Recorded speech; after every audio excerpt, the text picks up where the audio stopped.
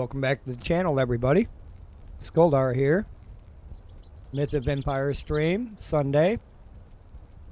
Thanks for stopping by on YouTube and Twitch. Don't forget, there's Twitch drops enabled on Twitch right now. You can earn free loot for watching me there. Check me out. Currently burning this steel up. Trying to pop this level here. Almost close. I'm gonna finish up with the level, and then I gotta head to a skill trainer today. I got 2 skills to break through, so we're gonna head up to a trainer. I think I got a shield to break through, and I believe planting to break through. So we're gonna break through those today. That way we can excel to the next tier on those skills.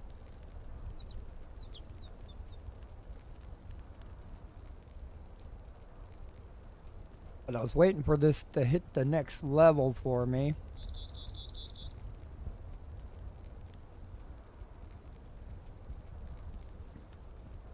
It is really close.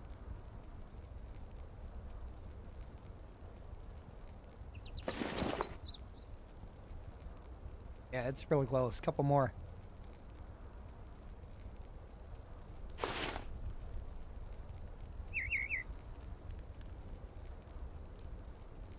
Hope everybody's having a good day wherever you're at. Morning, afternoon. Thanks for stopping by, supporting the channel.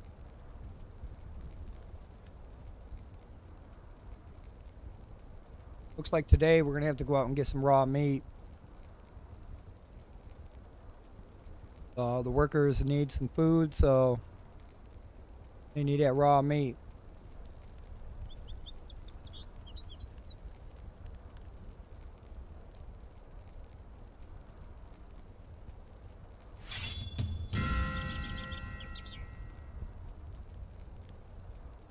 There it is.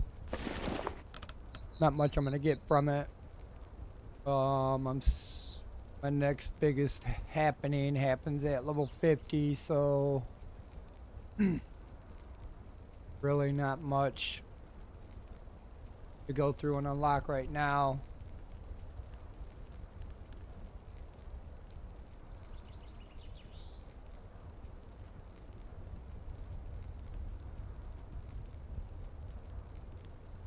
Maybe a couple things, but maybe just one thing. Alright, let's get this turned off.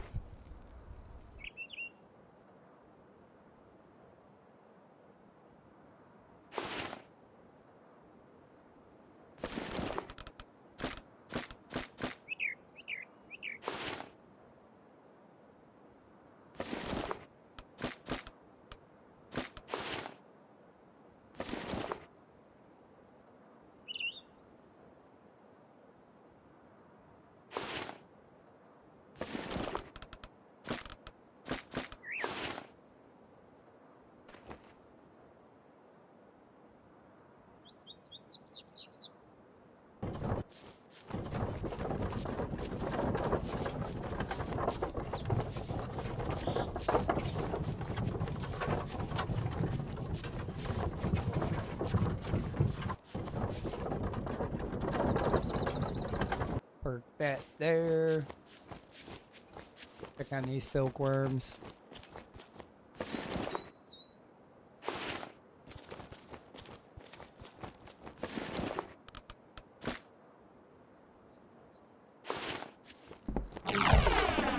Gonna take all day to make. A couple of them going.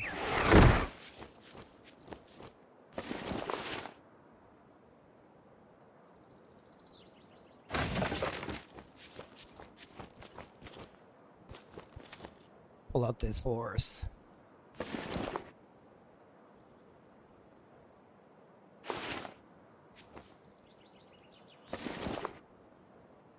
Still good there.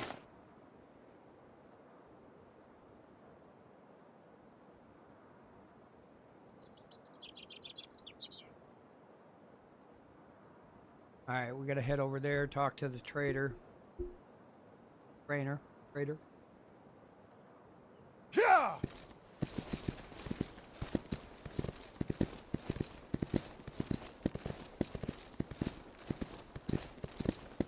Make our way there.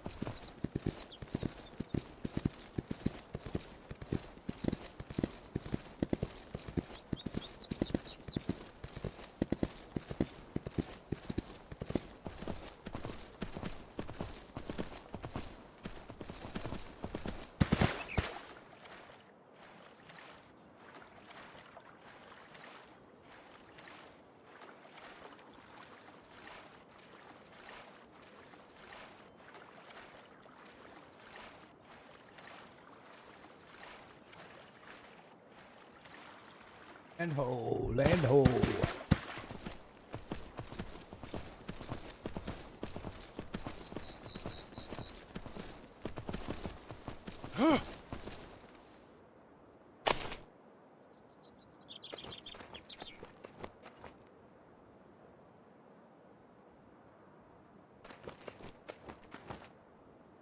All right, so we're looking for planting. Not the guy I want to talk to.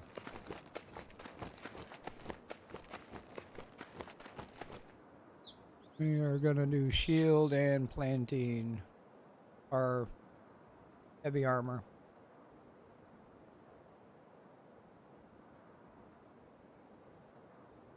And then planting.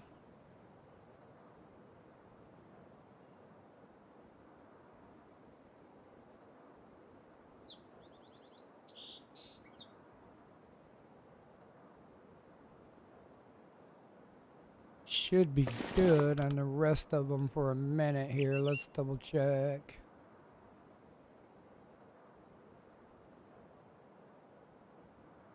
This did heavy armor.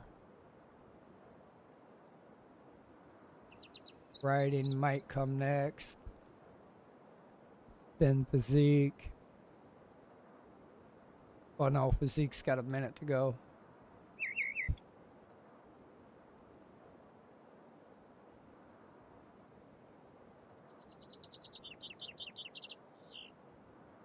Yep, that's it for now.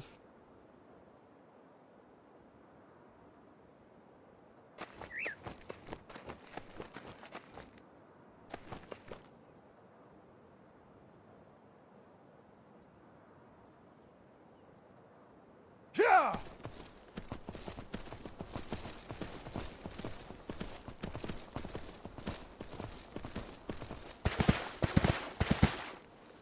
Back harvest that farm.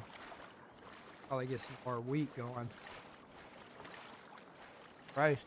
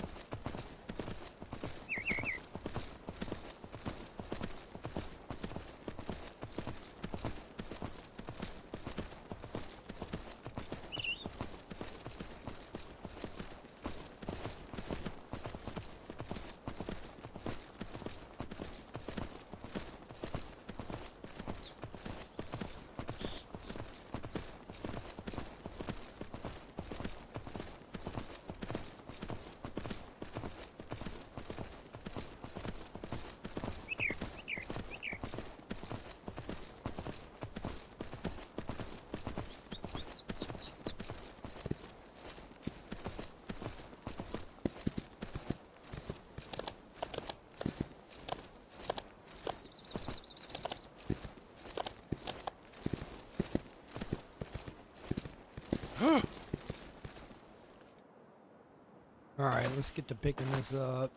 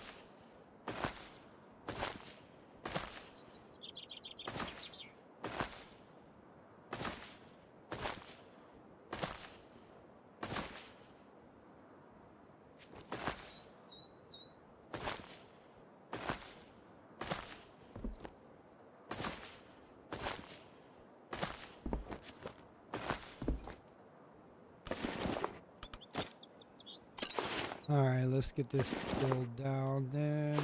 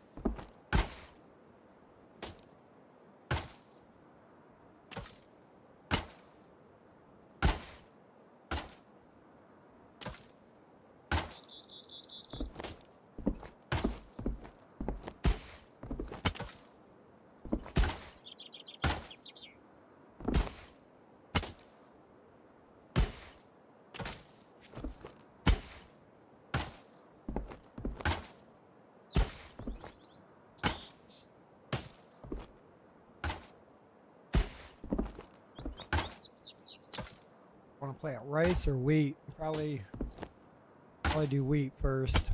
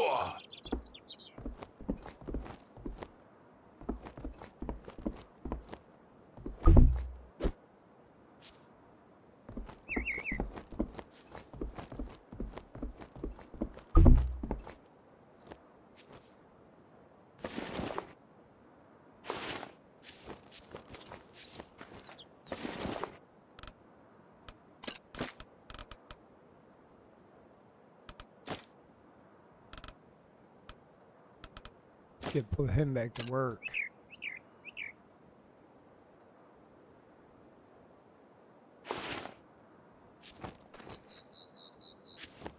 Have to go get some more food though.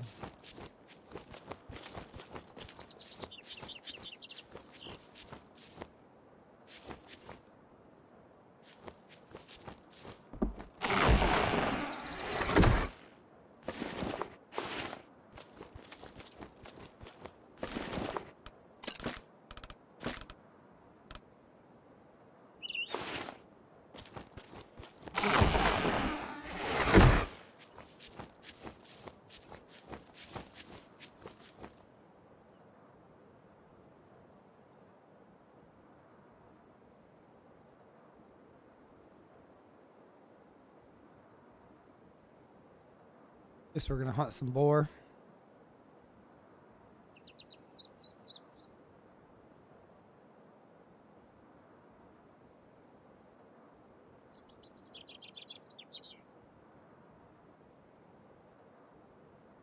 Yeah!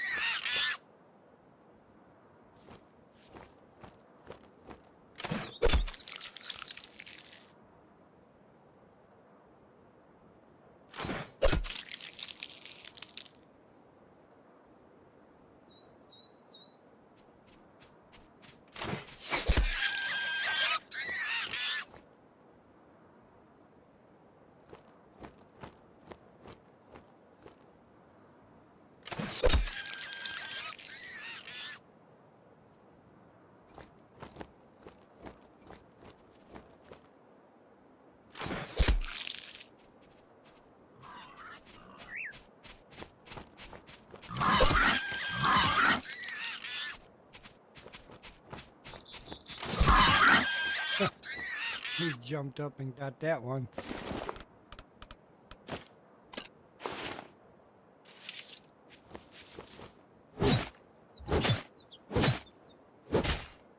Good morning. Thanks for stopping in.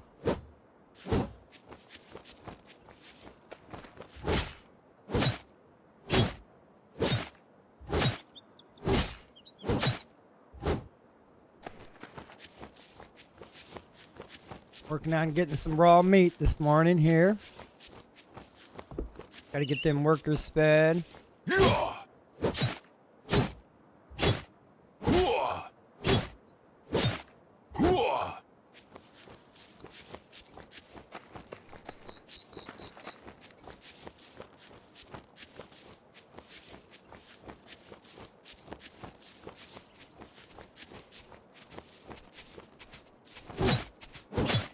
Hope you're having a good day, morning, afternoon.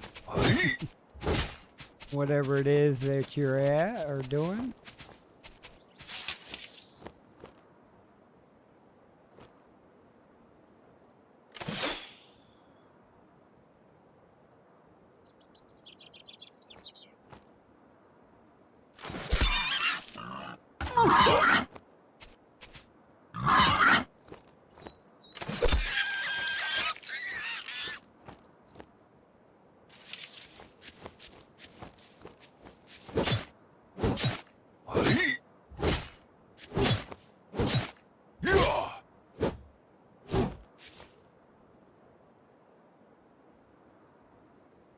The horses, you will have to, you'll have to make a rein.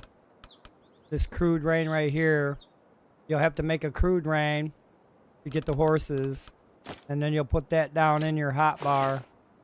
And then you'll equip it. And then when you're up close to a horse, it should prompt you to ride it. And then you'll be able to get on and ride it. With the warriors, some of them on the map, at these spots here, well, not that stronghold, but some of these spots on the map, I guess this says stronghold, are vagrants that you can feed them. You can feed them crude meat to recruit to your side, or you can feed them like band-aids. They take band-aids, crude meat, and crude leather to recruit. You can recruit them with like basic foods. As far as the warriors go, you'll need a bludgeon club. You'll need a club so that you can knock them out. Carry them back to a torture rack or put them in a cage on a wagon and haul them back to a torture rack.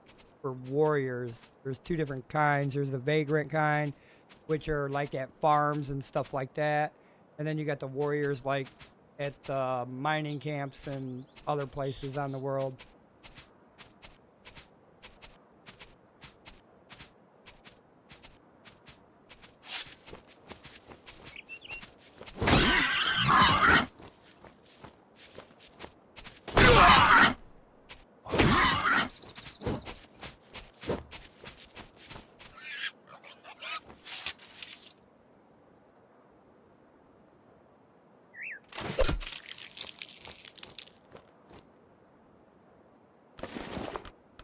You have to have a crude rein to get the horses.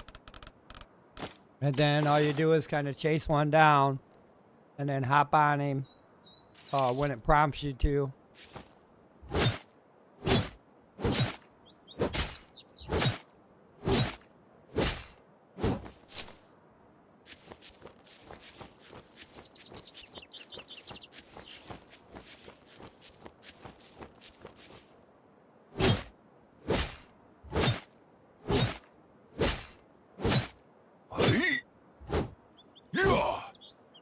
I think after you gain a few levels, you'll unlock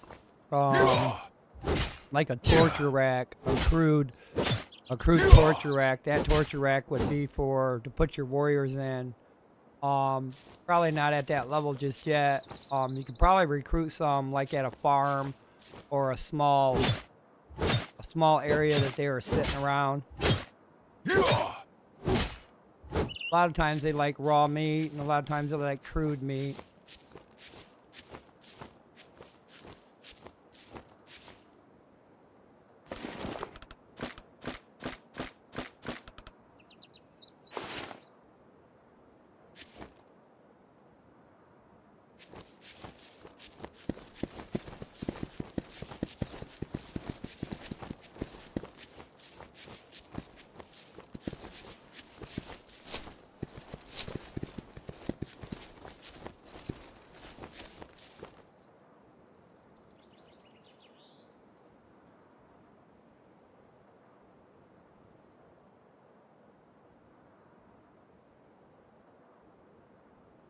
Yeah! We're gonna hunt some wolf.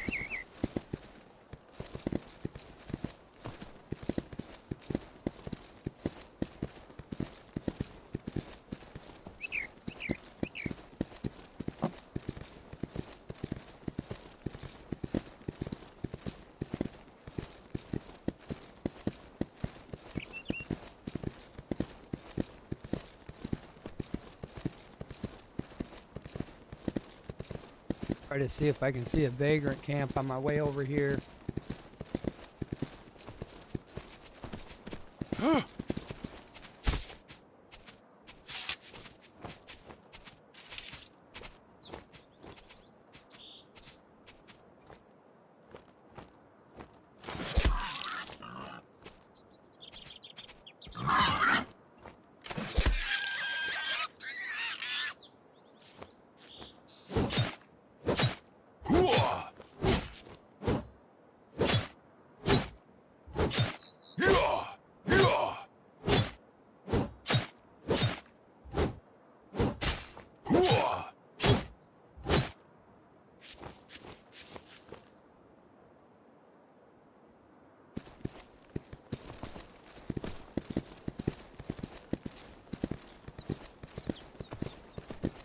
These are vagrants around the world.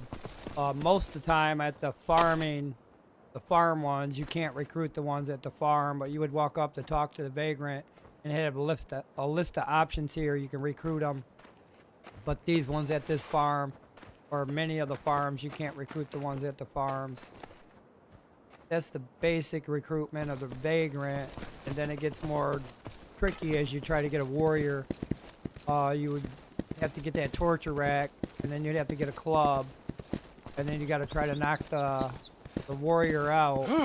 You can use your weapon to knock his health down, and then once his health is down, you can hit him with a club to knock him out.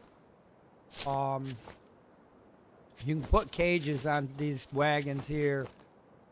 As soon as you get to that level, there's small cages you can make. Put a cage on that, so if you're away from a base to tame a dude, then you can put him in that cage. This is the torture rack of pain. This one, where I put warriors in. There's another one that stands vertical, and then the third one, which is a tall, cruel torture rack. So you got to kind of put them in that to tame the warriors that you find at bases, at the main bases and stuff like that. I'll probably need to recruit another one. It tells me to get a level 30 warriors, so I'll probably go over to the camp next door, knock one of those out.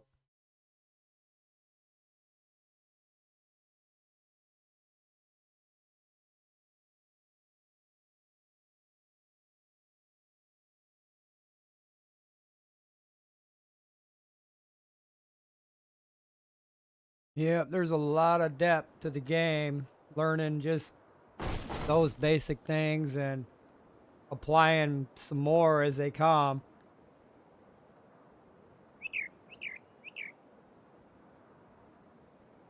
All right, got meat in there.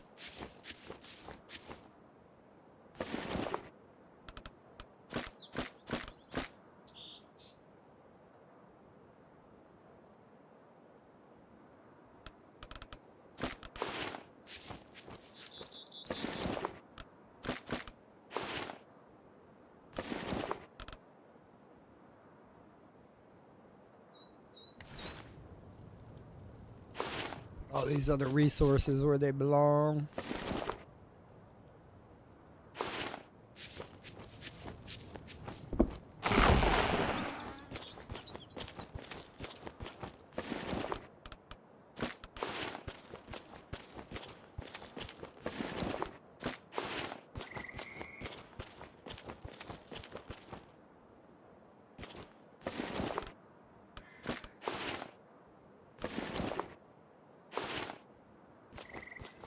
Need to try my hand at fishing.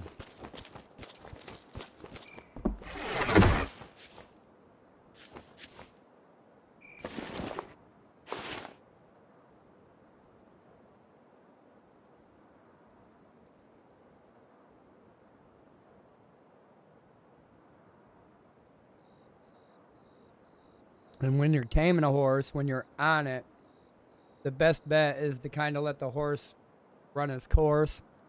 When you jerk left or right to try to steer it around, its anger will go up faster. Kind of want to keep the anger low when it starts bucking you, you'll click the left mouse button, right mouse button when prompt to try to stay on the horse. Yeah!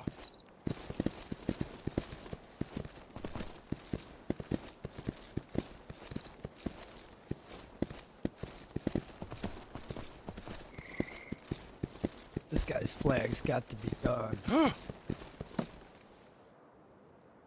7 hours and that flag disappears, and then soon this stuff will decay. I don't think there's anything in there. I think he had small foxes in there or some shit.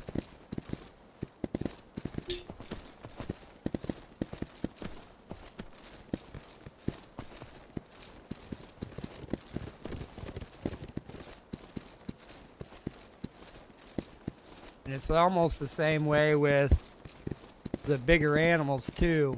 You either got to have a trank arrow or you got to have a club to knock out boars, deers, wolves. And then they have to be put in a cage to be transferred back to the base by a wagon in a cage, put in a pen.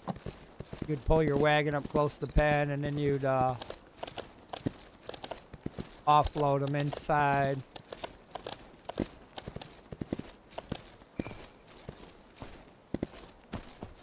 Oh, they should be knocking them deer down too.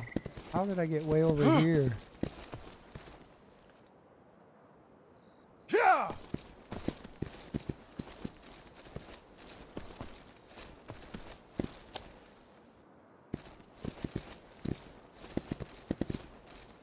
Oh, so now some raiders are coming after me? Great. Probably should have made another sword.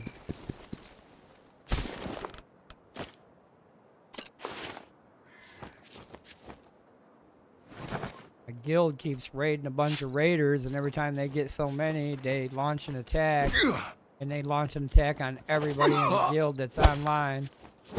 What level is this? 40 figures.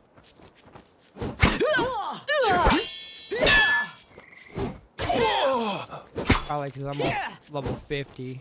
Oh, and there's another one too. And another one? 2 more? Come on, you guys. I was having trouble with one. Seriously, was having trouble with one.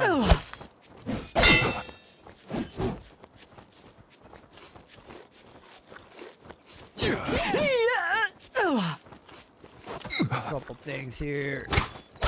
One of these got to go down. What's wrong? I'm not gonna take these guys. Whoever did the invader attack, thank you and no thanks. Damn it, every time. They're just murdering raiders somewhere, and then what they do is they launch an attack. Bastards. I won't be able to survive that. Yeah!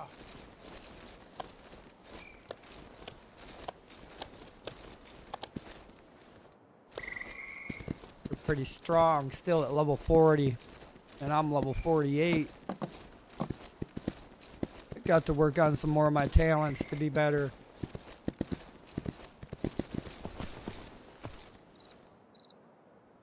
See if they follow me over the hill.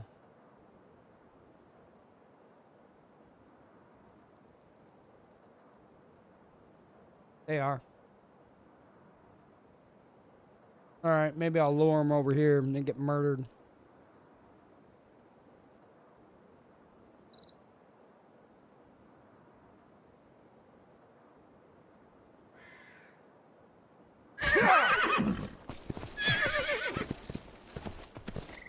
Lure them into the pirate camp. They'll probably kill all them pirates. Good for them.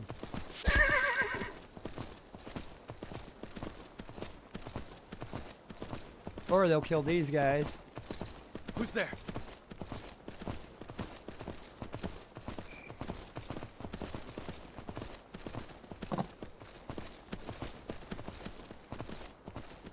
Try to get a distance on them.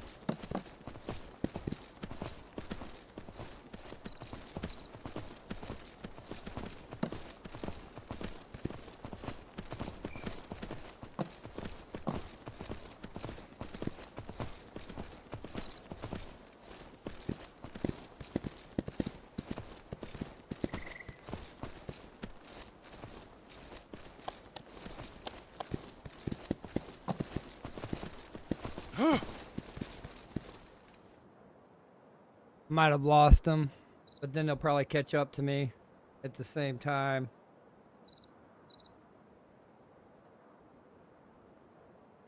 I don't think if I was in this area, they wouldn't be level 40, but being in this area, they're going to be the same level as this area. If I was back by the other base, then they would have been level 20, not 40.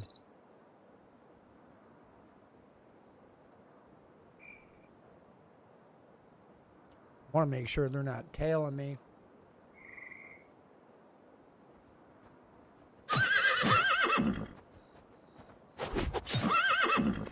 Yep, they are.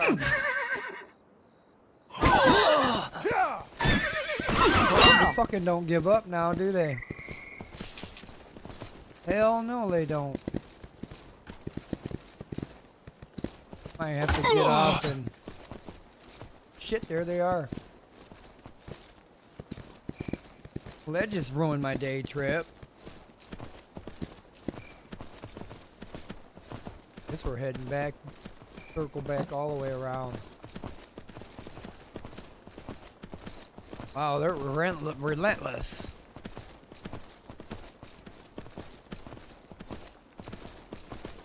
Usually a timer, and they disappear or take off after they don't get me. But they're gonna follow me until the end. Gotta head back and make a sword anyway. Slacking on that.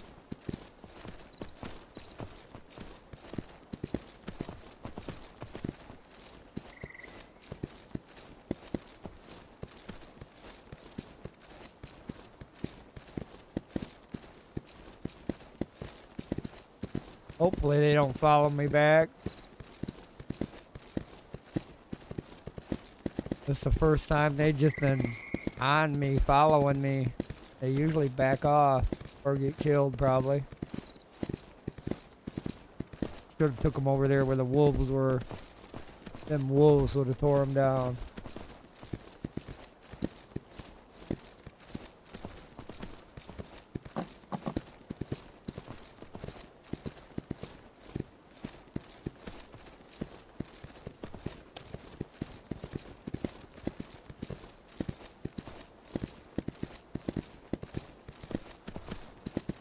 Need to start working on my tame as well.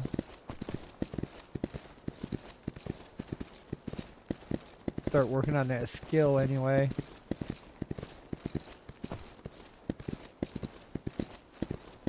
Seems like that resource glitch is getting worse and worse. All this overgrown foliage should not be here. I'll probably log off, log on, and the raiders will be murdering me. But at least I'm closer to the base. But they are relentless right now. Kind of making me mad. I'm out there doing some work and it's just like mosquitoes bugging me. I'm hoping they fell out, backed off. Lost interest. All them.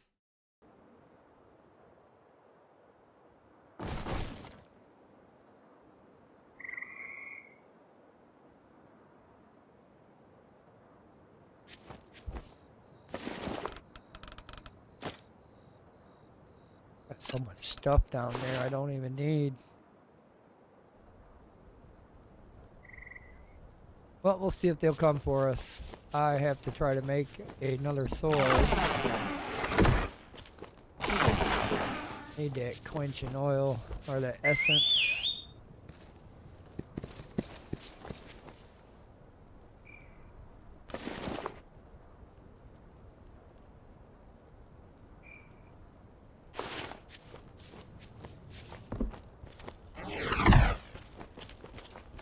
At least the torch provides some light.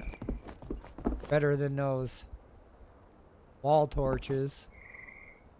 What happened to these boxes?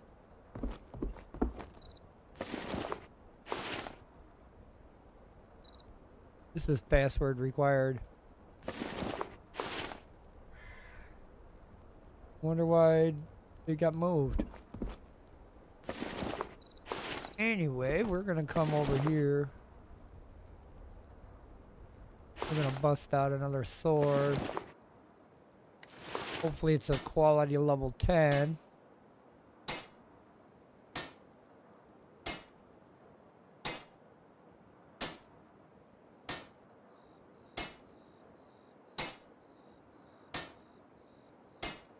Somebody flying their balloon.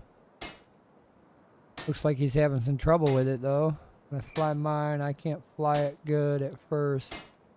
The first time, but when I stop and try to go again, bugs out and I can't go anywhere for like 10 minutes. Yeah, there's probably some bugs with that balloon. Location anyway.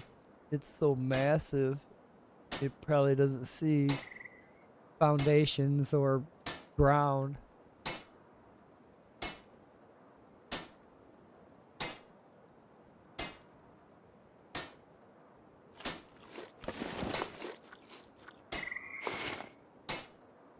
That's pretty good filling them wheat cones.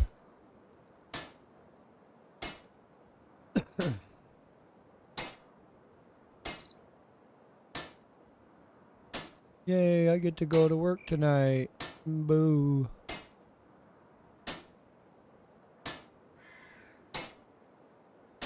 It'd be my 7-day stretch. I have to work Monday through Sunday this week. I had this weekend off, so this will be my weekend of work. So I'll be working next 7 days. I should be on the same time every day. Hopefully be on same time every day. Get used to this third shift hours.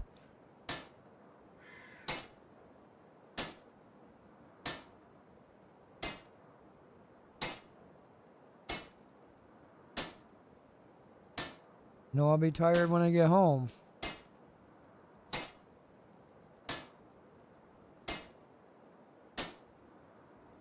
Hopefully I got a better chance to make a level 10 quality weapon. If not, I'm gonna have to make a couple. Probably should get another crossbow going. This one's gonna die out soon.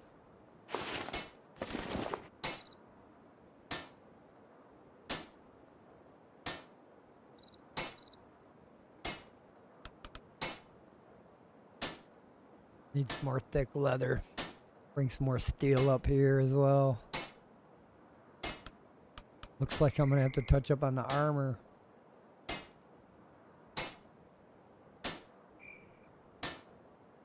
Legs and chest.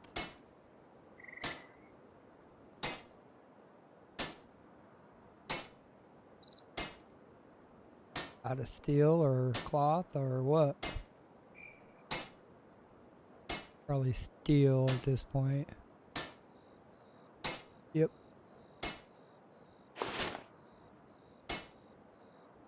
Try to get these crafted up. This will help. Where are we at? Crafting. Where do I want to put my expertise point? What have I been working on? What do I need to put it at?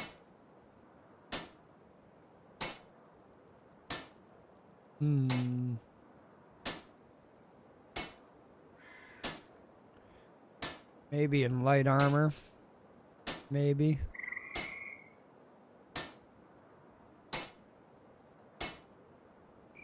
Maybe hunting. I'm struggling there. Let's do hunting. That'll give us a skill boost there. Times 2.05. That'll work.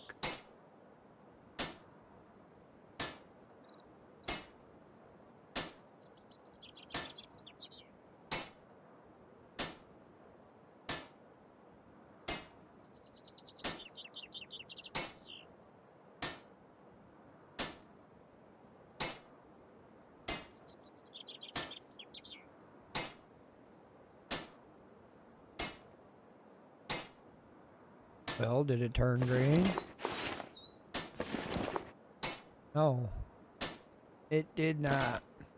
I'm gonna have to bring more steel up here, probably some more thick leather as well. Split this up. I need some of that.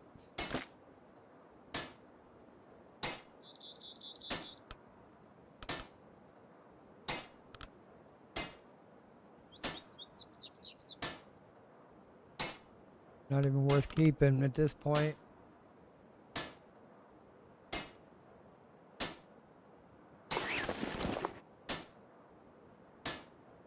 Like some essence oil there. Oh, that's exceptional. I don't need exceptional. I need crude or basic.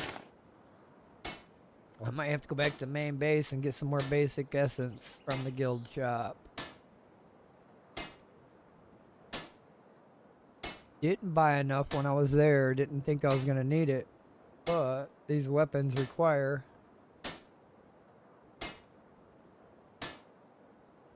Excuse me.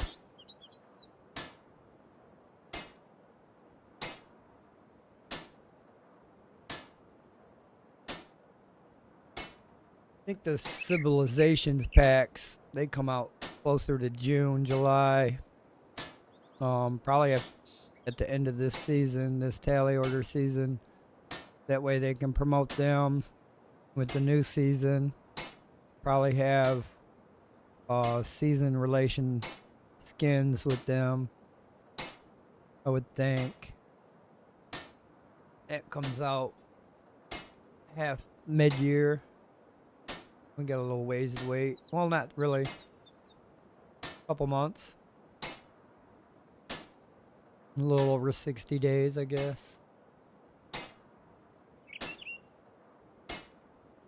Hoping they drop new items, new content items as far as new tools. I don't know, a couple decor items, more decor items. Chairs, couches, whatever. Fine dining or fine decor, stuff like that. You can get skins for it and other things, but it'd be cool if they added more types of benches and or types of tools to help with that.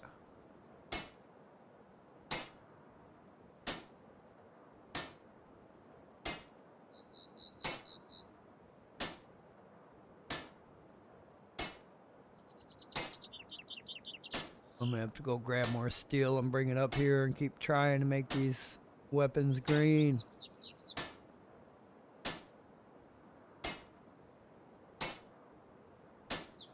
Makes a big difference when I'm out there fighting.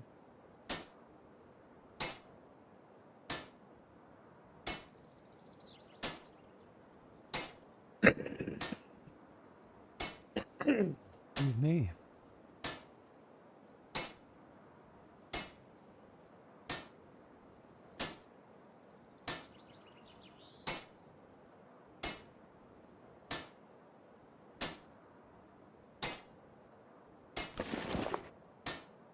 $121,000 till the next level. OMG. So that means I gotta do 121,000 this set. Probably another 140,000 next set. So to get to level 50 is gonna be a workout.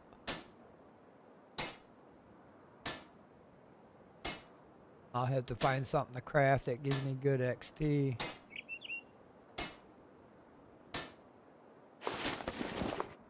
But there's that bow. I got the bow green. Have to bring up more steel though. Thick leather.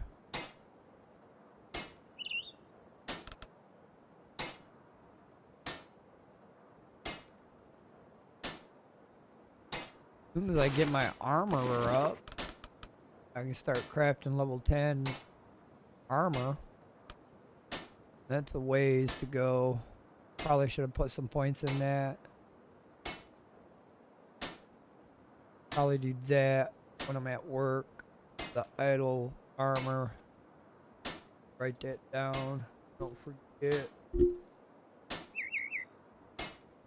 Armor.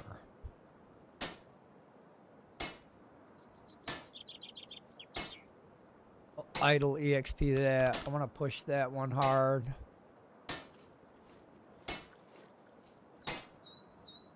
Not so much worried about the building. I should be building some wagons for some siege points.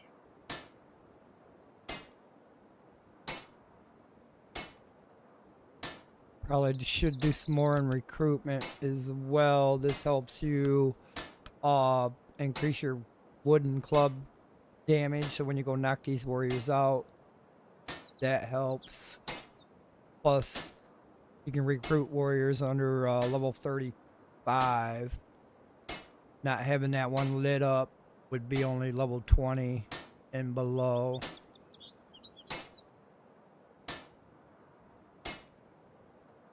Train that one.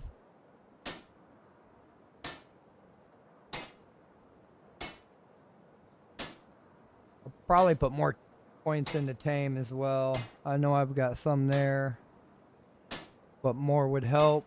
That way when I get back out there and start taming some more horses, this will jump up even more. I gotta get that one worked on. That will benefit my horse by far, especially when it comes to food fullness and armor stats, quickness stats, turn radius stats. So yeah, we'll do those three: armor, recruitment, and tame. When I go to work tonight, we'll put them on idle proficiency. And then probably tomorrow morning when I go to bed, I don't know if I'm going to keep it on them or switch it up. That does help gain experience and that skill proficiency. So if I had points in armor right now, those points would be applied to the experience points that I'm currently gaining, and this would go up times 4 or times 3. It would take a big boost every time I got EXP, so that does help out a lot. If you can idle EXP, that's a very good way to go. But you got to keep the game open and on, and you got to have it on the main screen there where you log into your server on, well, for the officials it works like that. For single player, I think you got to build a drill station. It's like level 46, 47.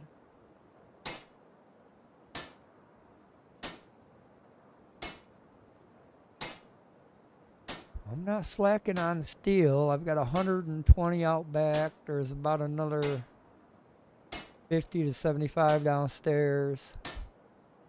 Been trying to crank out a bunch of steel. I gotta hit level 50 so I can start making black iron bars. That will be my next tier to make for my level. Currently it's just these steel bars. Anything made with steel on my end of it. But yeah, I gotta touch up on some of them skills. That's gonna help me on the overall.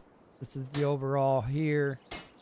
Once you start pumping them up, that helps generally everything else. Now my melee damage is 17%. That's better than yesterday. How do you level up your bone spear? Does it say level up a bone spear? I don't think you can. So with the bone spear, I think you would have to be to craft it green and be leveled up. You would have to crafting here. I think you have to get this one here, weapon mod, foraging, but that's just for foraging. I don't think you can level it up. Now you can kill warriors in the world and they can drop a green one, a red one, a purple one, or something like that, but I don't think you can level up a bone spear. Let me go grab one real quick. There's one here. I think there's one here. Yeah, bone spear there. No, I don't think you can level it up.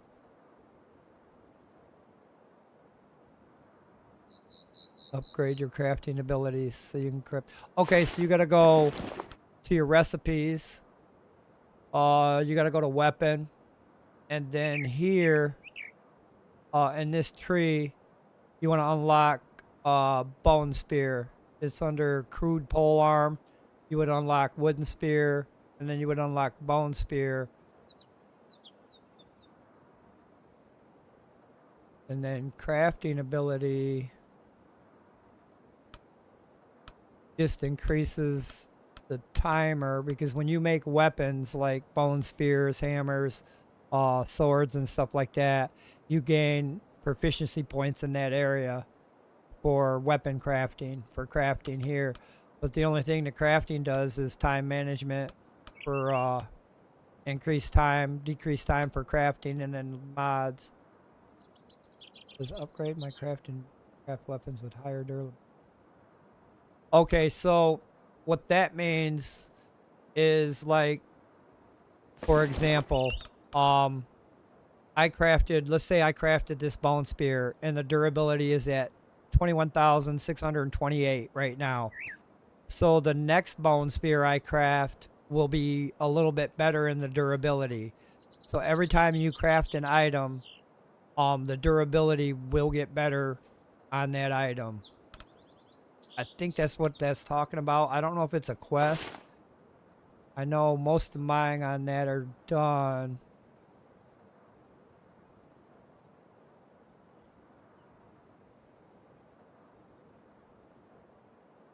It might also be a side mission. Them side missions stick around for a while.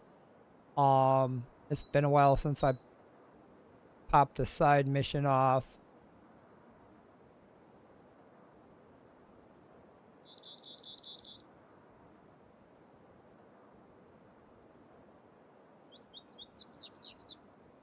I didn't see it there.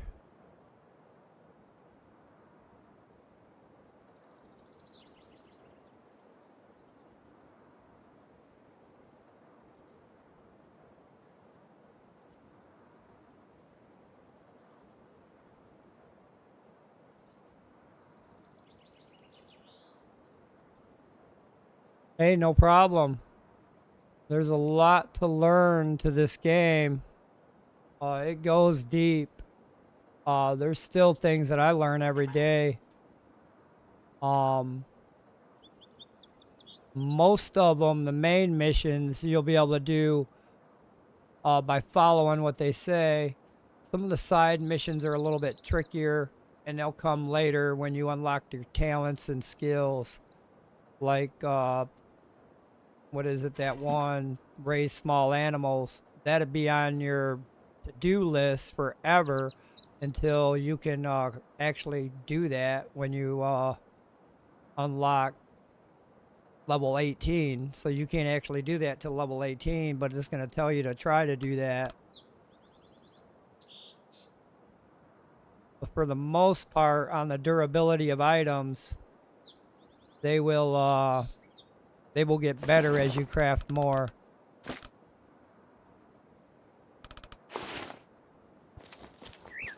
And then that falls into the crafting category under talents.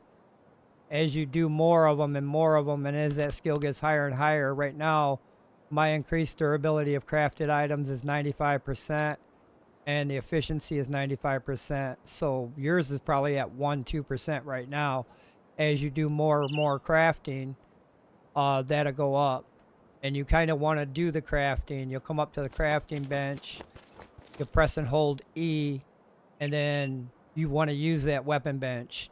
So, like, you'll press that. That means you're going to work on this weapon bench, and whatever I craft right now, I'll actually start pounding on a piece of metal, and that experience will go into my crafting experience.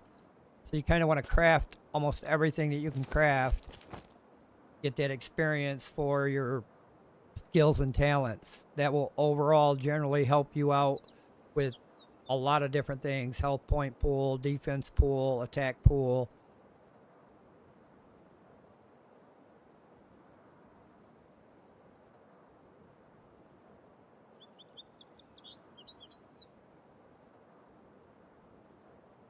Some of it can be a slow grind, especially on officials. Single player, you can kind of boost your stats a little bit to your liking. If you feel like it's running a little bit slow for you, you can give it like 2 times the XP. There's so many sliders in the settings area. You can almost tweak everything. You can tweak the NPC's health, damage, horses, wildlife, how many spawn, how many don't spawn.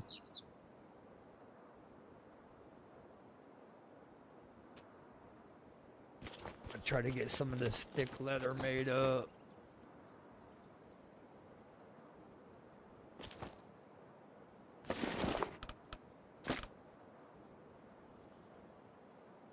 Piece. What am I lacking? Veggie oil. Okay. Got veggie oil right there.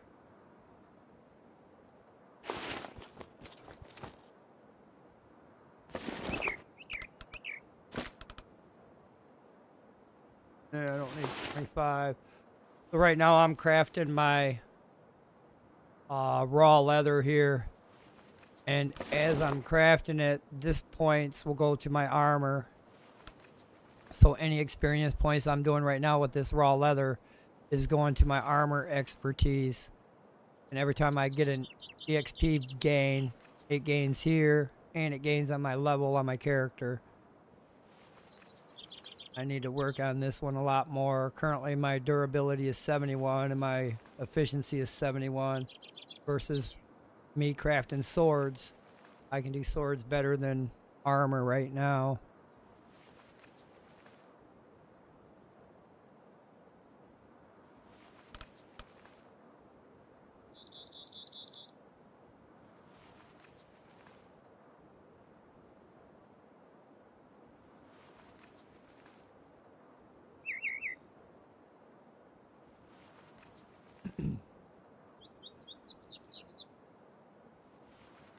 Well, I need more fine hide before it's all said and done.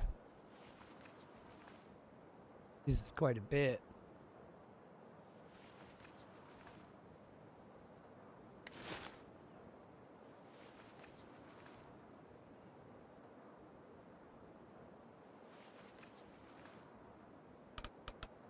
Get quenched.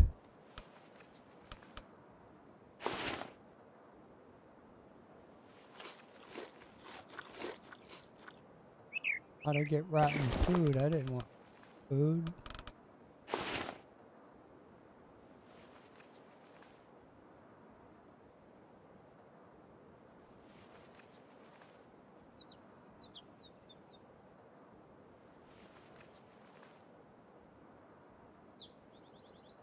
Oh, I can't wait to get to level 60 to see what that yellow rubber turban rebellion's all about. Curious of when the weekly missions reset.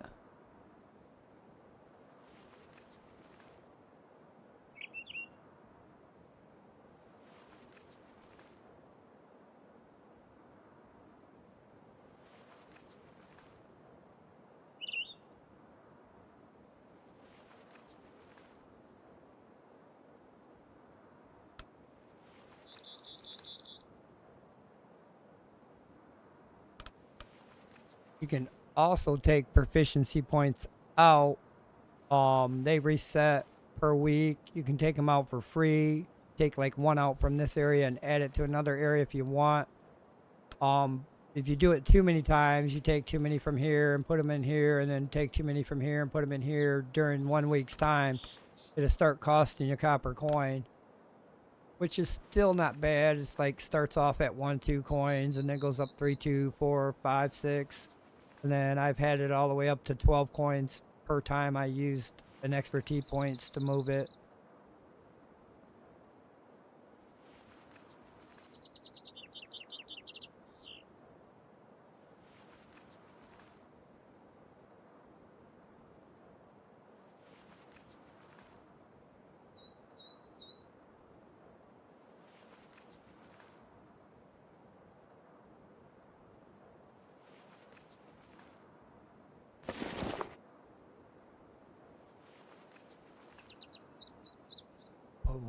Why is there a mortar and pestle right in the middle of the floor? Who put that there? Extreme Pants put that there. Wonder what's in it.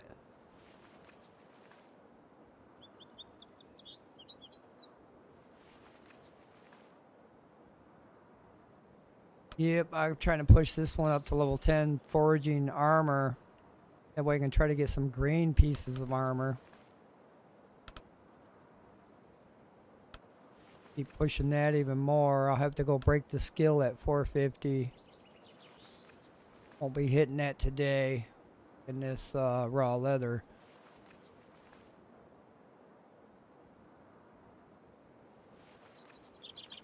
I'd have to make a bunch of armor pieces to push that level.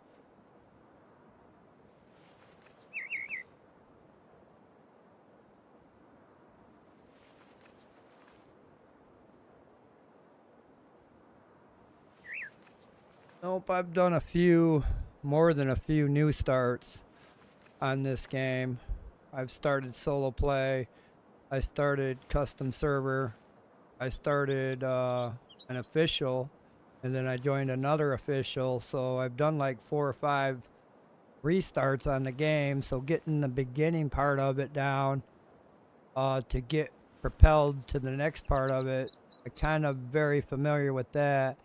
As far as the level 50 to 60 tier items, I really haven't had much time to experience that part of the gameplay. I think the most highest level I've been was 48 on other official, and then on my solo play I think I got to level 45.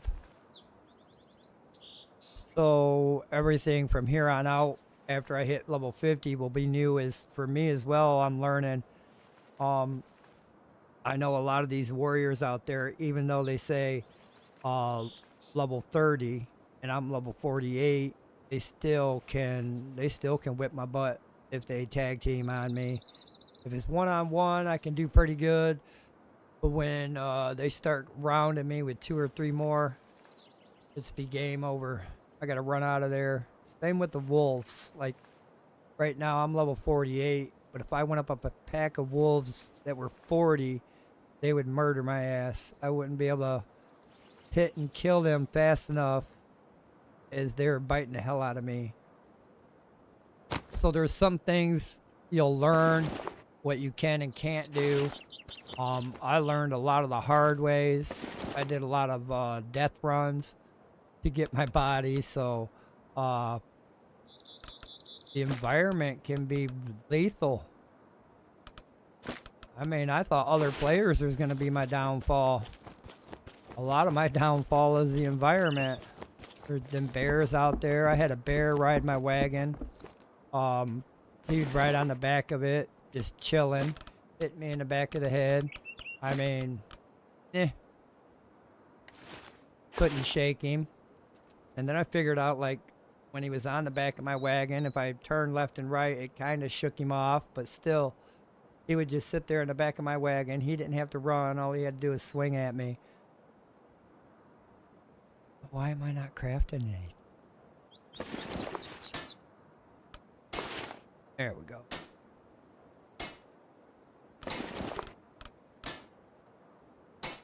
So I'm trying to get this sword. Turn green for me. Probably need more bolts, maybe. Depending on what I want to do. Need more bolts.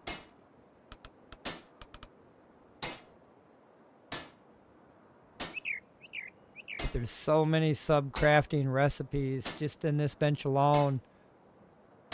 There's like 1, 2, 3, 4, 5, 6, 7, 8, 9, 10, 11, 12, 13, 14, 15 different resources in this bench to craft the multiple items that can be crafted at this level. So the resources go deep. There's some resources required to make other things like this crossbow. I can't make this crossbow without that tendon. If I couldn't find no tendon, I wouldn't have no crossbow. But luckily for us, the guild has a wolf den over there, and then wolves, they produce pretty good tendon. Or wolf pen. I said wolf den. Nope, they got wolves in the animal pen. Try to keep stocked up on all that leather and bone that's required to make everything else. I really haven't dabbled with fertilizer. There's a lot of different fertilizers you can use for your crops. I think there's like 4 or 5 different kinds. There's like ash fertilizer, green fertilizer. Can't remember the other 2. A lot of different premium fertilizers. So it starts off crude and then it goes up to premium. Just like with the weapons, you start off basic, and then once you can unlock them mods, molds, you start crafting green armor. You go blue. Yeah, green, blue, purple, orange, red. So there's like 5 different tier systems on the weaponry. You can add mods to the weapons. You can add mods to your armor, plates, stuff. Make your weapon for 4 more levels than what you currently have it at. A lot of depth to the game. A lot of depth. I'm still learning a lot too. Like I said, I learn something almost every day.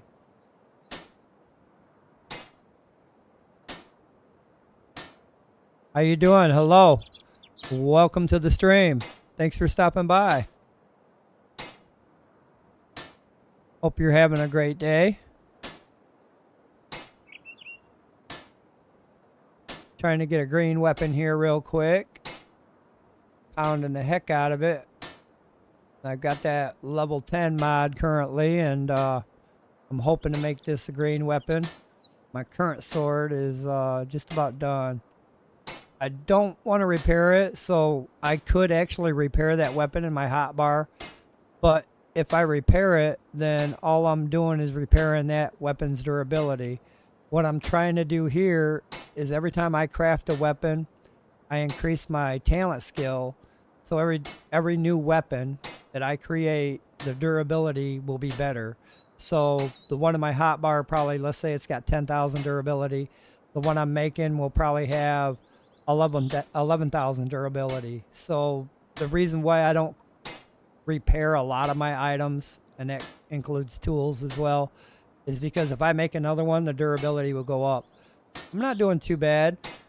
Just sitting around here trying to grind out some more extra T points, get some raw meat before I head to work tonight in a few hours. Doing my daily live stream, trying to help people out, learn the game as well. But I'm trying to get this sword green. Let's see if we did it. All right, there it is.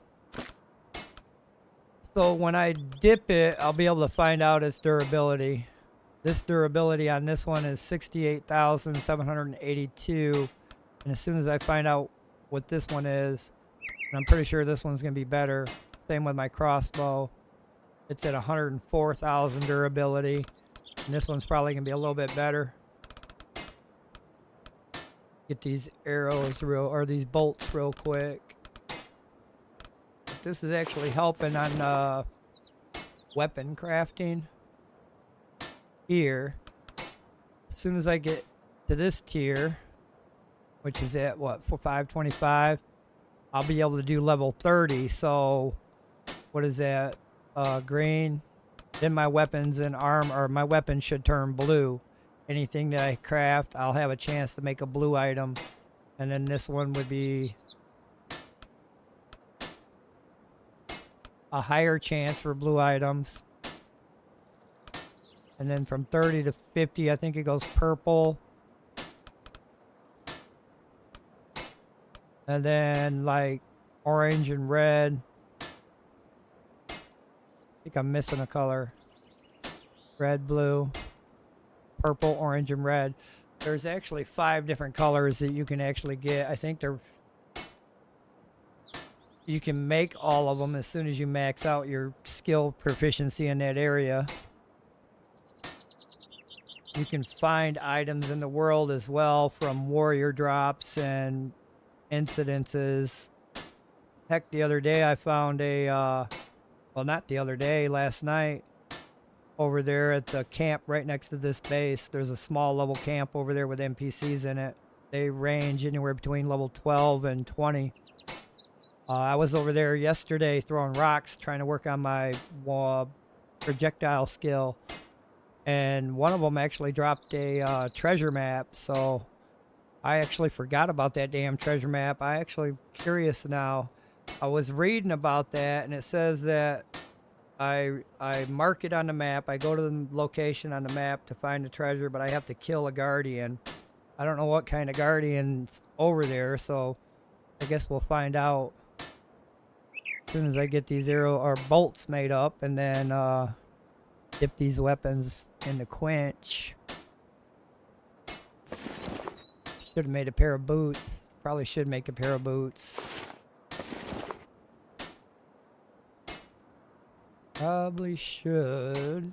If they break, I'll be barefooted.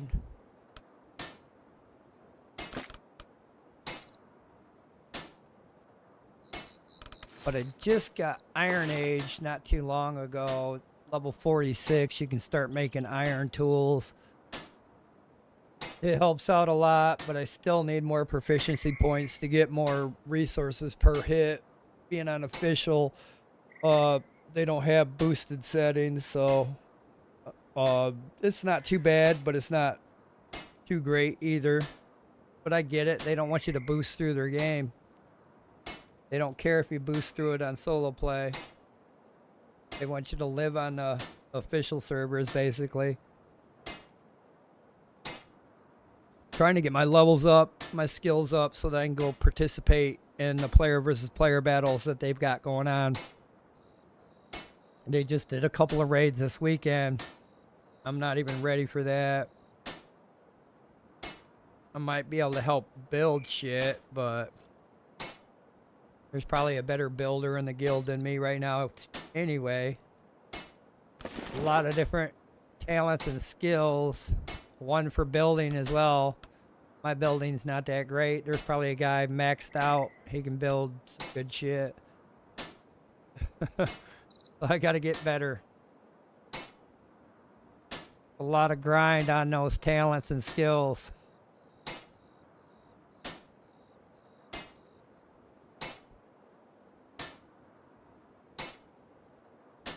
That's how they intended it, though, for you to work. If you want to work the workstation, or you can assign a worker to work here, and then you can make the worker high level, so that when he makes a weapon for you, it'd be a high level weapon.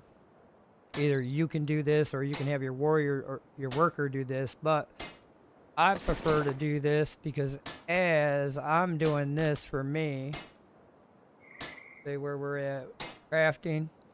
As I'm pushing crafting up here in this category of wisdom, every time I push this yellow bar in one of these areas here, my wisdom goes up, meaning currently my siege weapon damage this applies for. My siege weapon damage increases.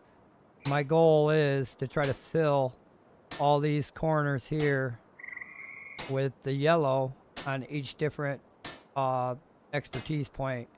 And that will better your character's overall on top of your overall. There's so many overalls that affect your character. Life force, stat skills, guild skills. I ain't even talked about guild skills. Oh my goodness. And guild skills, they've got an area for battle, production, manage, and affairs. Battle is in relation to your weapons and your armors and stuff like that. So this is level 70 right now. What that means is my one-handed weapon expertise gets a bonus of 37.08 on the damage because this is at level 70. If that wasn't 70, my damage would be what my character's damage is. So this damage is applied to my character as well, anything in this area. And this is in relation to all your weaponry that you can currently do. Same with production. We got high production on mining. That's why I can yield so many rocks and so many ores when I go out and get some. This being 38.89% gathering rate. That is that makes a big difference for my character. And it's only in the guild skills, but they apply to all characters that are in that guild. And then you got manage, which deals with tames and increased rate of obedience for warriors. Internal affairs, which deals with the beacon, the range of the beacon, a few other things, the renown. But there's so much depth to the game. Being in a guild does help out, so you can actually make a guild if you're solo playing. You can make your own guild, just one person, that's fine. But you still gotta contribute to the guild, like this area here. In order for you to get to your guild level up, you earn activity points for almost everything you do. So that will actually gain and grow. And then you would hit this plus button to kind of level up your guild. Also, those guild points right there, the activity points, are also used to level up this. So it would take 58,000 guild points and 2,000 copper coins to make that level 71.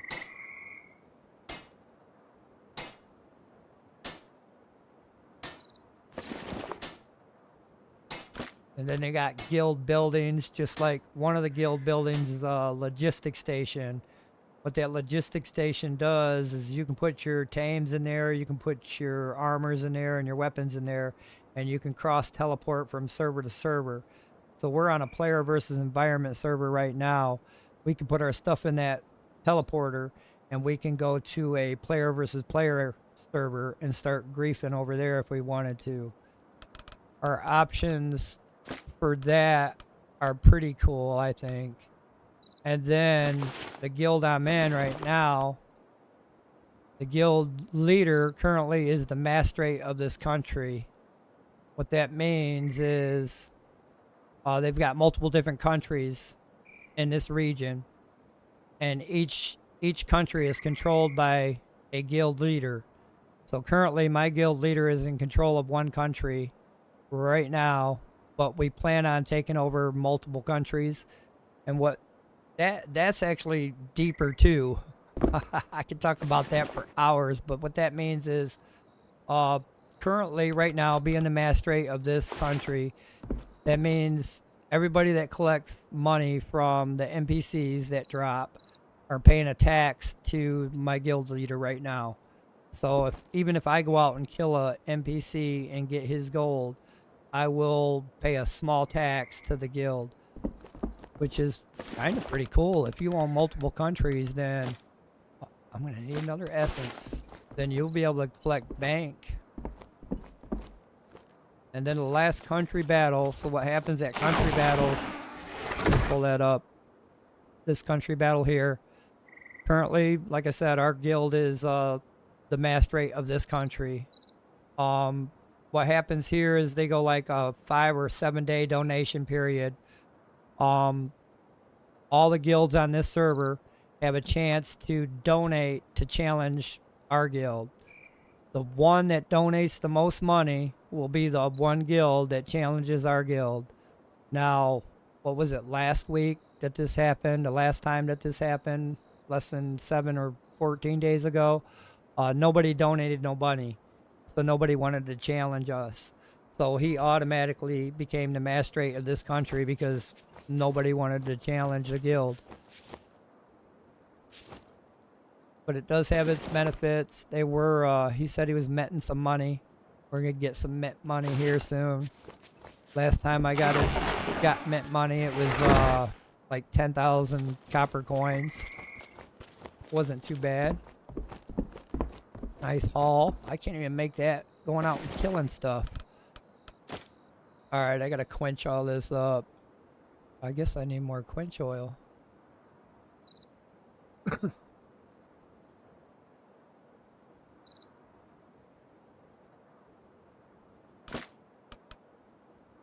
So the durability on this one is 23,076, and this one's 22,030. So I would not want to repair the one I'm wearing. I want that one to break so that I can put this one on with more durability. It does have the same slash defense. Nothing changes there. The only thing that changes every time I make one is the durability. And you kind of want to get that really high. And the more you make, the better it gets. That's how the skill talent works. Alright, let's get these boots dipped, and the sword, and the crossbow. I think I need more quenching oil, though.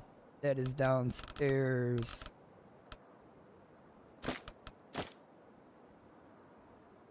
Might have enough.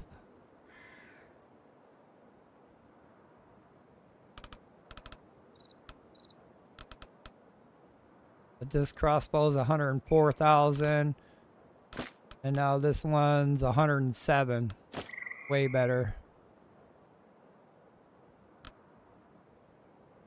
And I can also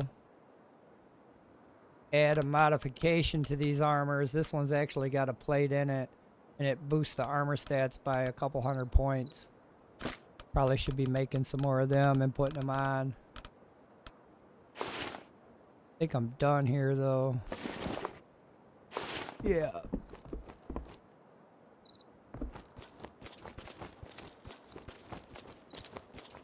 See if I can make a couple of weapon mods.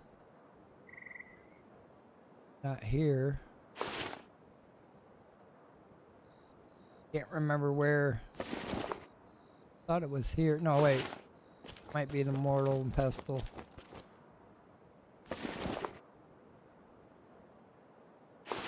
I had bone meal.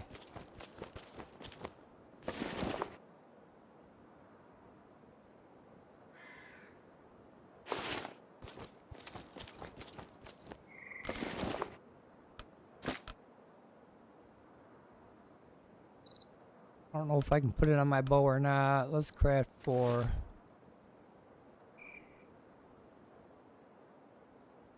Steel ingots.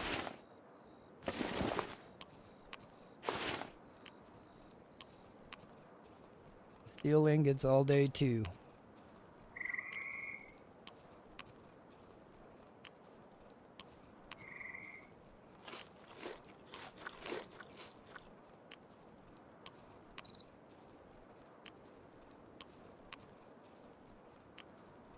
Hoping this goes for armor, but I think it might be food and medicine. Why would it be food and medicine? I'm making armor. Actually crafting.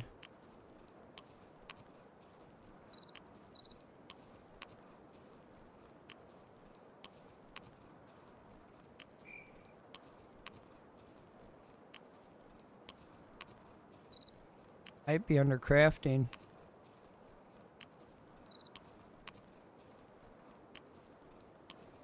Because it is weapon crafting.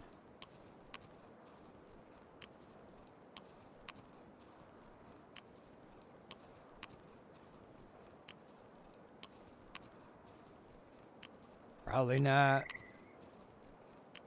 There it is. Yeah, it's weapon crafting.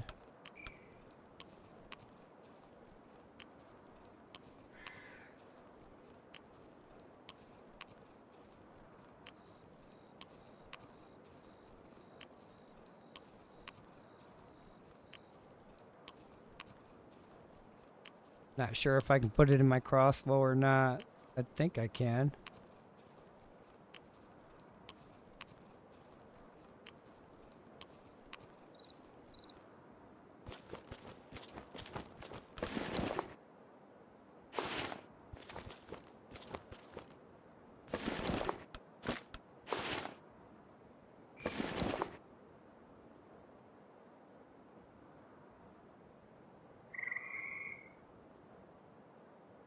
Only make one? Why?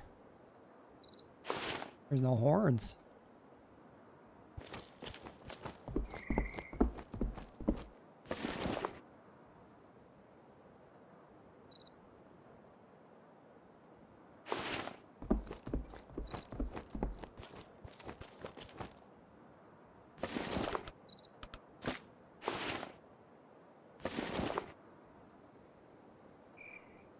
These are armor plates. I can put them on my armor and give them 4 levels, which is not too bad. It helps out a lot. It gives me an added 200 on my defense per armor stack.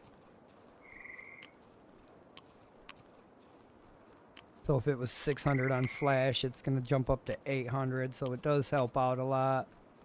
These plates and these weapon mods.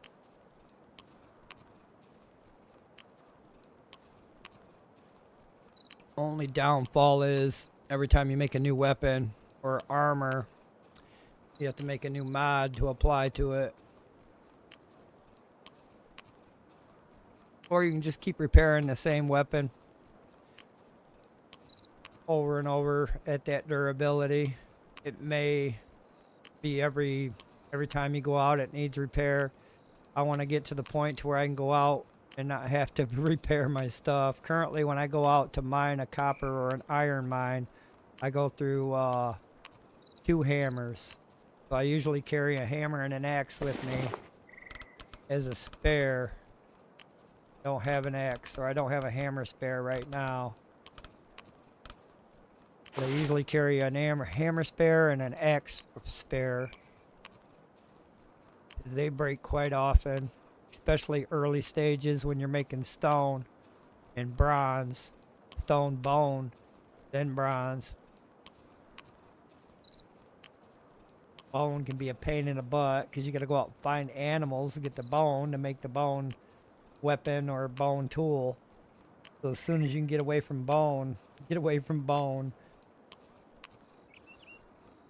But then after you get bronze, you'll start getting more and more bone, and then you'll be like, well, I got plenty of bone now.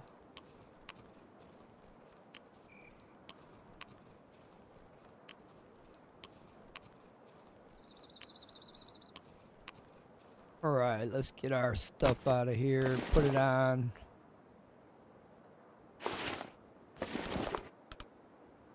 This is gonna go on the armor. Maybe not on when I'm wearing it.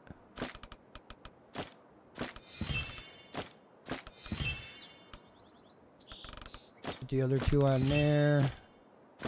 And it actually jumps up. It's at 698 on slash. Now it's 862 on slash. Probably same with the weapon. Weapon level right now is 41. 263 on slash. Now it's 45 and it has 297 on slash.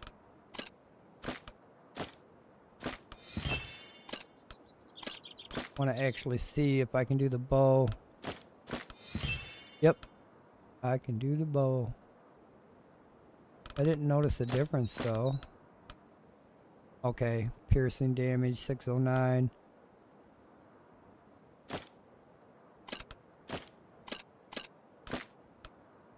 $654, so it did go up some.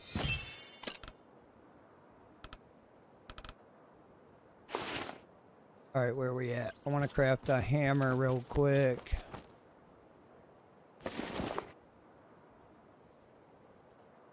I need some of that thick leather. I need quite a bit of that thick leather now.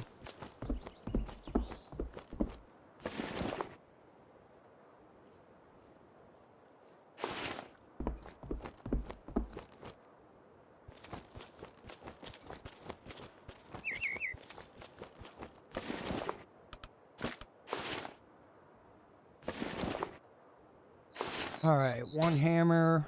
Then I'm gonna go get that map out of the cupboard and we're gonna see what's going on with that. Probably die trying, but I gotta try. I got to try. I'm curious what's gonna happen. It's only a level 20 map, so I should be alright. Right? Should be alright.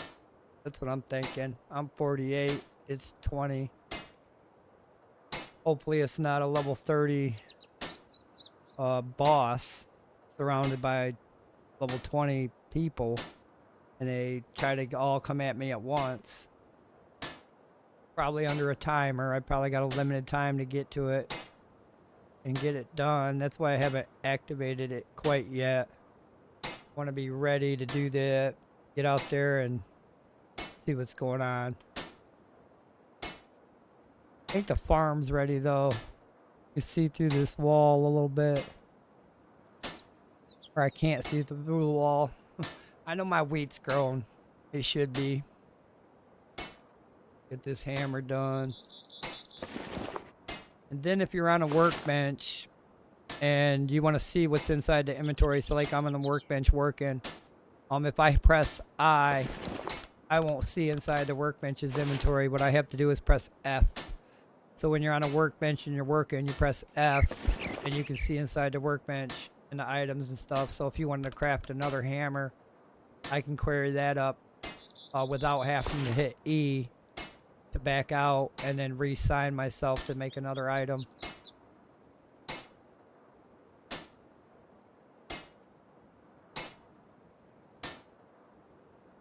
You can name your cupboards. You can put colors on them as well. I think there's like 12 or 14 different colors. You can color your box or your letters to your box. Currently on my left, there's a few boxes with colored letters of what's inside.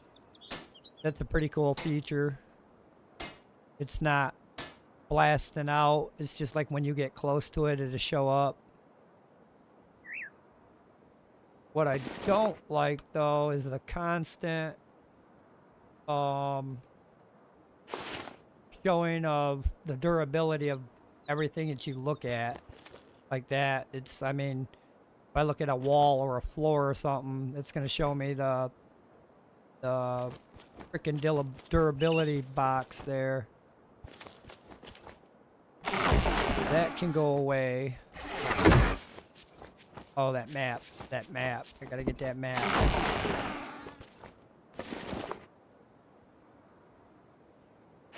Alright. Gonna see what this is all about. Check the horse's food. Wow. I'm gonna need some food. Luckily, I made a whole bunch yesterday. Put that up.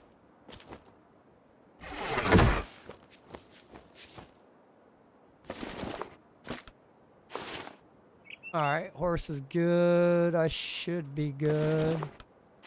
Probably should go get some meat. And actually, before I forget, probably should craft a bedroll. Branch. 3.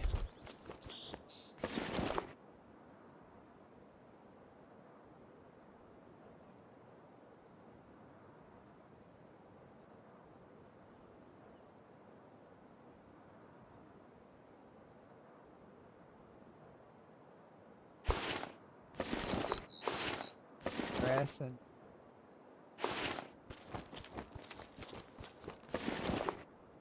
damn, there ain't no grass nowhere.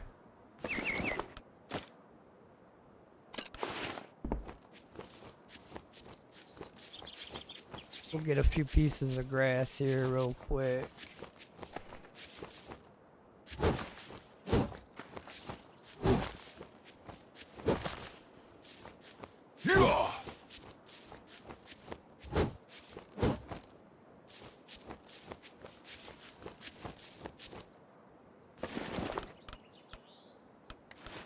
Craft a bedroll. Always forget. Probably gonna die, so definitely gonna probably need that.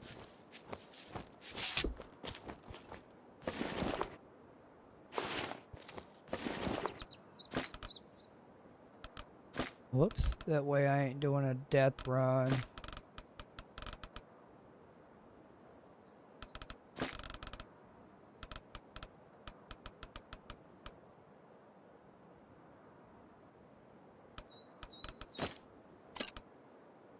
Make sure I'm ready here.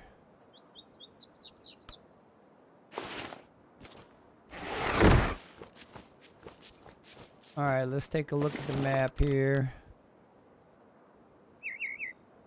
There's a boss hidden a treasure metal chest at that location. Says I gotta fight a boss. Well, let's mark the map. There. Alright, let's go here.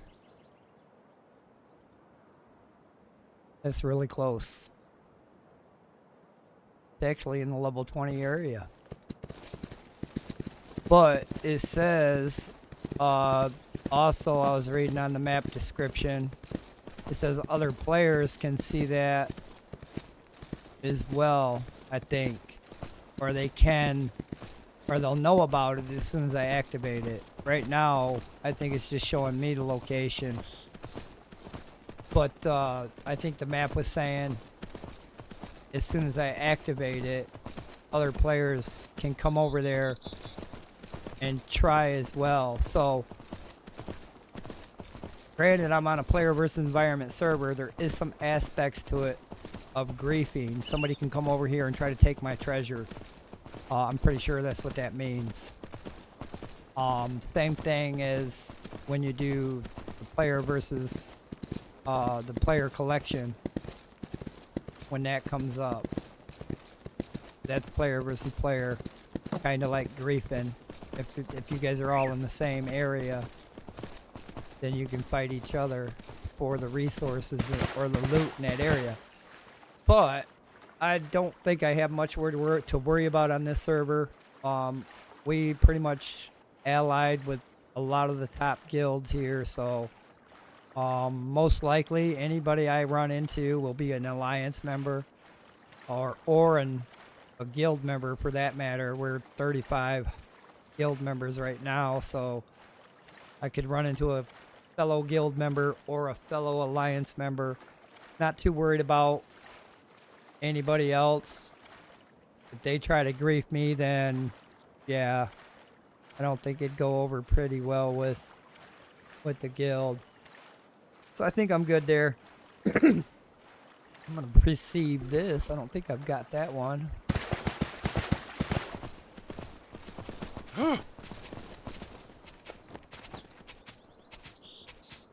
There we go. Got it now.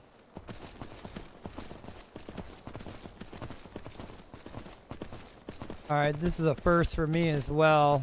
I've never done one of these. It looks like it's in a mining camp.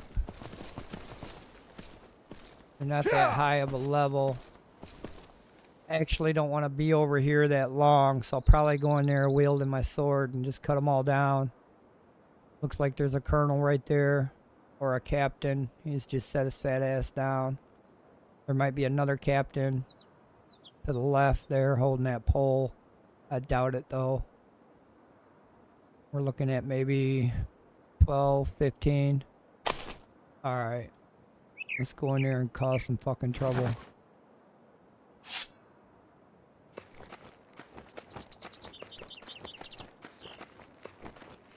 Oh, and there's one in the tower. Let's take his ass out. But now he's out of the tower. Alright, I'm going in there and I'm just gonna wield hell.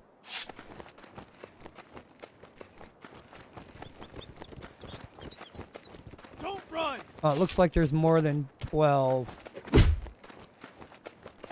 That deer is fucking suicidal. I don't want to die. What's hitting what? Are you hitting me in the back with a rock, buddy? Is that what that was? I should be able to cut these guys down. I've got some lag. That guy in the fucking tower, he's pissing me off. Whoa, alright, we're backing out of here. Maybe not.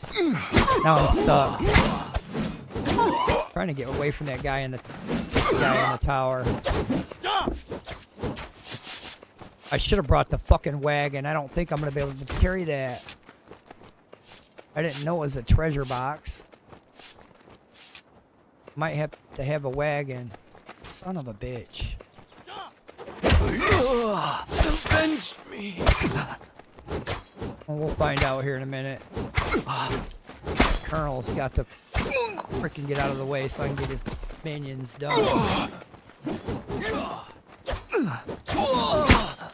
Avenge me! There we go. A few more 100 minions down.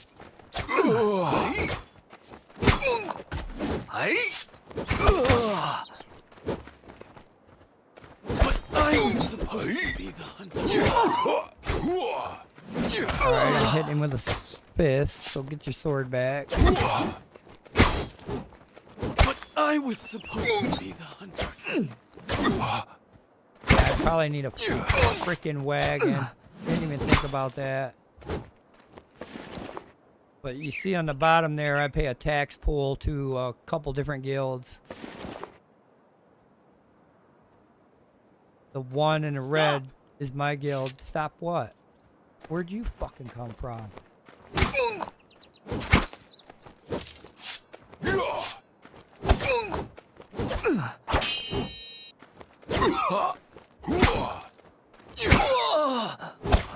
Spam them with hits.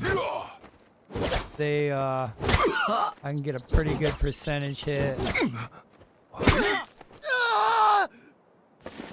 Trying to get all this shit collected up. Probably gonna have to go back and get a wagon. I didn't even fucking think about it. First time. My first time.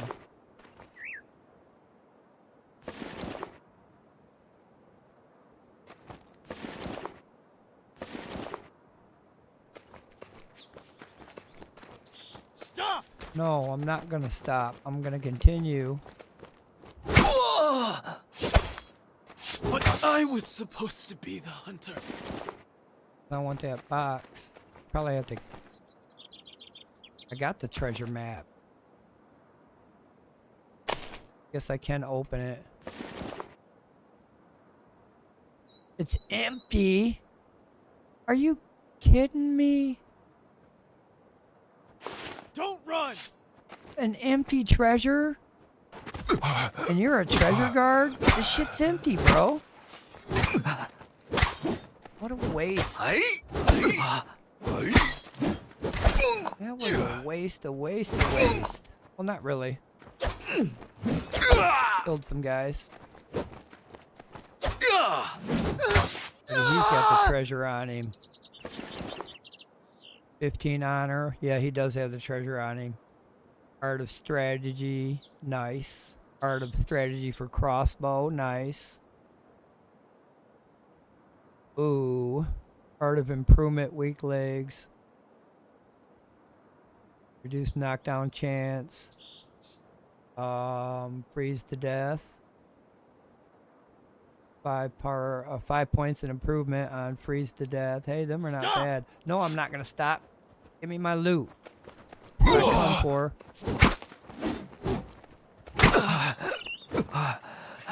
This is a copper mine.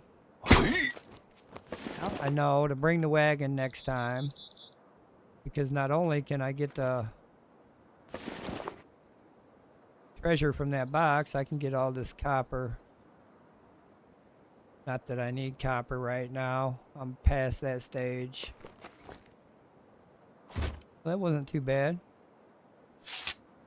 I figured it would be worse than that. I can't believe there was nothing in here. It kind of freaking blew my mind. But I did get some art of strategy scrolls, and that is a freaking win right there. One of them, having one of them's a win. Getting 4 of them is like, whoa, yeah.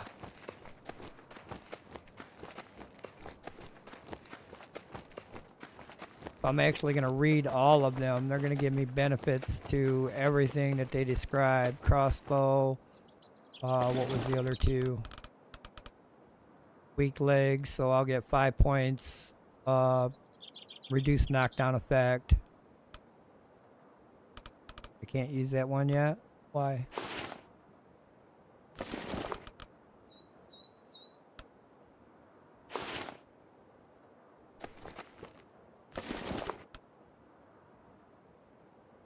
Says level 0. Come on, let me use it. Alright, and then weak legs. 5 points to crossbow expertise.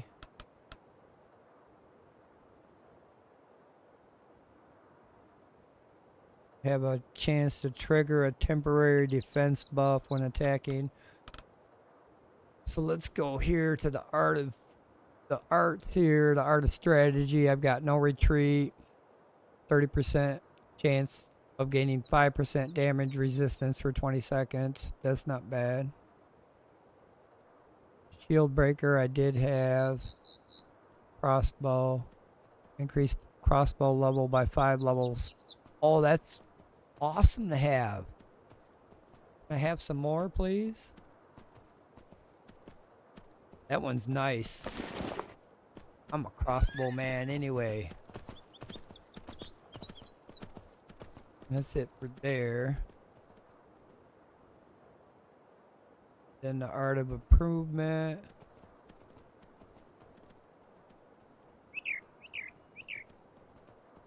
Weak legs.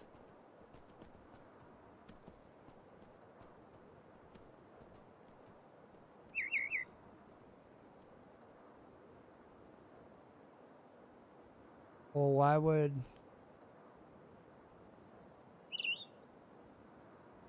would I want freeze to death?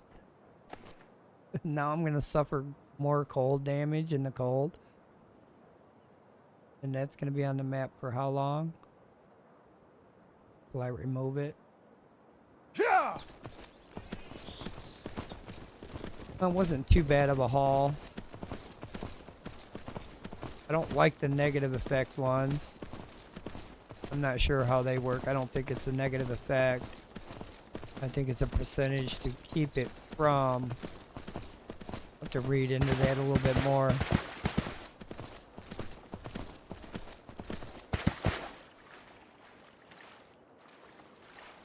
See what that's all about.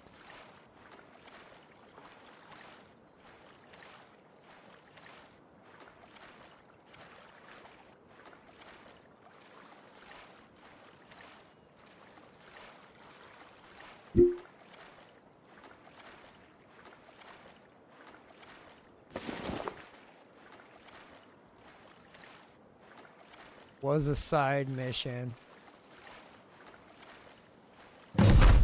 Got that done.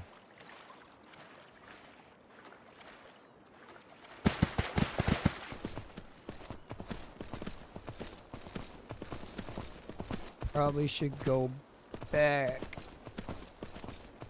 and hunt these boars.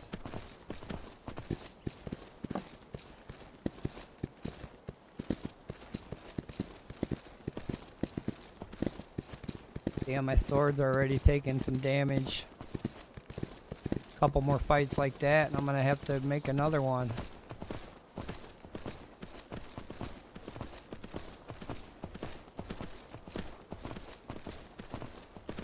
Did make some good coinage. Not too bad. This looks like a training center. They got a bunch of training dummies up here. They'll put their warriors on them to train. Not too shabby little house above the river, above the lake.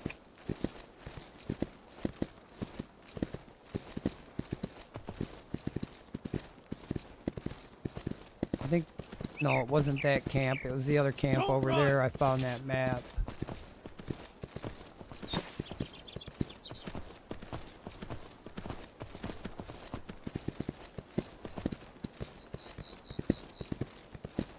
I would like to find another map, please.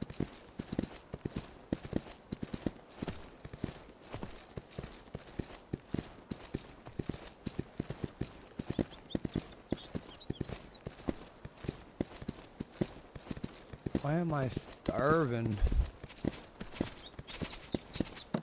Going down hard.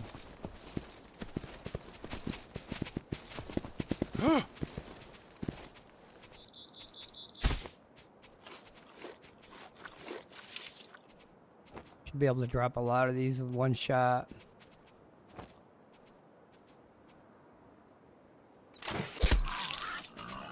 If they don't lay down. I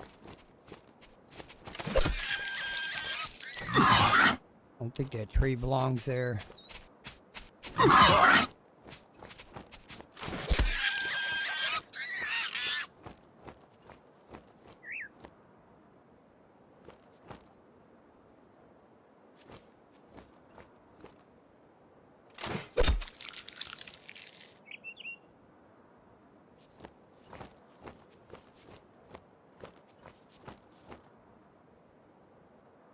Oh, you big pig, you lay down.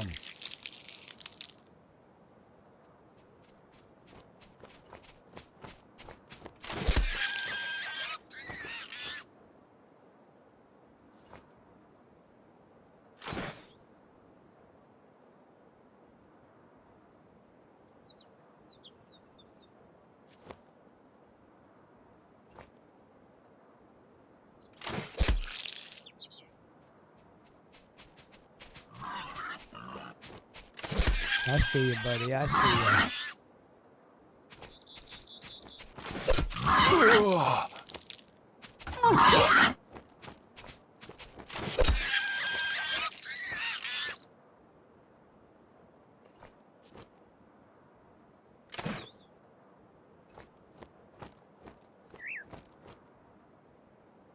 Probably ought to hit him in the side, lure him over here.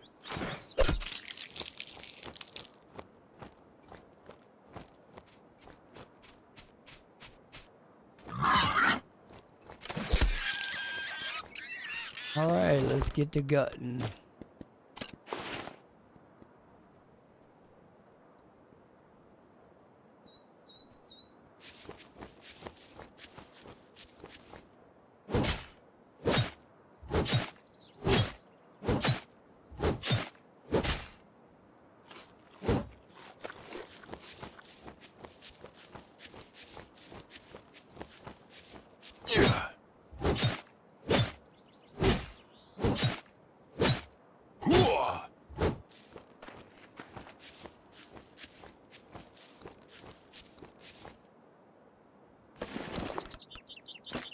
Why do I got so much copper? Oh, them copper guys.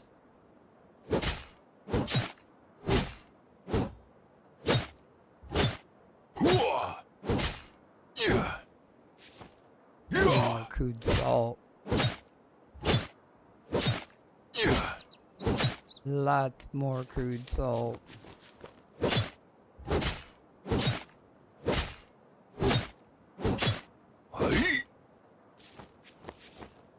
I forgot to check the farm an hour ago, or half an hour ago. Got caught up with that map. And now I want another map. I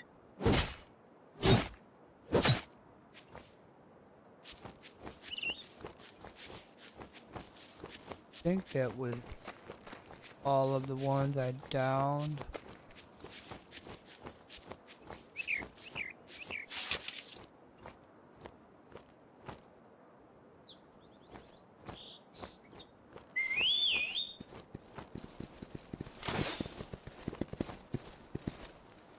Can't even shoot it at point blank range. That's crazy.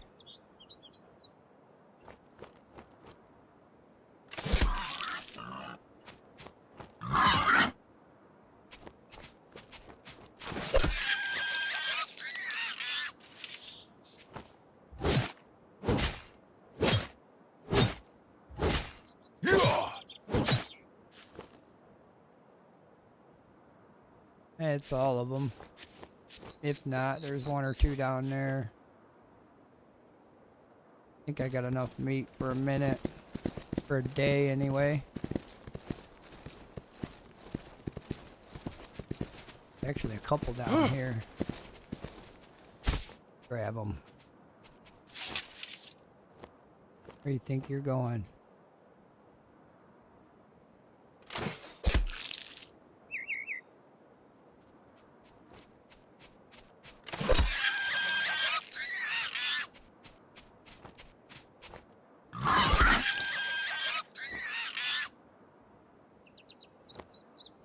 There's one big pound before you went down.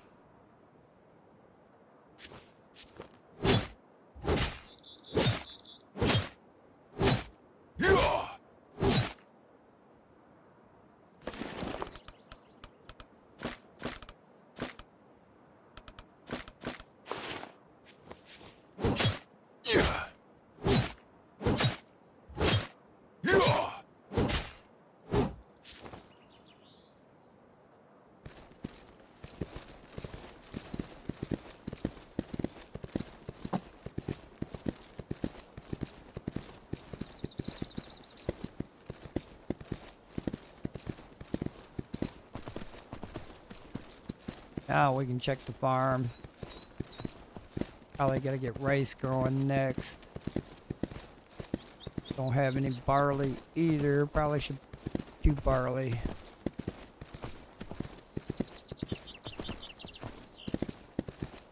Need to make a wagon.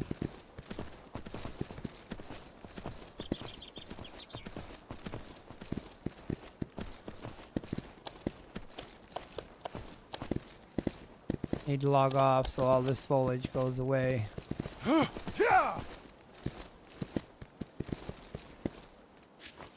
They still haven't fixed it. They keep trying to patch the game. There's been multiple small downloads for it, but it actually hasn't fixed the resource glitch, as they call it. Foliage is grown back over. You can't destroy it. You can pick it, but it won't disappear.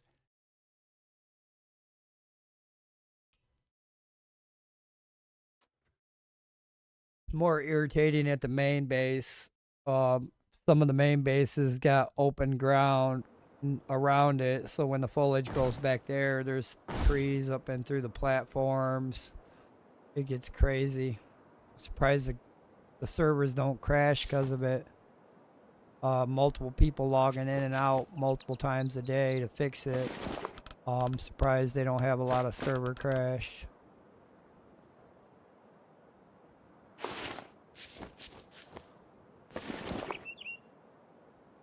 It actually ran out. I need a bunch of freaking grass, I do. Guess I'm gonna go down there. Hey, what's up, Vanessa? Go down there and get some grass. I'm not too bad. Just working on a few things before I have to head off to work. Put some more food in this miner.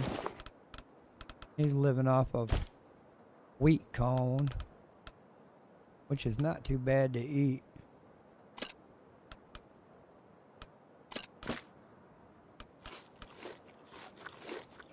Not too bad at all.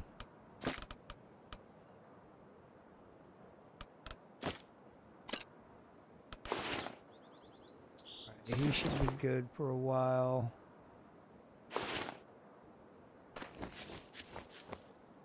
These are actually not done yet. Come back.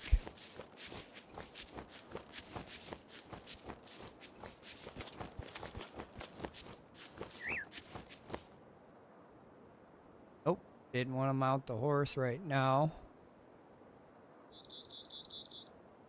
Just working on a couple different things here. Trying to gain some more expertise in my skill points. Had to go out and get some meat for the workers. Now it looks like I need a bunch of grass. So we're gonna go out and hit some grass real quick. After I situate the inventory.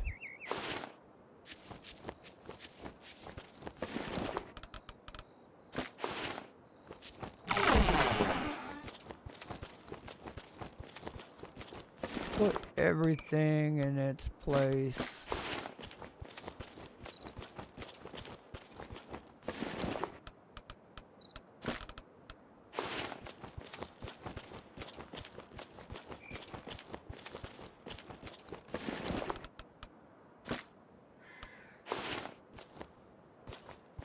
Like a maze in here.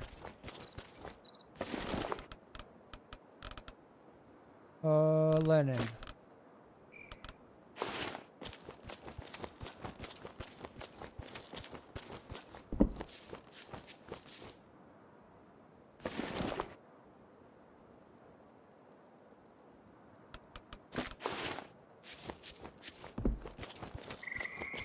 Probably should take this to the beacon.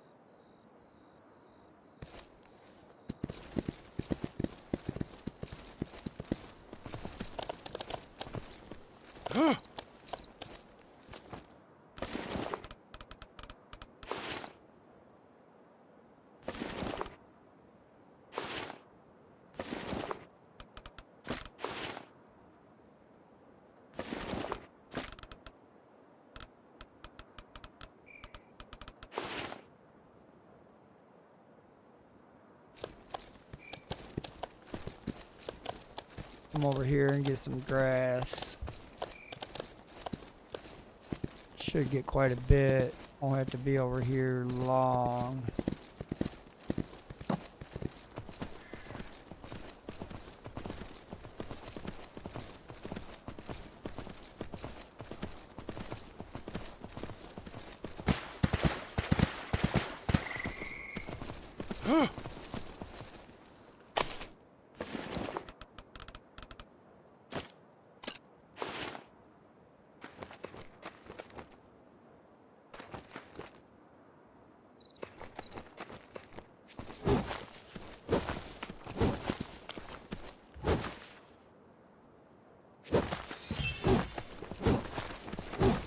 Actually, that helped me get some honor right there. Doing them achievements, it gets you a little bit of honor. Yeah. And if I collect more of that flour, I think I get 100 honor. If I collect 5,000 flour, it'd be like 150 honor. Yeah.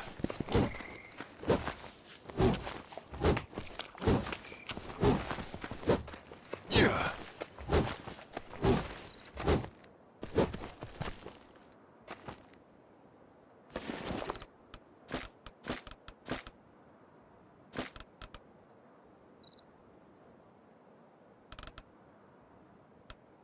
I guess it is reduced.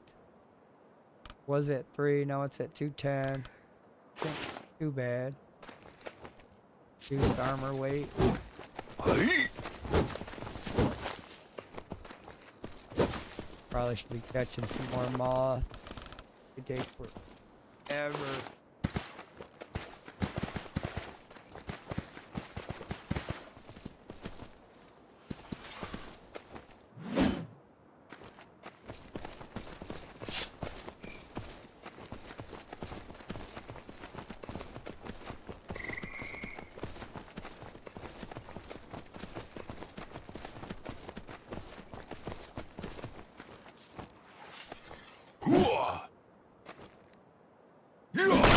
Whoops, sorry, horse. That's got a wide swing, buddy. Watch your shit. Aye. Got a hell of a wide swing. What is that? Two-handed? Pole arm.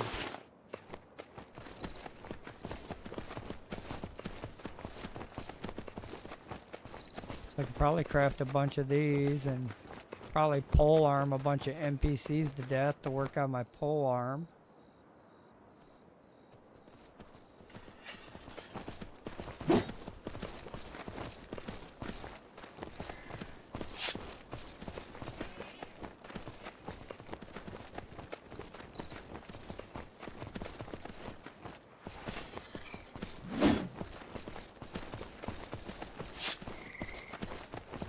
Collect a couple more, and then on our way back, we'll just get this grass.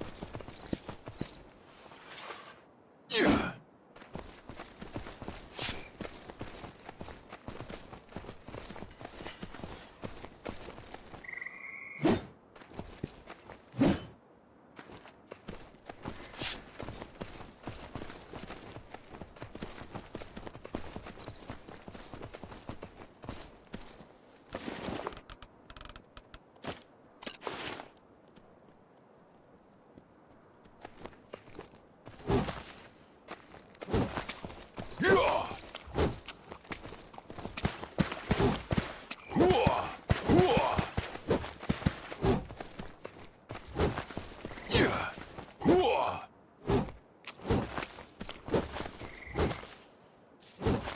Still heavy as hell. I don't know why. What do I have on me that's so much?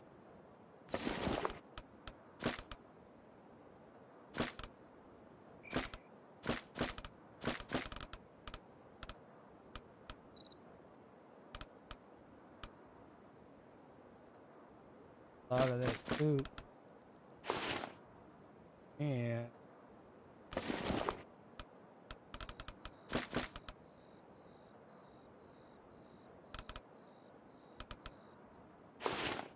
it's got a lot of stuff on me.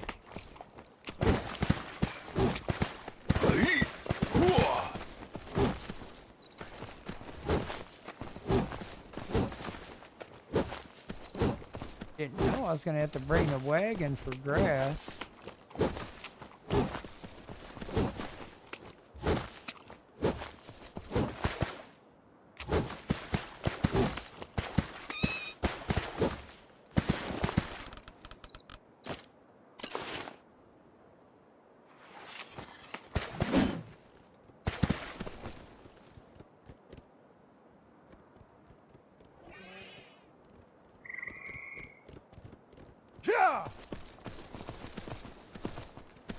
I don't need too many more anyway. I think that's enough, but that's where I found the level 20 map over here on this camp. These guys are actually anywhere between level 12 and level 20. But I think I found it off one of them smaller level guys as well. It wasn't off a colonel or anything. It was off one of them guys that are low level. Makes me want to go back and see if I can get another map. It's so random. I got lucky. It is so random, just like finding a key on a rebel colonel. I think I've only found one out of the 50 times that I've killed one. The drop rate is horrible.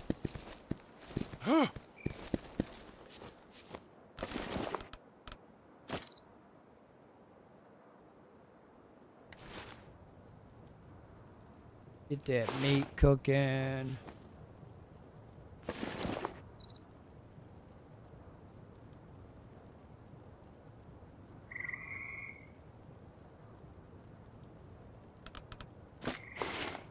Put these moths over here. Probably need another moth bed. Definitely gonna need another moth bed.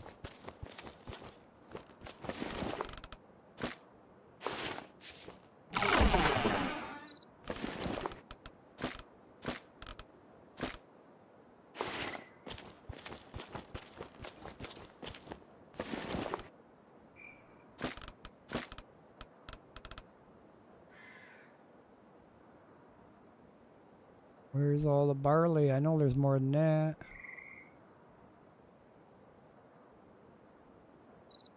Is 60 barley seeds?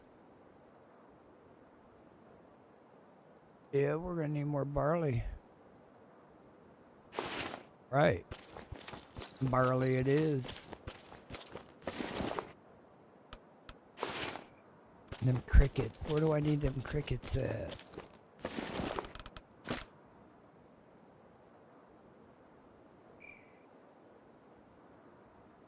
Some in here I thought took them damn. I know it takes scorpion and frog.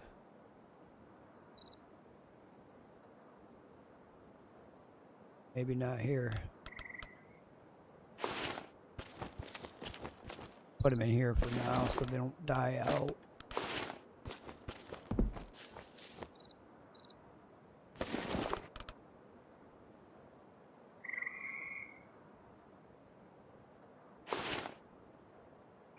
Why am I so fucking heavy?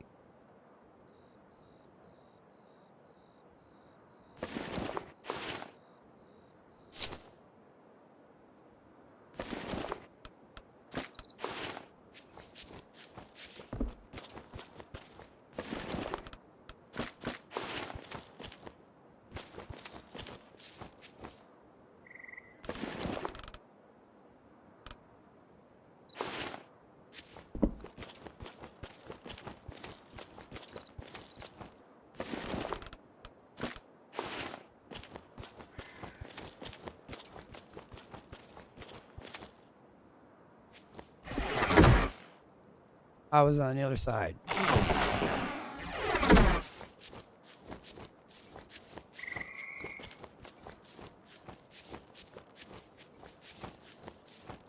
Now the farm should be done. Constantly got to keep up with that. I want my skill to grow. Get this barley planted and we'll yield more seeds. Do it 2 times on barley. Surprised there's no barley seeds. 60 to me is not enough. Why? Oh, I'm yielding more per level. Come here, horse. I need your inventory.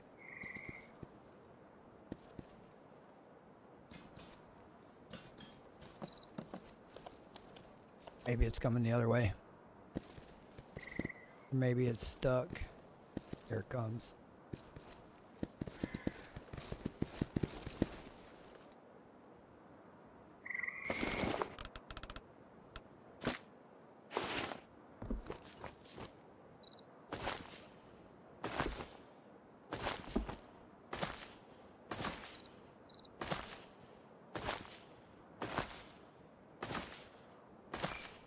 No, this is actually a slow gain.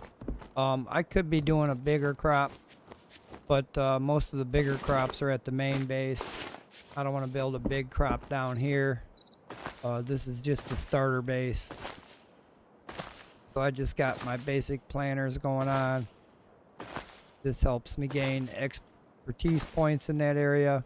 As soon as I start living at the main base, I'll be able to work the crop fields over there and get this actually moving a little bit faster. If they got crop fields available, they should.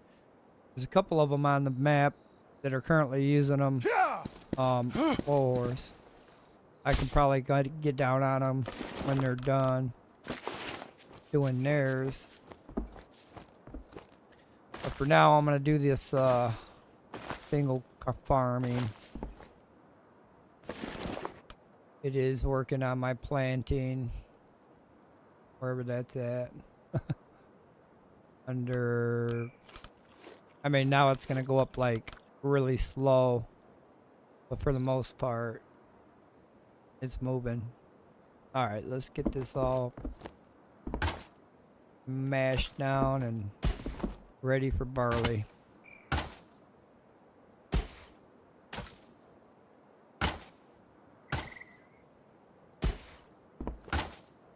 Throw down barley.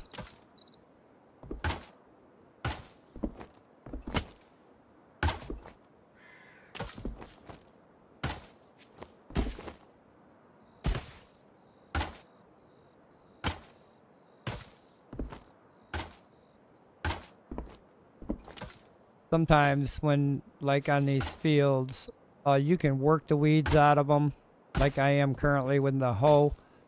Or you can leave the area for a little while, come back, and they'll auto despawn.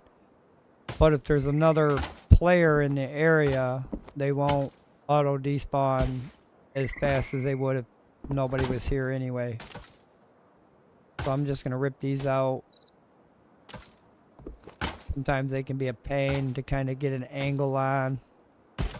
But for the most part, at the same time, I'm fertilizing the dirt, ripping these damn weeds out. Also, you get EXP for hoeing, so every now and then, it's not much. That was horrible, 0.13. But 1.5 still's not that great. But it's something going in there. How I look at it. It might not be good right now, but if I keep working on it, it should get better.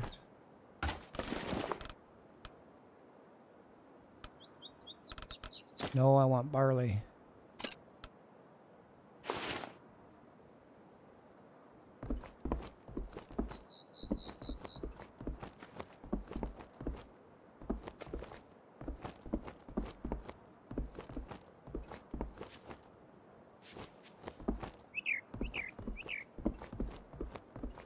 Almost barely had enough.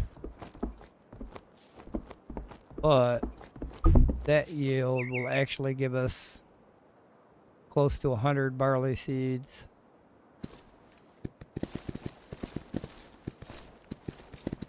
Barley is used for a lot of the breads, horse food, a few other things. Same with this wheat. Should be cranking it all down to flour. Getting that experience for food and medicine.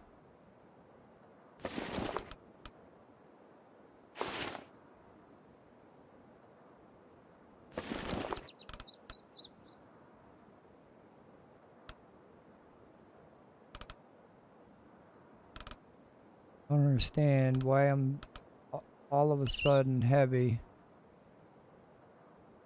And I wonder if that negative effect is on. I don't want to get on the horse.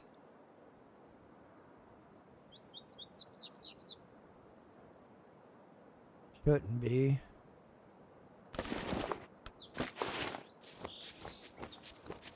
Got too many weapons and other things on my persons probably.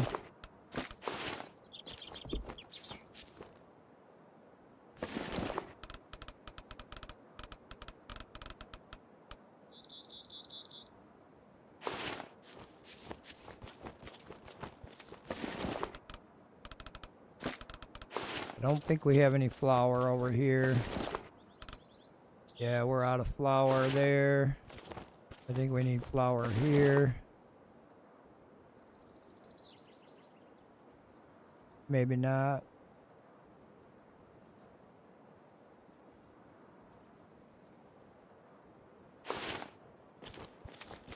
Might make some of this flour.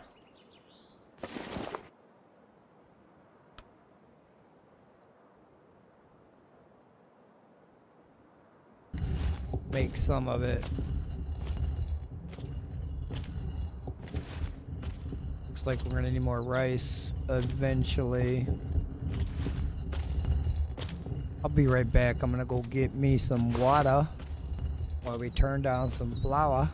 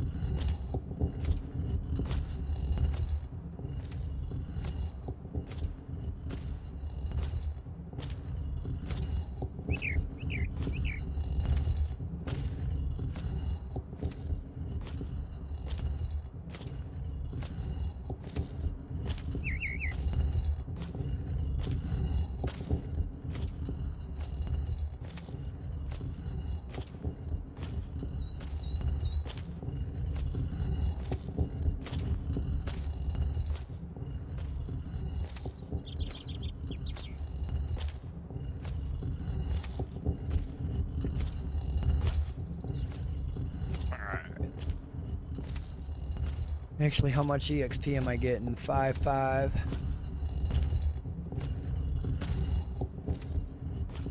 Not horrible, not good. I gotta turn too many more of these. Check my food and medicine area. 5.5 is actually not that much of a gain. I'd have to get some proficiency points into medicine.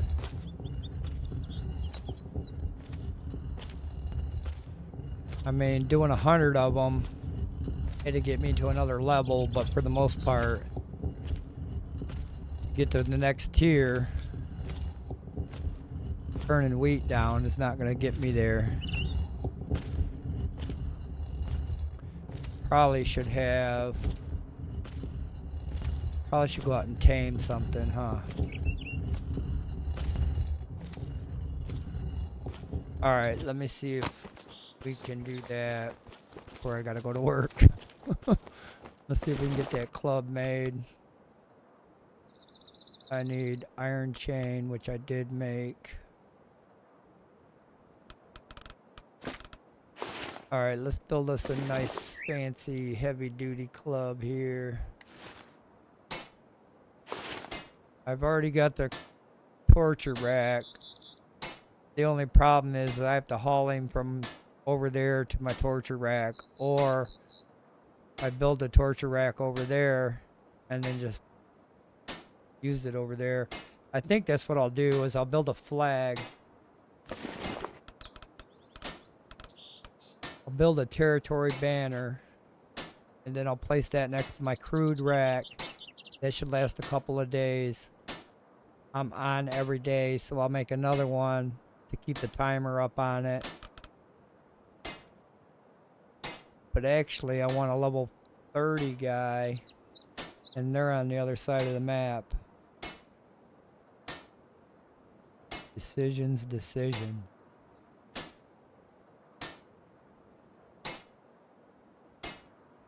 I have to get his ass home. Probably put him on a cart. Problem there. I guess I'll have to go check over there by the one camp and see if that level 30 guy's there. If he's not there, I'll go to the iron mine where I know there is one. Or there's close to being level 35.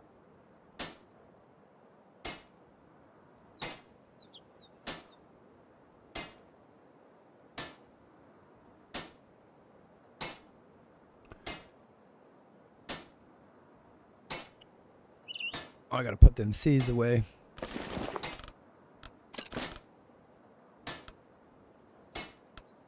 Trying to figure out what is weighing me down. That's what's weighing me down. Holy shit, them are heavy.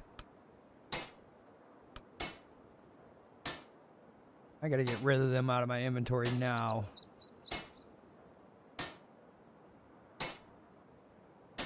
I didn't know them flowers were so heavy.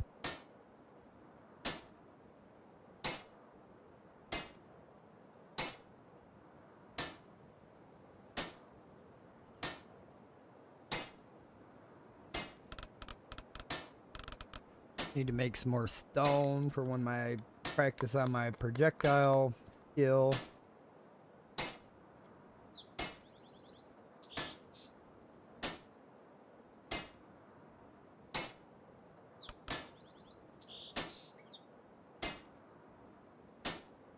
Trying so hard to push this up to the next tier. Start getting a chance to make them level 30 mods for my weapons. Plus I got that art talent that will where are we at with that one? I thought it gave me a bonus to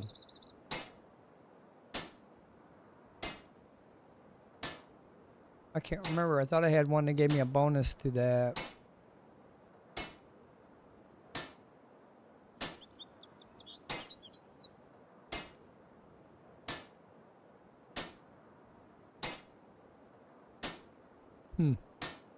Maybe I did not have a bonus for that.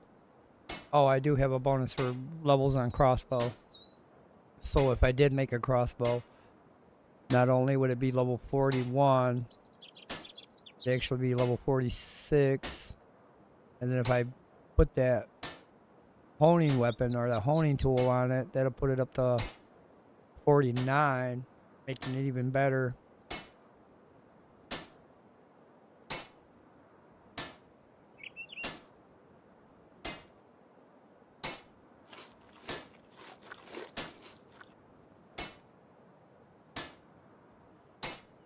Now I just need to find one for one hand. Make my one hand 5 levels more. Alright, we got the club. Put these seeds away. Drop them in here. I'm gonna need that torture rack. I've already got a banner made. I gotta put them flowers away or I'm gonna be yelling at myself later. Wow, that took a lot of inventory out of my weight. Let me go over here and see if these guys need food. Wonder where his farms went. He had farms over here. He might have moved out. Don't think so, though. They didn't decay, did they? They shouldn't have decayed. He's in the zone.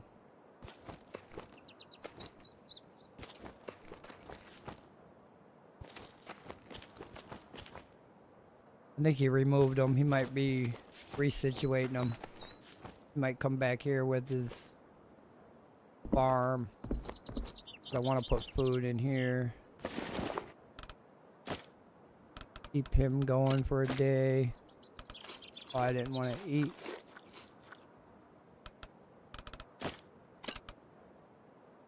Probably, I didn't want to eat it again. I'll split that up between him and the other guy. That will keep him going for 24 hours or close to. He's going to continue to get iron ore. He's going to continue to water the plants. I'm going to go check on that guy over there, see if he's level 30. Oh shit. I got to make sure I'm good on food. Takes a while to tame them. And then you starve to death while you do it. But if we're good. Got enough food to do that. Yeah. I want to come over here first and see if that level 30 hunter is over here. Would be nice if he was. He's probably not here today. I'll probably have to kill them all and get them to respawn. Don't want to do all that. So I'm going to see if he's here anyway. Don't think he is. He usually hangs out right here. Level 30 guy. Level 30 hunter.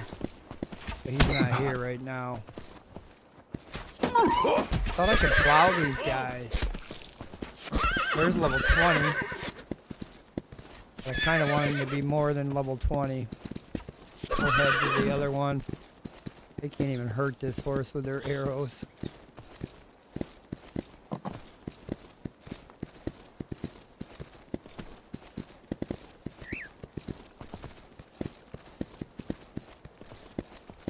Where are we going? This way.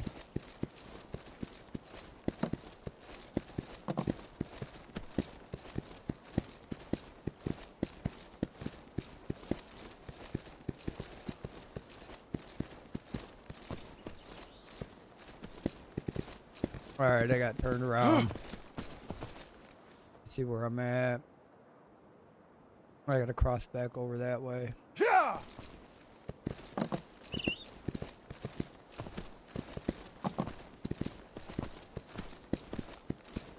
Thanks for stopping in on Twitch, everybody.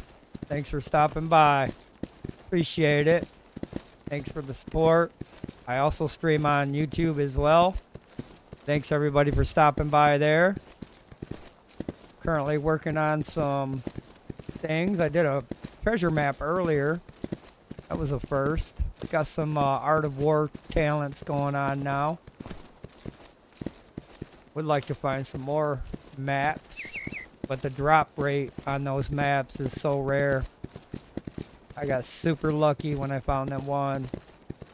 And that was actually my first one out of almost 500 hours of game time, so it will take you a minute to find a map unless you consistently raid a lot of these NPC bases. You consistently do that, and then your chances are better for a map drop.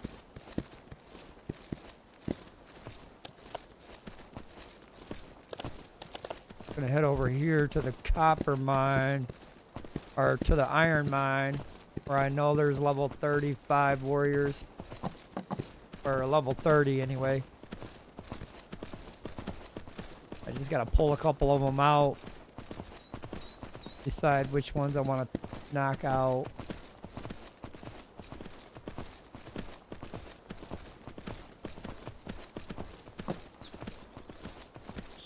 Won't be able to flood them like I did them level 20 guys. These guys are going to be closer to my level. Meaning, I can only do one at a time, two at a time if I'm lucky. I'm going to think of where I'm at. I need to cut this way a little bit.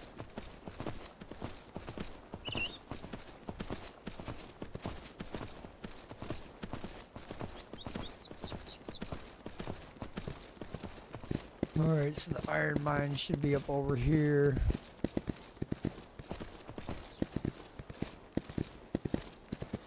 Nope. It's actually this way. Let me get it marked on the map.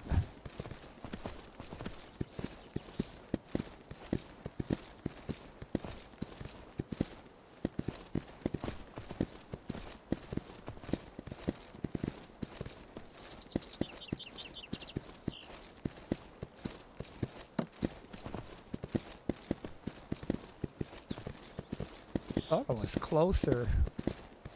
I went too far, maybe. Or no, wait, that's the iron mine. This is, they're at the copper mine. Go check out these guys. See who's who. There we go, right there, level 30. Get his ass over here somewhere.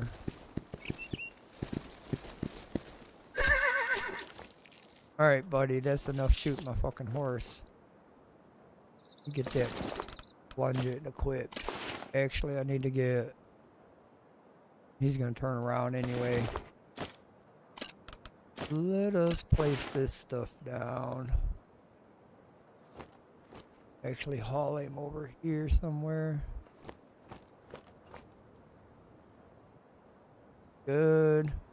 Place down this banner so it don't decay. We've got 2 days on this banner. So if I don't come back within 2 days, this will auto despawn. Which ain't no problem to actually make that crude torture rack. So let's go over here and get this guy on our side, shall we? I think it's that guy right there.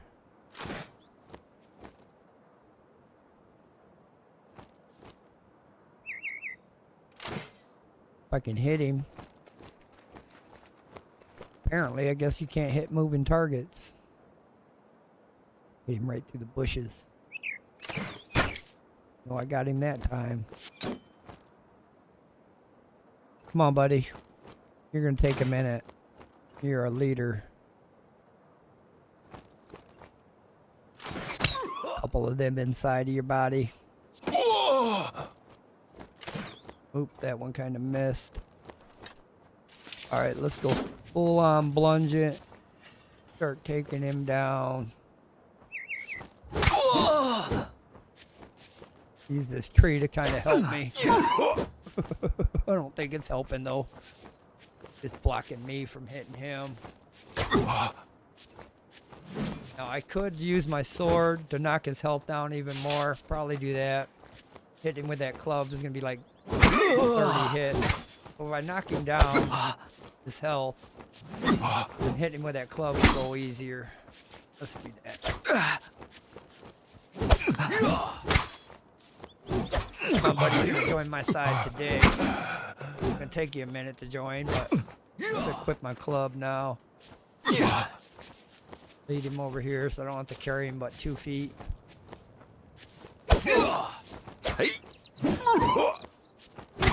Kick ass. Gotta be careful when you hit him. You hit him one more time when he's falling down as a knockout, then he will die. So I'm gonna press and hold E to carry him. Pick his ass up. I'm gonna bring him over here. Bloop, bloop, bloop, bloop, bloop. Press and hold E. You gotta have a chain with you, either an iron chain or a bronze chain. Then you select this rope thingy up here. Boom. It hangs him up in there. Then what you want to do is you want to press and hold E again. You want to work the station. Cruel torture rack, use. Then it puts you in a mode where you're talking to him.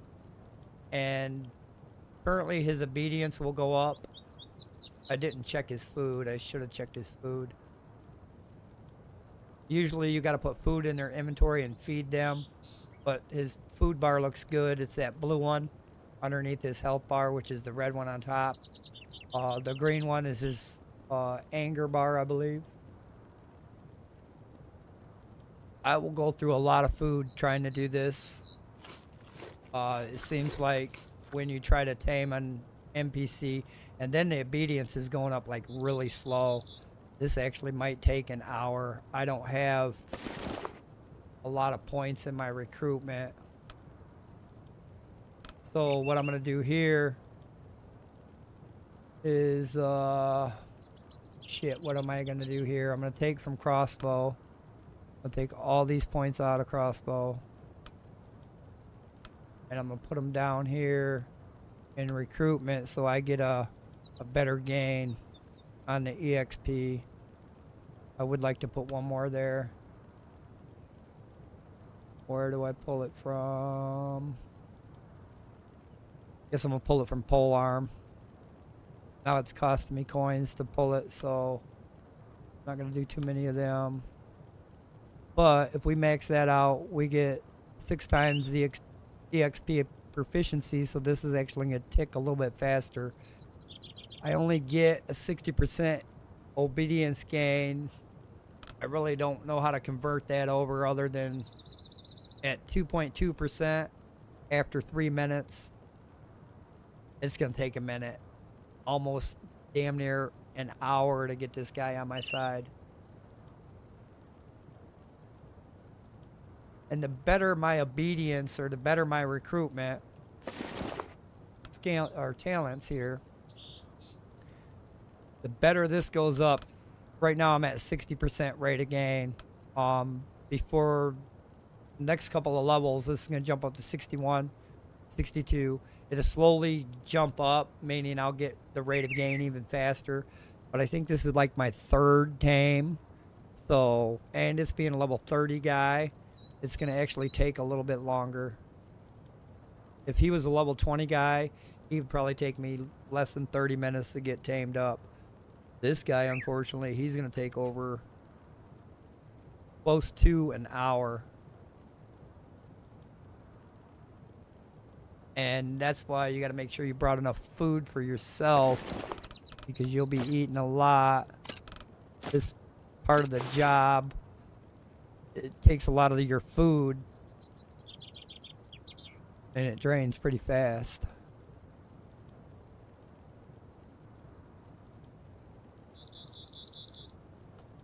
But that one's painful. But it is working on my talents right now. I've got that maxed out. Hopefully we can get his obedience gain a little bit more. 61 now. We get that a little bit higher, and that'll help out with the rate of gain on the experience skill or efficiency at ×6. That tick actually goes up faster. It was going up a little tick at a time. Now it's doing a nice little chunk. Nice little chunk. We're at 62%. So looks like every 2 levels or every 1 level we go up 1%. And then that will actually overall help us on the obedience side. I might have to feed him food, as I notice his health or his food bar is like almost halfway now. But I think it's using his food bar to make his health bar go up. Now there's another thing I can do with this station as well. I can leave this guy hanging here, let him heal all up, and then I can use like, let's say a hammer. I can hit him with a stone hammer, and I would gain efficiency points in one hand. Granted, he'll lose health, and if I keep hitting on him until he dies, he will die. But if I hit on him until he's get low health, and then leave him for a little bit, he'll get more health, and then I can be able to do that again. There's multiple different ways you can gain proficiency, and a lot of people have found the efficient way to gain it. There's videos on YouTube about it, but you can trap high-level colonels and high-level captains. You can trap them like behind some campfires, up against a or in a cage, and then you can work on proficiency points that way. They call it a power hour because at the beacon you can get a blessing ×2, which lasts an hour. That's why they call it the power hour. But it gives you proficiency, 107% proficiency gain. So whatever you're working on, say you're working on pole arm or you're working on one-handed, you would get 100% gain as you're working on that, and you would just work on that for an hour. I think I've only did like 1 or 2 power hours. I haven't really been doing that many. I got to get my ass over there and find the perfect time to do it. I haven't been finding any time to do it lately. I think what I'll do tomorrow is I'll save my power hour when the server resets in about 40 minutes. So I'll save my power hour until tomorrow when I log on, and then I'll go and work on probably pole arm. And what I would do there is I would make a rake or a hoe, the lowest quality rake or hoe, and I'd have to make a bunch of them because when I whack on these dudes it'll break, and then I'll have to get another one and whack on them. Eventually my skill proficiency will grow tremendously in that area, especially after you break 450. It seems like from 0 to 450 it's not too bad of a gain, but after you break 450 the gain is like, it's horribly hard. I've broke my physique at 450, but now I'm at 5'11". It seems like now it's just creeping down this next tier. 9% at 10 minutes, so 1% per minute. 100 minutes, that's a little over an hour. It's actually an hour and a half and some, but I'm hoping the rate of gain will get better as we gain it. 64%. The next unlock is just for the eyeglass to identify warriors' qualities. So you can use an eyeglass tool to spot warriors from a distance, to look at their quality, to see, and then some of them get actually better. You can look at the skill level and the stats of the warrior. This one to identify higher level warriors' quality, and then same thing, identify warriors' quality, probably level 50 and above, 40 and above. This is the main goal right here, to recruit warriors from level 60 and below. I think max level on the world is 60, and that goes for animals and NPCs and player levels and server level. I've got a server level here. Each server has a different level. Currently this server is level 60. If I was on a different level server, say like I was on level 40 server and I was level 48, I would get a XP loss. Currently I'm only getting 50% EXP gain. It was at 100 the other day. I don't understand how it determines my level character higher than the server when the server is 60 and I'm 48.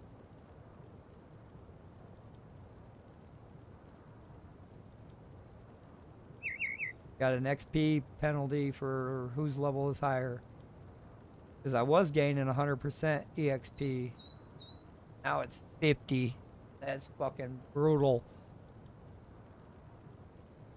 No wonder why it seemed like I was getting low gain on some of my crafting. Especially that flour. It should have been closer to 10. And it was at 5.5. So there's, oh, I'm starving again. So there is a big difference on server levels, your level. I don't know why I'm at 50% EXP gain. I was at 100 the other day. I think that will move around as I gain levels on this part of it, as I stretch these out a little bit more in each area.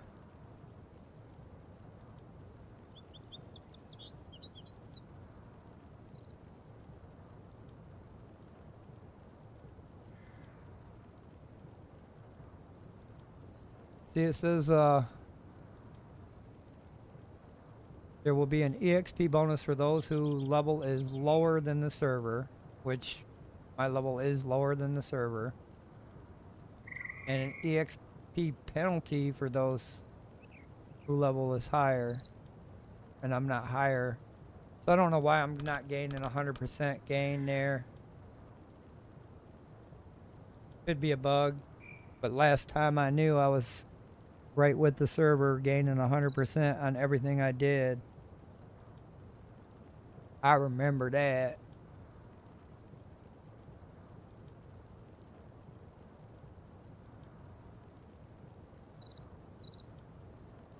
My health bar on the top there to the left is getting bigger. Just yesterday it was only 10 ticks. Now it's 11 ticks. So I am getting healthier. I can take on a lot more hits on some of these warriors, especially this guy right here. This level 30 guy. Usually they do pretty good hits, but it looks like my armor and my current stats and condition keeps him from penetrating into me and getting some massive hits like he used to. They used to knock me right the F out. I'd have to run away from some of these colonels. I could take on the rebels, but when it come to a colonel or a captain, it was like super hard. Could not do. So I started this at 20 after. We're 6 minutes in at 15%. Maybe it was 15 after. Can't recall.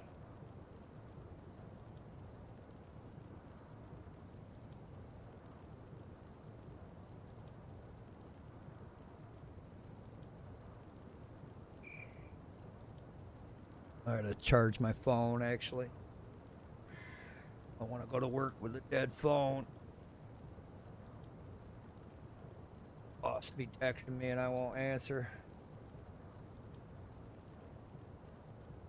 Get that back on a charge.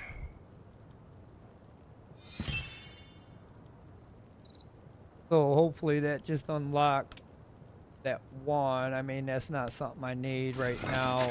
I really don't use the eyeglass. I just go up, knock them out, use them.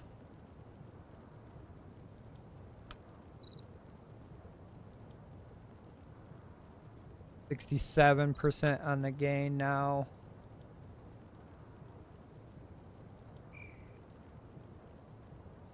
Ticks are actually getting slower on that gain because it's getting closer to the 450 mark. Each tier is a EXP tier, like your level. So much experience to gain per level. Each level get higher and higher.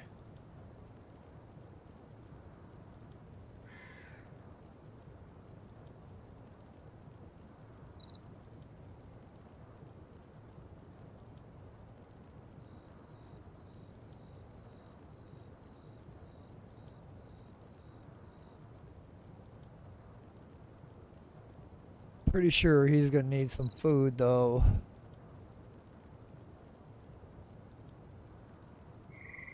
Hopefully it stopped dropping down. But it does look like it is dropping down.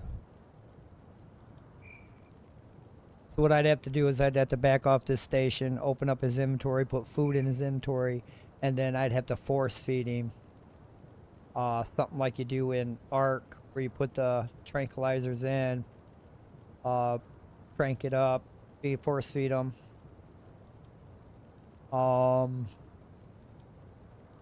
Yeah, he's gonna need some food before this is said and done.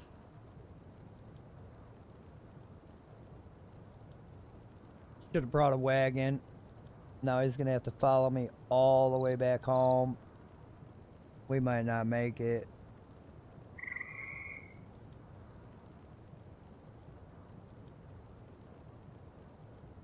I might have to leave him hanging here.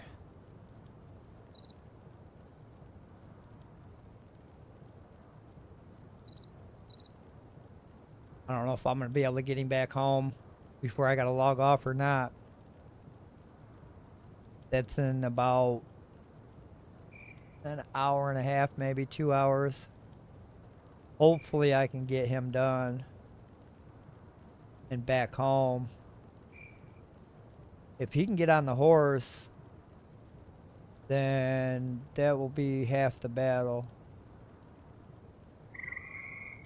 Last time I tried to command him to get on a horse, he was not getting on it. So hopefully this time we'll get on the horse and then he can just follow me home.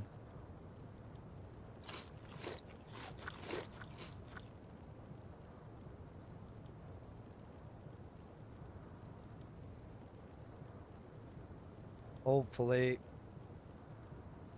That'd be bad if I have to leave him out in the world somewhere.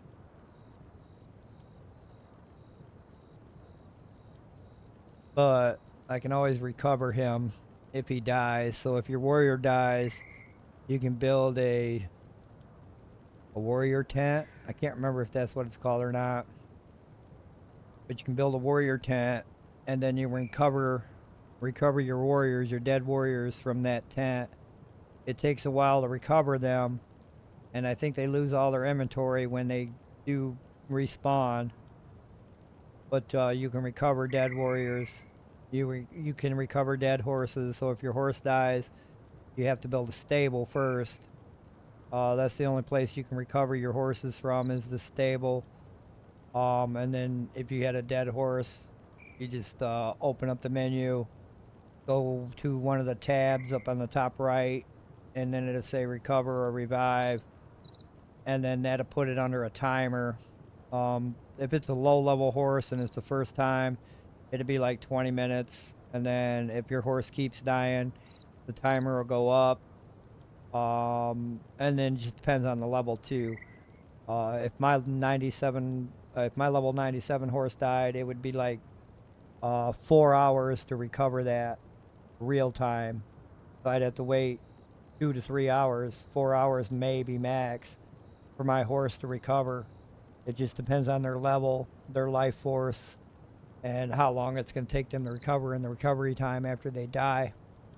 So I'm trying not to get my horse killed, because I know for a fact it's going to be well over 2 hours for him to revive. And currently I've only got one horse, which I need to get my ass out there and get some more. I don't want no low-level horse. I want anywhere between 40s and 50s, something I can tame. I'd have to make a better rein, which I can currently do.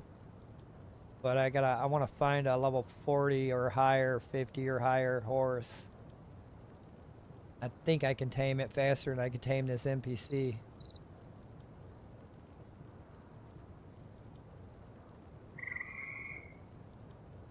I'd get $3 out of it, and then after the third time I can get it tamed up.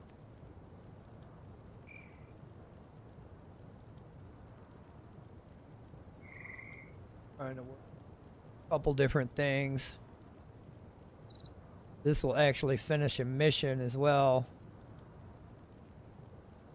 This will finish the mission, recruit a level 30 warrior, and I think it said something about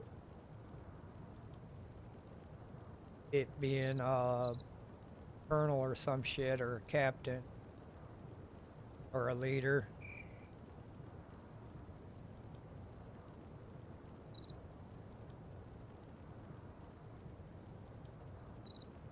69% rate of gain, so it actually went up a whole 9%.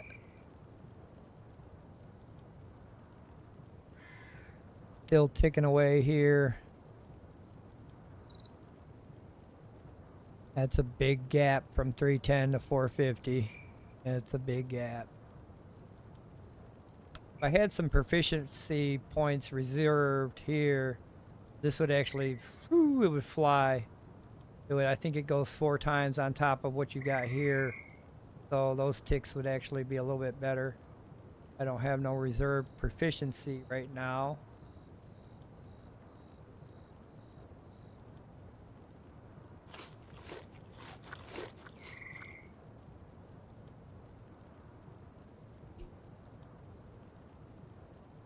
Want to make sure you have plenty of food when you're taming an NPC, because you will go through a lot of your food.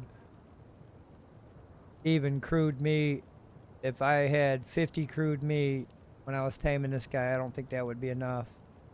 Crude meat don't fill as fast as those wheat cones I got, or that rice I got. But them wheat cones, they seem pretty satisfying. They're pretty easy to make. I think they take flour and what was it? I can't even remember. Let me look at the recipe.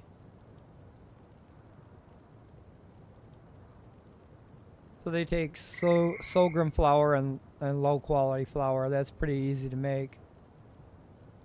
You just grow some low quality flour and low quality sorghum, and you'll have some wotu.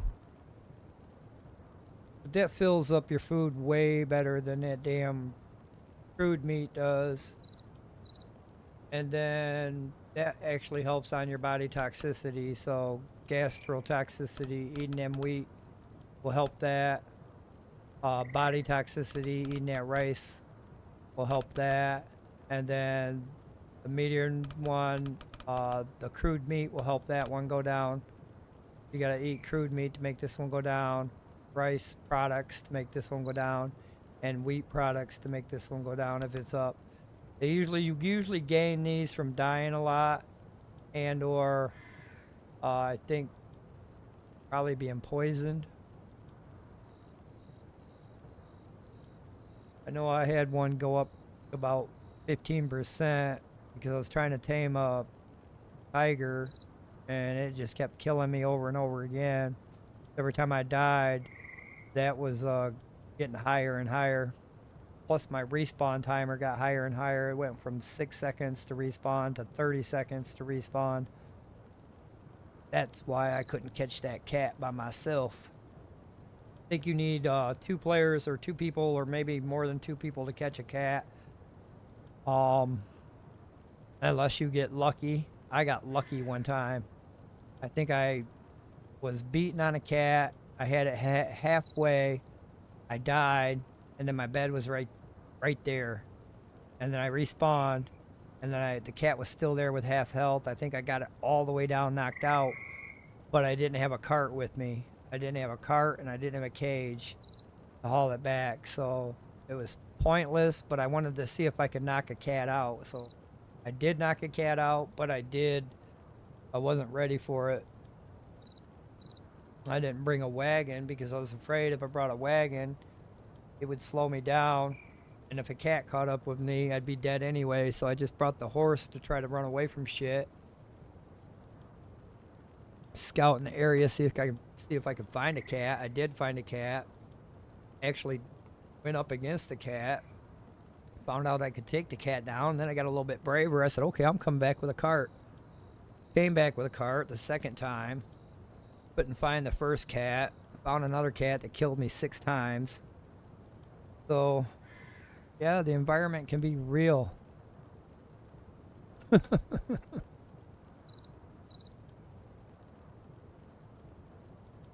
Real deal shit.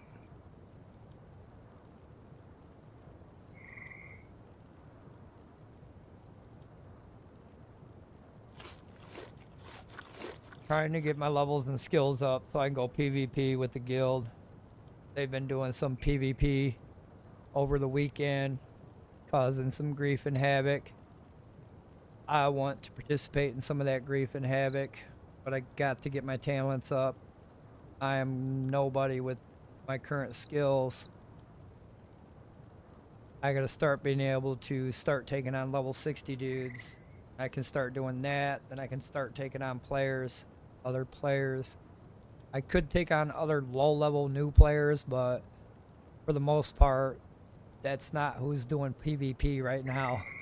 Mostly it's the Chinese and high-level freaking people that live online. I cannot live online, unfortunately. I have a day job to go to, bills to pay, all that good stuff. I just do this in my free time and I do it for fun. I'm really addicted to this game. I stream a lot of different games, or I play a lot of different games. I have over 300 in my collection, so, and then with a lot of the new games that come out, I've actually bought a couple new games recently and I ain't even played them. So I've been finding myself caught up into this game a lot. I'm into that tally order season pass right now, so that's guaranteed locked me into playing this. Not that I locked myself into playing it anyway. I actually want to play this game. I'm into a lot of different games. I'm into RPG, first-person shooter, racing, survival games. I've got a lot of different types of games. A lot of familiar games that are familiar with this one. I've got Conan, I got Valhalla, I've got 7 Days to Die. I mean, my list is endless. I've got city build games. I like a lot of the city builds to where, like, Dyson Sphere Program. I've got that game. There's a couple other games that I've got. They're like first-person city build games that you work on mass produce of city products and stuff like that. I like a lot of different types of games. I do. I play so many different ones, but lately it seems like for the past 30 days I've been stuck on this one. So to buy coins in the season pass, you'd hit your inventory button here. You come over here to the shop button at the top. You click that. That's gonna pull up your Steam account. You may or may not be logged in. Right now I'm logged in. So it does it kind of funny. So what you do is you say, like, you want to get some coins. I want to top up on some coins. Let's say I want to top up on $15. So I buy this one. What it's going to do is it's going to tell Steam, put $15 in your wallet.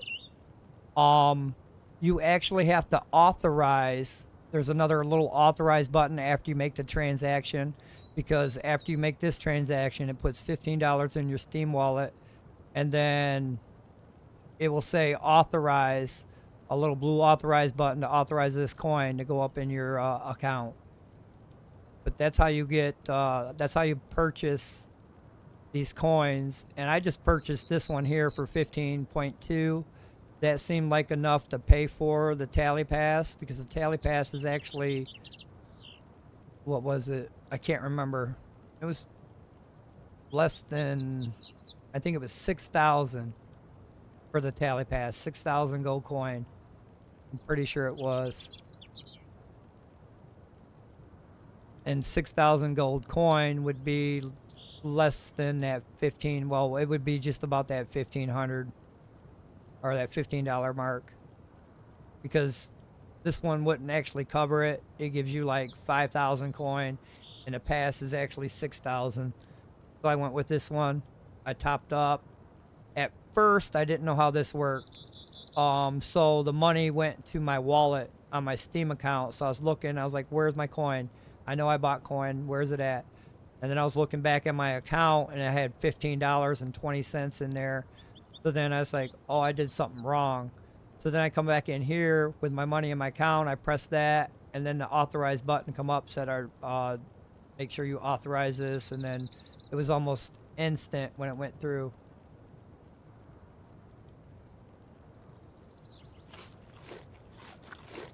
But for 15.2, that's not bad for a season pass that lasts damn near 90 days. And a lot of those resources in that season pass are well needed. Some of them are tier 60 tier items. Other ones are items you can use right now. You'll get a lot of honor points. You'll get a lot of those coins. Those coins can be used in the shop to buy cool stuff. I did buy an Art of War box on my last server, which if I had more time, what I could do, and I think it still applies, I can go to my Asian server, do the daily missions there, and collect my tally points and get the coin. And those coins would actually transfer over to this server. Because when I left that server, I had like 500 coins in my tally point, because I bought this tally point twice. Or I bought this tally order twice. Once on an Asian server and once on a North American server. But my coins transferred over from the Asian server to my North American server, so I'm wondering if I go over there, work on the daily missions, get the tally order points, come back over here, they apply, but I don't have that kind of time. Have I tried Satisfactory? I own Satisfactory. I like Satisfactory a lot. Yes, I play Satisfactory. I played it actually a lot. I've gotten to the point to where I can cross build across the map, where it's almost like the Fortnite build, to where you can build up ramps and then build straight away. So what I do is I build like on that main, where you start off in the main area, there's a cliff that jumps down.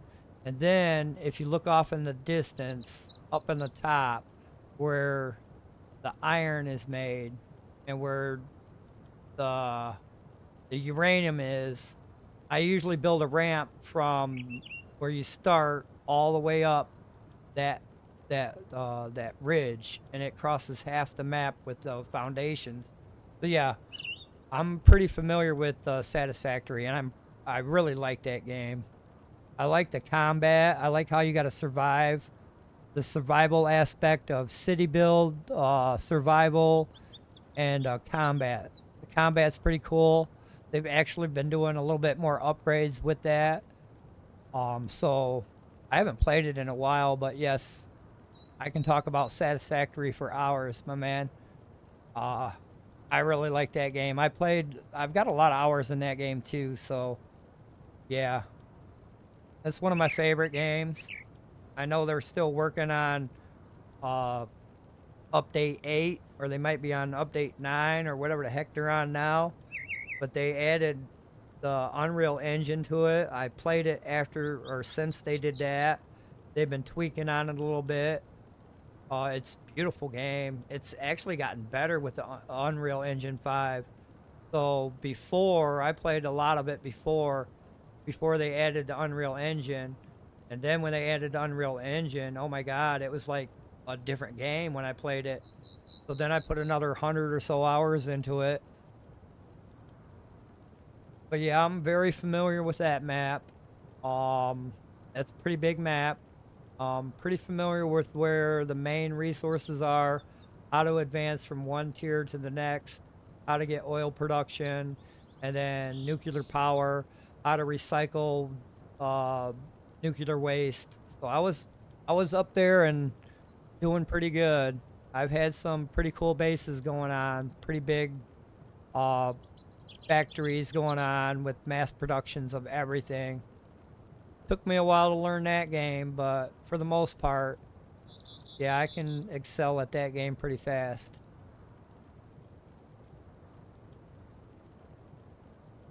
One of my favorite games, that Satisfactory. And then another game I like is Factorio.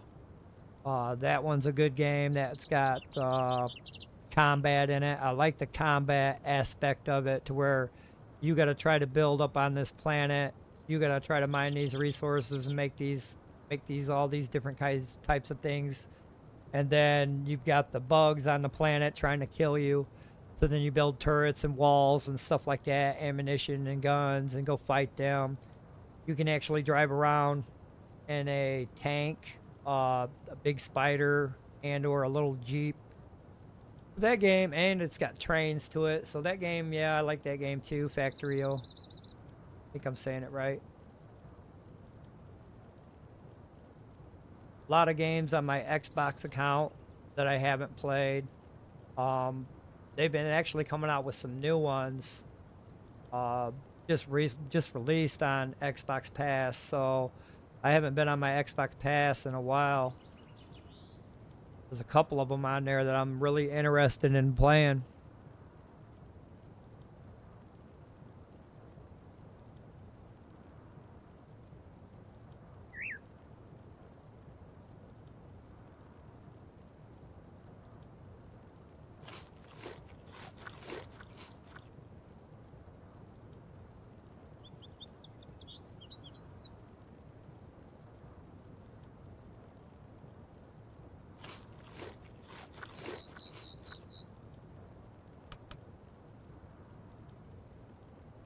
%74 rate gain there.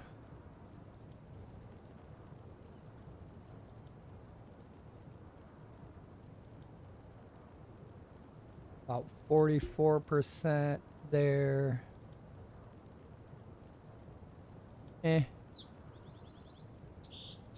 Another 30 minutes maybe. I'd be cutting close to my time to be getting ready for work. But like I said, I think he's going to be left in the world. He might get killed, or I just might leave him hanging here after I get him tamed.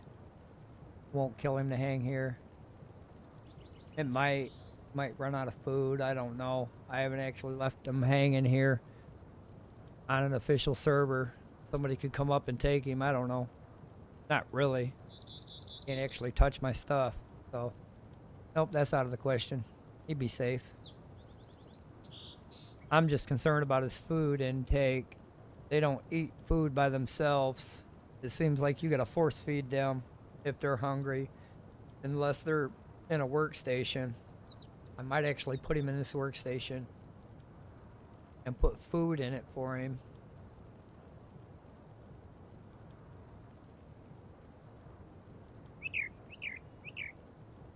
Probably do that. I know I ain't getting his ass home. I've got about an hour and 10 minutes before I gotta log out, and then it's gonna take another half an hour for him to tame, another 45 minutes for me to get his ass home. Because he's not gonna walk across this map that easily with me to get back home. And home is 1,600 meters away. Yep, this would be a day trip for him. I don't have another horse. I don't even know if he's gonna mount my horse. Like I was saying last time I tried to have a warrior mount my horse, he said yes, okay, but then he never got on a damn thing. And then I told him to attack a boar, and he said yes, okay, and he just went up, standing next to the boar like, supposed to attack you, but I don't know how. But he did fine attacking me. I mean, I don't understand. I figured he'd do fine attacking a boar. If not, I mean, you live and learn. But he wasn't even following commands. I'm hoping that was a bug on the game's part, because on my single player game, I can get him to follow commands just fine. If I tell him to mount a horse, then he's going to mount that horse. If I tell him to follow and attack something with me, he's going to follow and attack something with me. It seems like it's a little bit different being online. I don't know. I got to test a few more things as far as that goes.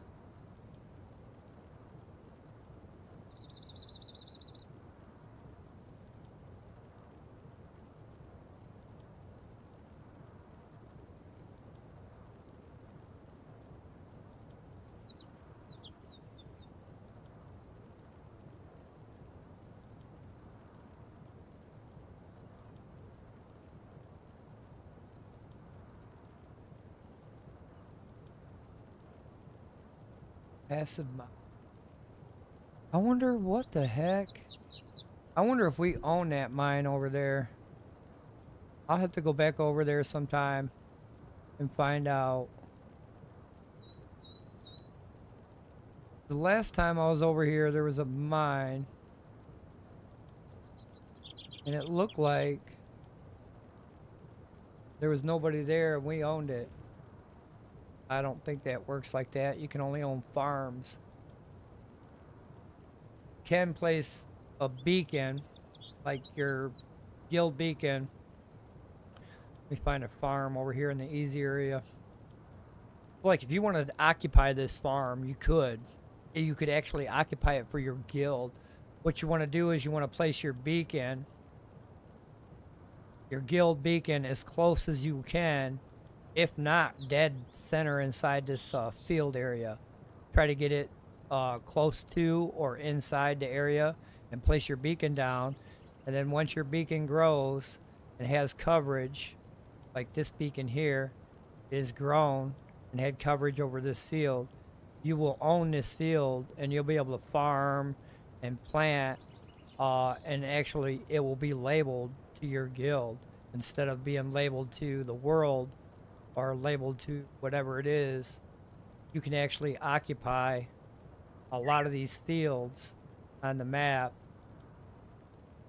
where and if available they are. You just got to make sure your beacon's close to it, covering it, engulfing it as far as the area, and then you can occupy farm fields on the map, which will propel you even faster in your crop planting, due to the fact that you got 7 big fields or 4 big fields to work with versus your planter, your common planter, or your crude planter. Eventually you can get farm plots from the guild, but you're only limited so many with the guild on the farm plots. So having additional fields out and about on the area, I know our guild has additional fields. I know there's a guy over here, these 2 beds. There's actually farms over here. I know they own those farms. I'm not sure how. No beacon actually on it. Our 3 beacons are here. Got a beacon here, here, and here. Where am I?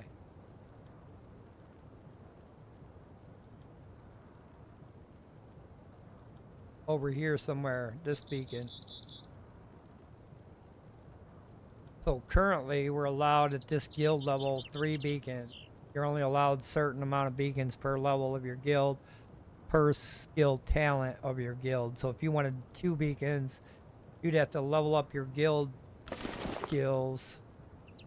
And I think it's the guild skill for internal affairs, to where you upgrade the ranks of the boundary marker. That increase the range, and then once you get down here you can increase the number of boundary markers, and I think the max is 3 boundary markers per map, or per guild, per map.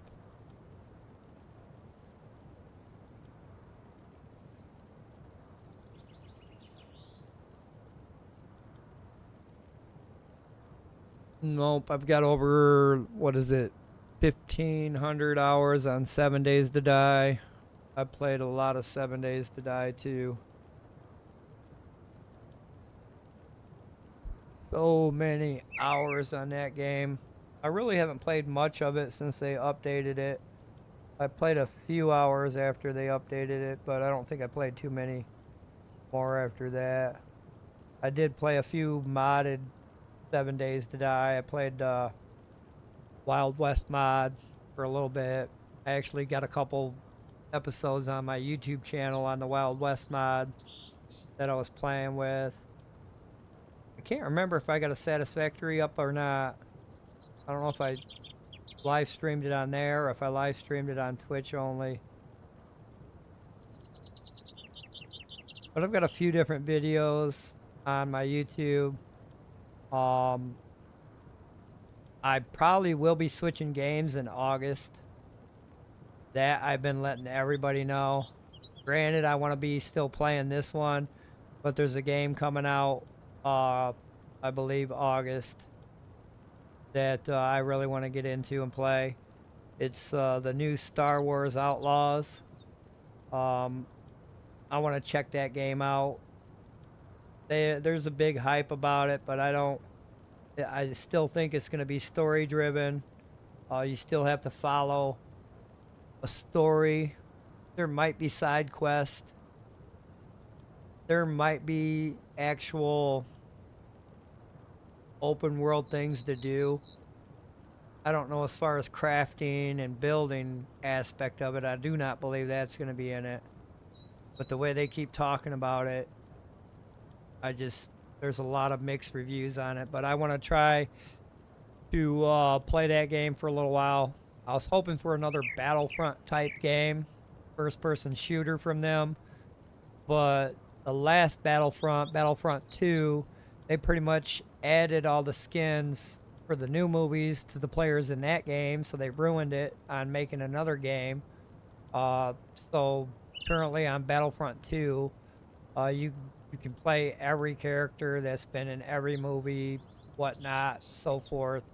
So to make another Battlefront game with new characters is like pulling rabbits out of your hat. So I mean, it'd be the same old, same old. They wouldn't make a big hit off of it if they come out with another Battlefront 3, unless they made it story driven, different maps, multiplayer, different area regions, new things other than Tatooine and other than Naboo and stuff like that.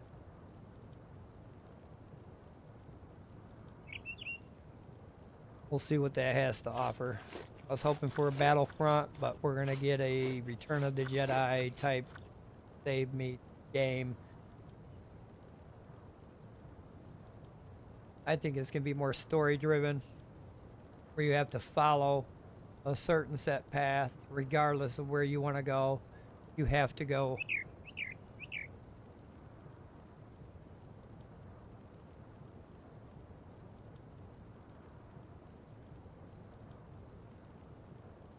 Dyson Spear program, they just added combat to that game too.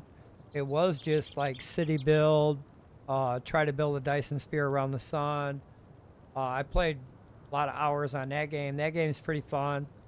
They added combat, which changes it dramatically. I mean, now you got to focus on your next attack. You got to be ready for them attacking you. So now you got to build weapons and ammo, so when they do come, you can attack against their attacks or defend against their attacks. So that one has changed dramatically, and now they're gonna do another update to that game to where they add, I think, a vehicle for the mecha, and it looks like the vehicle is gonna be like a battleship type vehicle, a space battleship type vehicles. You can take on the swarm outside of the influence of the sun, because I tried to do that on my last game, and oh my god, they're so powerful. They were OPing me big time.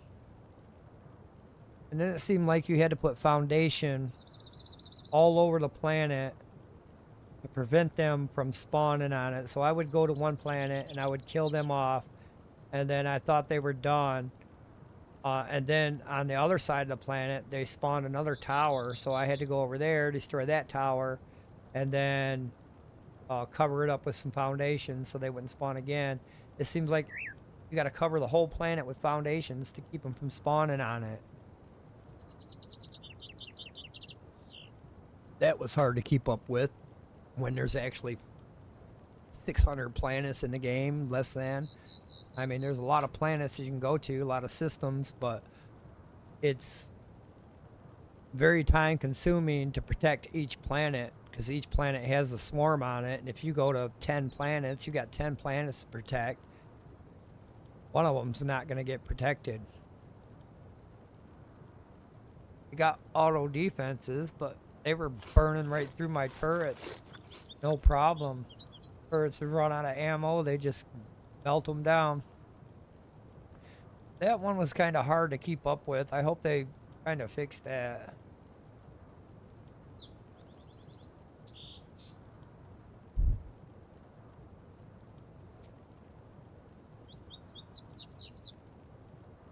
There's also another game out right now on sale until tomorrow. Thinking about picking it up. I should pick it up. I can't remember what it's called. Lost Horizon. I think it's a top drop down zombie type game. Alright, looks like we have our daily resets here. Let's collect our missions for that. Collect our tally order. A couple of our dailies are already done.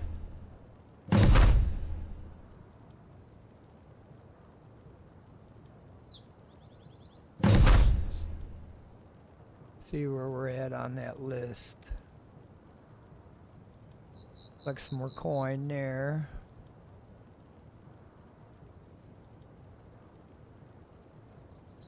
That's EXP gain. That would be good to have when I'm burning steel. I'll leave that there for now. Really don't need it hogging up my inventory. So I'll get lethal water next, premium compost, some honor. Trying to work my way up to this multifunctional farming tool. This one's a rare item. You cannot repair it. It's like one of those things you find in the world.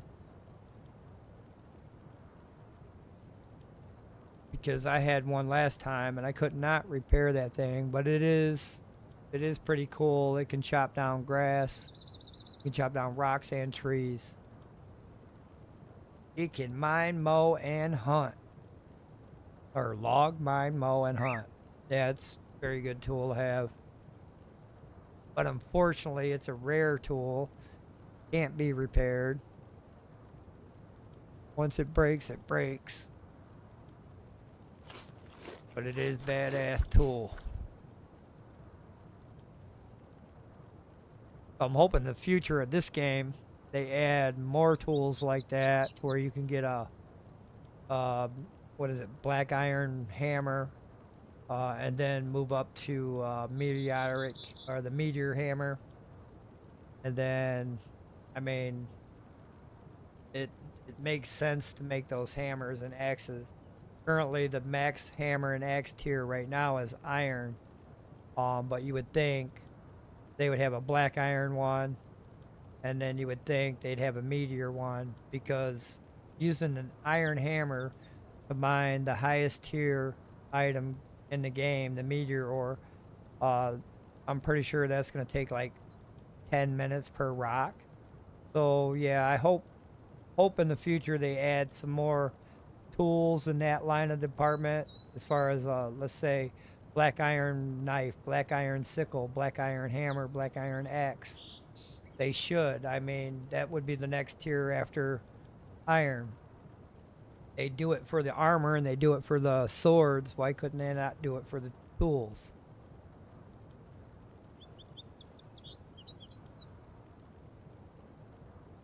So I'm thinking in the future that's going to be a thing.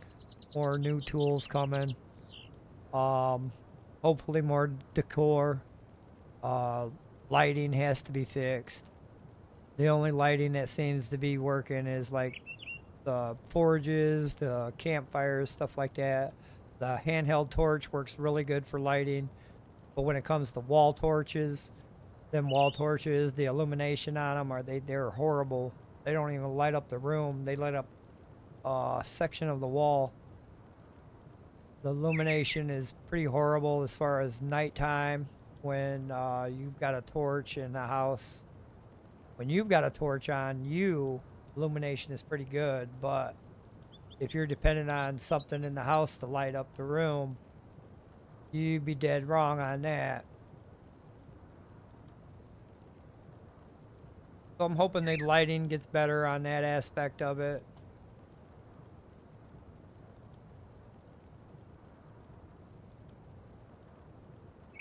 They'll add a ton more skins that you probably have to buy and win. I know that for sure. The Persian skins are coming. The grease skins are coming. And that would be skins for characters and skins for horses and skins for housing. But that's pretty much going to be in a DLC. I did notice they separated the DLC for the map. This current map right now is on DLC. It used to be included with the game. If you got the game when it first came out, it was included. But then recently, what was it, 2 weeks ago, 1 week ago? I think at the beginning of April, they separated it into a DLC. So now it's a separate map you have to buy when you buy the game. If you want to play on this map has a lot of water surrounded by different biomes, regioned off, sectioned off, kind of like, versus the other map, Zongdu or Zongzhou or whatever it is called. That map is covered completely by land, and there's only a little bit of water that's available to use. For the most part, that map would suck as player versus player, because on this map there's a lot of open water, and this game uses boats. So you can use a raft or you can use a battleship on the water. So like, say if this is a player versus player map and there was a guild that had a couple battleships, they could roll up on our base here. They can roll up on our base here and start shooting in from the water. So battleships are tier 60 items, plus you have to buy or win shit from the market. I think you have to buy ship parts to make that. I think they got some here in the tally order event. Let me see if I can scroll over to it. Right there, ship component. So you need those ship components there to actually build the battleship. And then down here, where is the one I'm looking for? This one here is a chariot part. You need chariot parts to make an actual chariot. So at level 60, you can make chariots with weapons attached to the side of them, and you can probably use them as jousting horses as well. But to make the chariot itself, I think you need a bunch of these chariot components.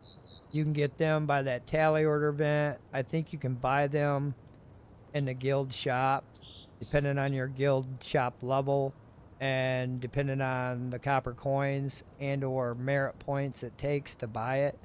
I'm pretty sure you can buy most of that stuff in your guild shop. They list some of those items on the guild market. So what the guild market does is it lists items for you for all servers. So anybody that, see, like I put a nice sword in there for sale. Not only people on this server could see it for sale, but people on other servers could see it. They currently got the market tied into cross servers. So like, if somebody on another server had a sweet item for sale and I had the money to buy it on my server here, I could actually buy it through the market. So that's a pretty cool option. Gives players the option to buy and trade on the market to make some extra coins, I guess. I'm pretty sure some of them guilds out there just farm nothing but maps. I probably can go to the market and find and buy some of them treasure maps. There's some guilds out there probably just farming the heck out of a certain resource or whatnot, and I've listed it in the market. People actually buy it. Actually, a lot of people buy stuff from the market that they can't physically get or find. There's some resources on the map that I actually haven't found yet. I haven't found the clover. That's a resource I haven't found. I think it's in a high tier area that I haven't been. It might actually be in the swamp area, which is deadly in its own fucking realm. So there's a few areas on this map that I actually haven't been, and it's probably there. But there's a few other plants that I haven't found. that I still need to find on this game. Rare wood and rare stone is very hard to come by unless you go to the hard areas to find it. I think you can find rare wood in the swamp area, and I think rare stones over there as well. Why not? But that would be the highest tier wood and stone, and the area that's in is where crocodiles just live. I mean, there's a crocodile every 2 feet. I think that area is packed with them. I actually haven't been over there. It's right actually here. It's actually not in, it's actually up here in this area. This area is not too bad, but for the most part, it is a level 50 area, 50 to 60. But this area right here is the swamp. Somebody's actually built right next to the swamp, so they're just farming the hell out of whatever's here. That would be crocodile, hardwood trees, or whole rare wood trees, and then rare stone probably down in there somewhere. Whatever else may be in the swamp. But yeah, I haven't actually been to the swamp.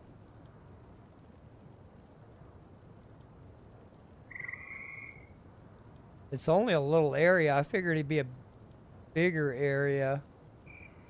Another biome by itself. Maybe on an island or something.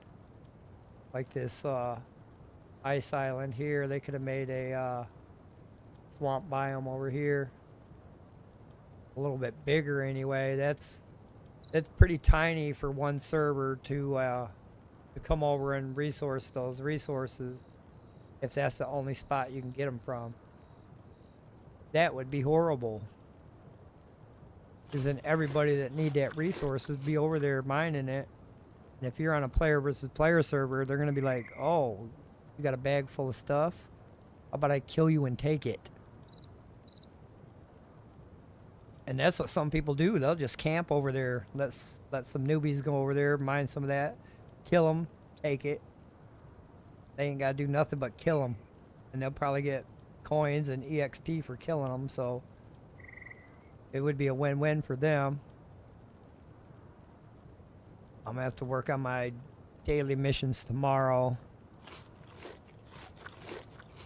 Here soon. I've got to start getting my ass ready for work. Gonna be a long night. It's been a while since I've been on third shift. Damn near almost 10 years. Been a minute.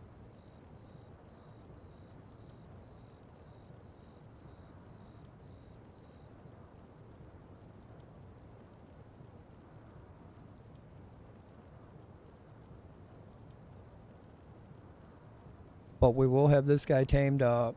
I'm trying to look at the time and look at the obedience level. Might not be able to get his ass home. But then again, I might. If he will mount this horse, I can get him there.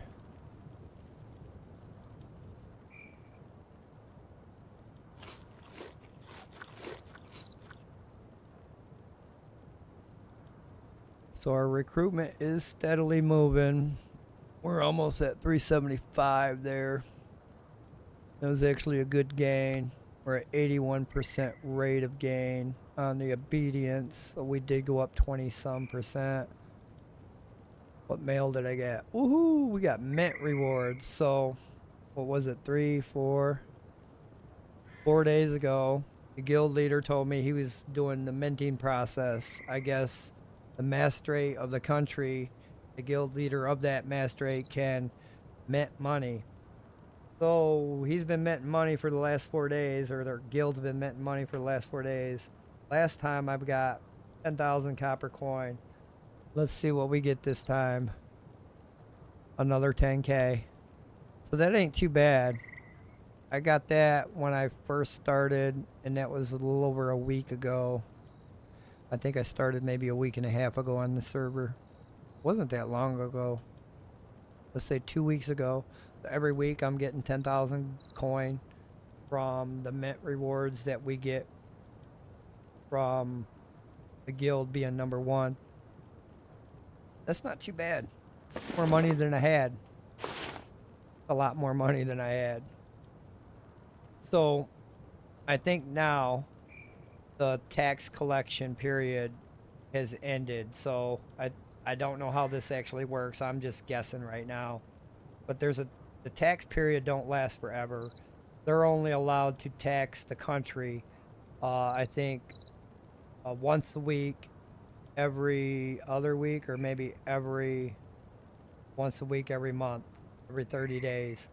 So you can tax the country for a whole week. They pay taxes, and I think all those taxes they pay gets minted, or it is process of minting when taxes are paid, and then when the taxes are done paid, each guild member, so said, gets 10,000, and then maybe more gets distributed to the higher level. But for the most part, I gotta try to understand how that minting process works. I just know it works and we get money. That's all I know. Whenever the guild leader says he's doing the minting process, I'm like, yay! 4 more days, 5 more days, I'll be $10,000 richer.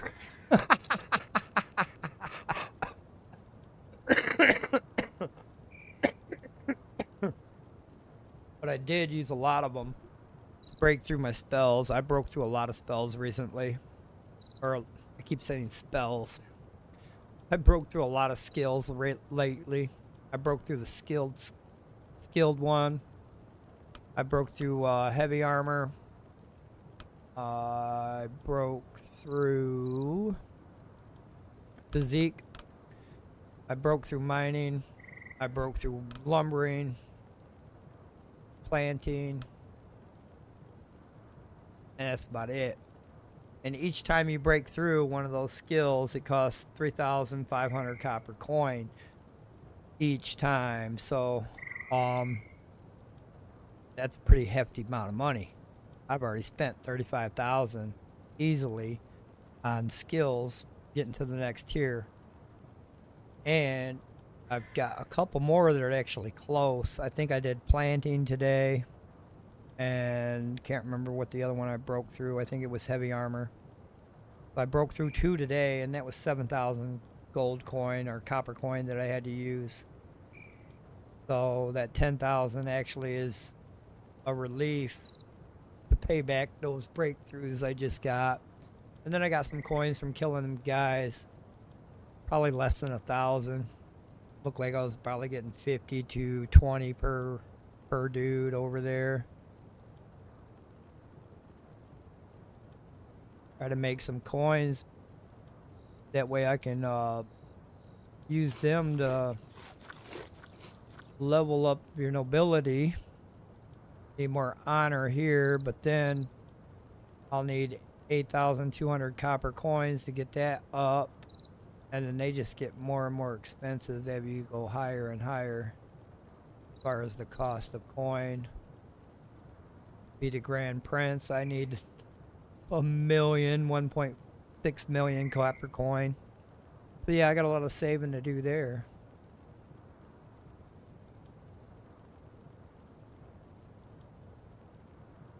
Hopefully my gain will be more than my loss. I know the next breakthrough at 600 it is, I think it is. I think that one's doubled in cost, so it might be 7,000 break through that one, and or 10,000. Hopefully I'll have the coin by then. If not, I'll be stuck on that tier until I do. This guy, he's actually almost done. And it was a little over an hour. Actually an hour and 15 minutes. And it's still going. I may or may not get him home. Still got a half an hour. See what the time brings here. Hurry up and get his ass tamed.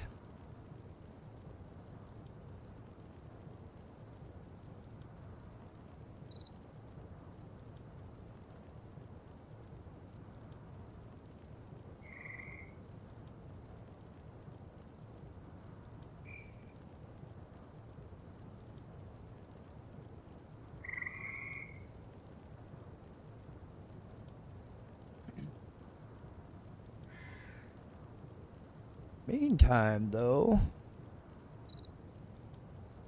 close.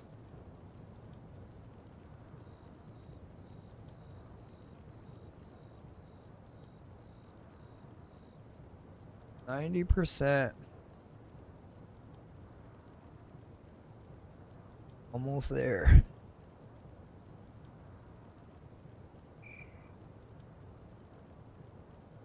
We'll actually finish off a journal as well. Give me some more EXP popcorn.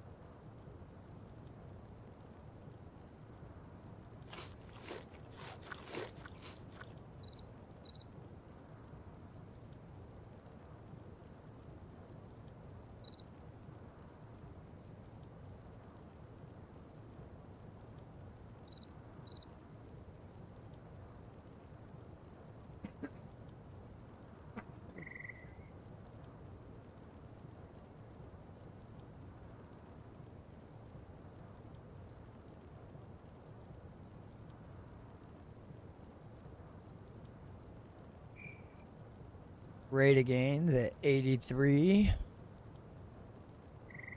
It actually got 20% better since we've been taming this guy, so the next time we tame another one, it should go a little bit faster than an hour. Now on the other server, I had it up to almost 200%, so it can grow higher than 100% gain. So working that talent or that skill, improve your gain. And then these level 30 guys that have taken an hour to do this, it would take 20 minutes, 30 minutes, not an hour. On the last server I was playing, I had these guys down to almost 30 minutes. I could tame one in 45. Less than that, actually, because my rate of gain on my obedience was like damn near almost 200%. That would have knocked it down to 30 minutes versus an hour.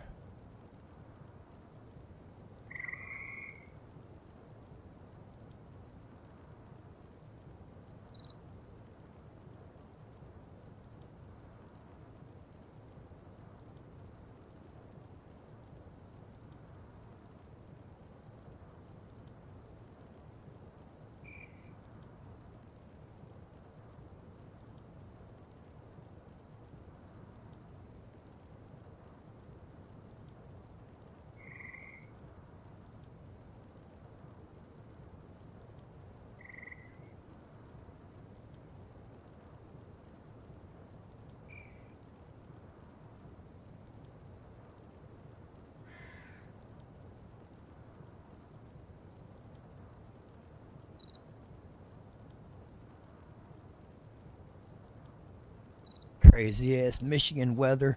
We were 70 degrees just like 2 days ago. Now we're jumping all the way back down to the 20s. Welcome to Michigan.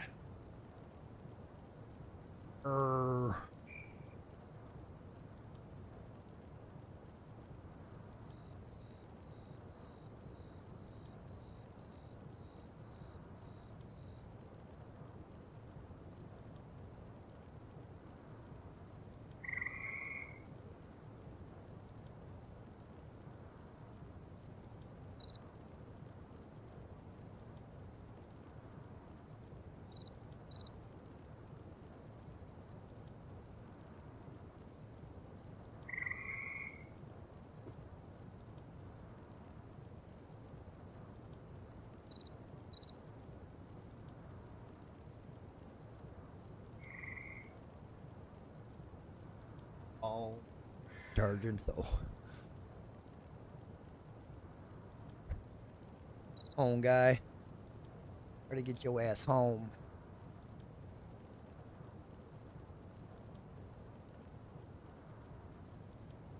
I got to leave the house by 10 o'clock.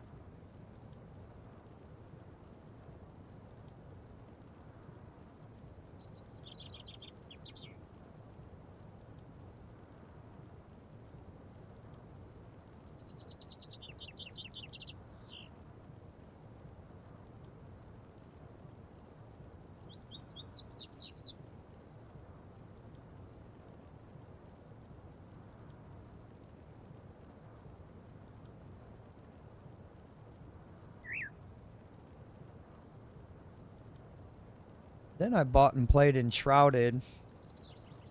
Only played a little on that game. I actually made some videos on my YouTube on how to terraform a basement. But that game's got an actually good roadmap to it. And when they start releasing updates, I actually want to start going back to playing that one. Shrouded was a pretty good game. Got a lot of potential for the type of game it is. They're adding a lot of events, like timed events, world events, I think. Co-op challenges that they work together and gain the same rewards versus what they had before. I know they're adding water to the game. The game don't have no water to it at all, so I think that's going to actually change the map layout when they do. So the new download will probably erase all old games. So I'm waiting for them to patch that one up, and then I'll probably go play some Enshrouded back and forth, maybe.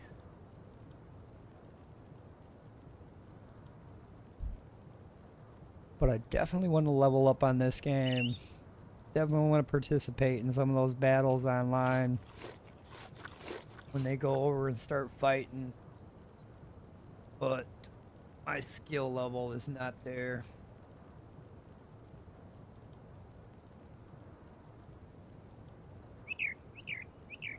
Nowhere near where I should be. A lot of this is stuff that is like boring to watch, as I would call it. If I was over there crafting up iron or steel bars, that takes a minute, but you actually have to do that part of the game or you won't get that gain in your skill. So like if I didn't do this part of the gain of the tame, then I wouldn't get none of the skill. So you gotta do a lot of things in this game to get your skills to work, or get them up anyway.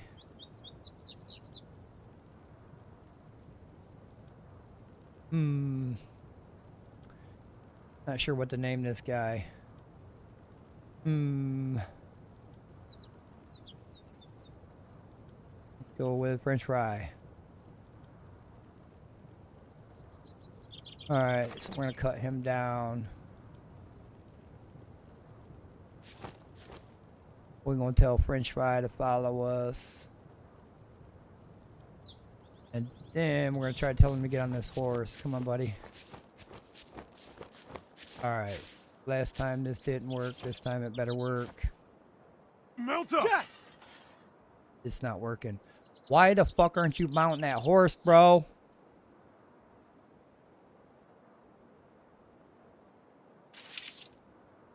I need you to ride that horse, guy. Mount up! Yes! This horse right here, I need you to mount it. Is there a permission that you can't?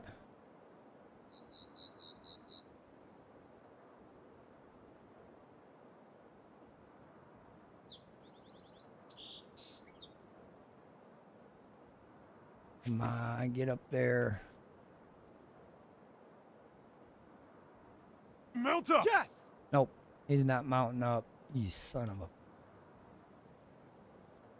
I don't know if I got enough time to run him back or not.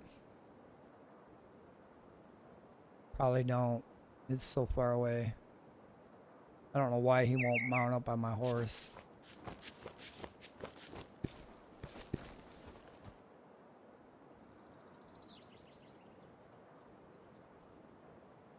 Archers! Attack! No, we don't want you to be an archer. Mount up! Yes! Mount up! Yes! Dismount and fight! Mount up! Yes! Not happening.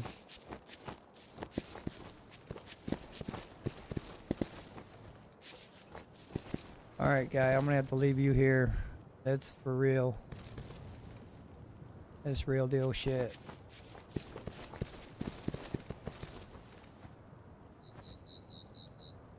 You're gonna have to work this, let me see what you are on food.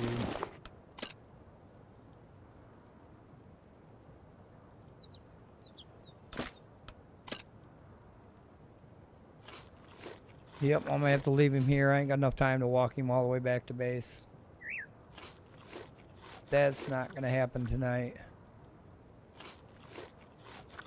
But what I will do is I'll feed him.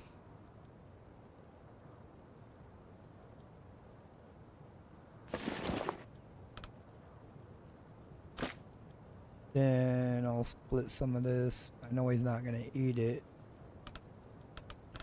Put that as an inventory.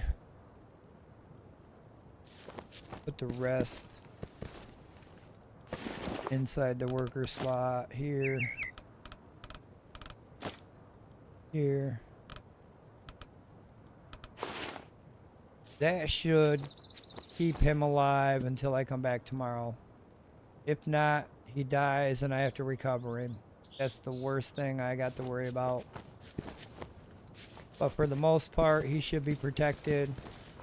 A good 2 days under this banner. I'll be back tomorrow. I'll pick him up and take him home. But right now, he's got to stay there by himself. I can't haul him back over 1,000 meters on foot. And then I'm going to have to get another horse. He might not be able to ride this horse. So I might get another horse that I tame. I got this from a guild owner, but it still says I'm the owner of it. Or that was that flag. Anyway, I gotta get back to base. We're gonna leave him here. He should be good. I put food in his inventory, food in the bench. Bench is protected with that flag. It won't decay. Nobody in the world can fuck with him. Being a player versus environment server, everything here is protected. They can't access that inventory. They can't move him. The only thing he can die from is those guys over there. If they come out and they somebody can grief those guys and grief them over here, they might be able to kill him. Random wolves or random bears might be able to kill him. Let's just hope he don't die. We gotta leave his ass behind though. He will not mount this horse for some reason, and I've been having that problem with my warriors trying to mount a horse. They just won't. And now I'm thinking maybe it's the horse I've got. Maybe he won't mount this horse. So tomorrow we're actually gonna get another tame. We're gonna come back over here with that other tame and see if he'll ride that tame. If he doesn't ride that tame, then there's a bug in the system, because they usually get up on that horse and ride it and follow you around on a horse. I'd rather him do that than walk fucking 1,600 meters back with me. Walking would be like not happening. We'll come pick him up tomorrow, especially with this wolf. That wolf probably would have killed his ass. Or I'd have to kill the wolf, wasting time trying to get back, and then I'd have only made it halfway. That's why I made the decision to go without him. Because I'd have made it halfway, and then I'd have been like, oh, I gotta log off. I can't log off here and leave you there. So we'll come back tomorrow and grab him up. Probably grab one of them level 20 horses. Well, them are deer.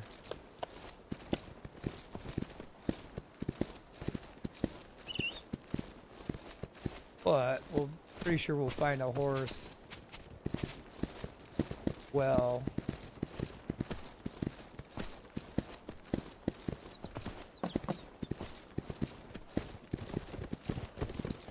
kind of figured that would happen.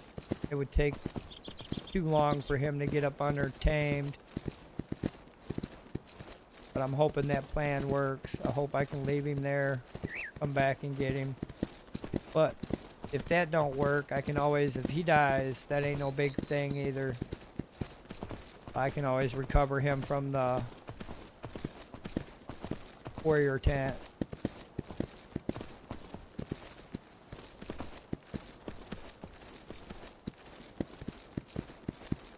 Granted, it might be 45-minute wait, but he can still be recovered if he dies. Now I'm wondering if he's gonna die from starvation or somebody kill him.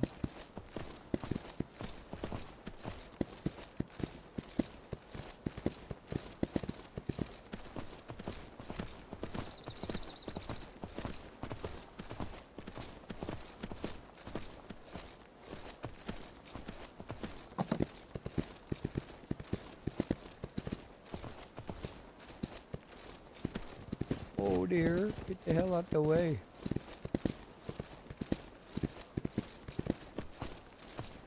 We're gonna put the horse in the stable, make sure the horse is good for the night. I did pack food in there. He should be good.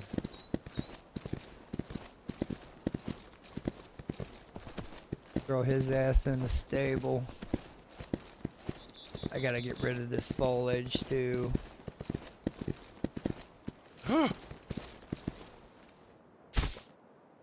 Yeah, real quick.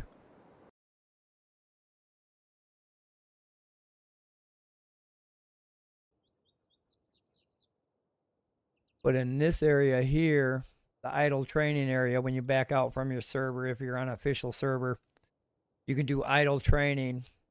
This will put reserve proficiency points in whatever you idle train. You can idle train up to 3 at a time. So tonight I'm going to do armor, recruitment, and tame. So hopefully we can get that all good up to go. And then I'll be able to get another tame tomorrow on that horse. Go out there, go back and get that warrior picked up. I'm surprised. I thought I had that was a journal quest. Let me check that out.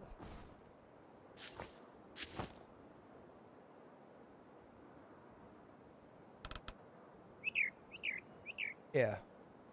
So recruit a leader warrior. And that was Colonel I got. Gives me EXP and coins.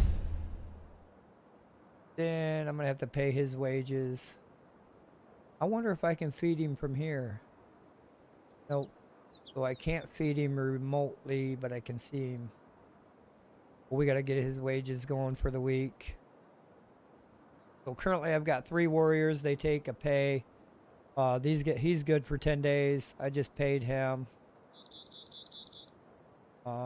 He's good for 10 days.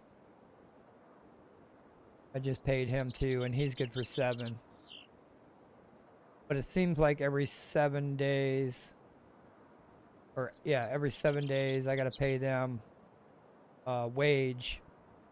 If I've got 3 of them at $200, I have to keep up on making money to keep them guys' wages paid. See where we're at on the recruitment side. We did move up a lot, so I'm gonna keep these points here in my skill proficiency. I am gonna do recruitment tonight, so that'll put the points down here. My reserve points will go down here when I do the idle training, and then when I come back tomorrow and do recruitment, I should be able to push this to 450 easily if I tame another level 30 dude. But if I start another tame, the proficiency's already high, so that one's gonna be cut at least by 1/4. So instead of taking like an hour and 10, an hour and 15, it's gonna take 50 minutes. And close to 50. I'm just guessing at that one. I pretty good at guessing when it comes to these efficiencies. Like I was saying, if I keep this at 6, put points here, definitely tomorrow, the next tame, he will take 40 minutes, and this will actually go to the next breakthrough.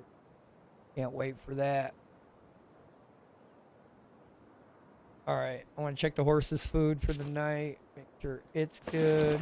No, it's got plenty. Alright, let's put the horse in the stable here. Check on these guys and their food. He should have enough food until I get back on tomorrow. And that's almost 24 hours from now. I'm hoping this should be good. Check on it again tomorrow. Should still be mining iron ore. Check that. Alright. This guy, he's watering these plants. He should be good on food as well. Need to harvest these if I can. Nope. They're almost done. Get that barley done. That'll go for some of that bread, that horse feed. But yeah, the metal foundation don't look too bad in the light. I actually haven't really looked at it in the light. I'm not sure what the metal walls look like. Stone foundation, not too bad. Got a little print pattern in the middle. But I really like the metal foundation.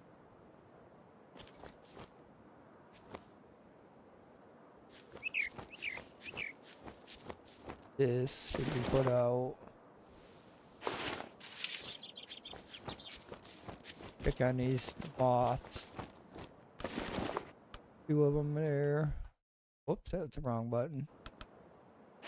Put the right button to collect the moth. This is a slow ass gain. I need multiple ones. That way they do it separately. If this takes an hour, 8 minutes, then yeah, I need multiple of them, multiple of these. I can separate these guys. That way we can have 4 or 5 of them working on making silk. I barely got any. Oh, 9 pieces. It gives me good EXP when I make it, and then it works for the armor side of it. But for the most part, I need more than 3. But I should get good experience point on my armor for this. Make a couple of these here. Appreciate that, my man. Thank you. I stream every day. This game, I can stream other games as well. I play multiple different games. I stream on YouTube and Twitch. Thanks for the likes and the follows. Appreciate you guys. Thanks for the views. Thanks for stopping by. Hope you guys are having a great night. I'm going to be getting off here shortly, though. I've done my stream. I started at 4:30 p.m. Eastern Standard Time.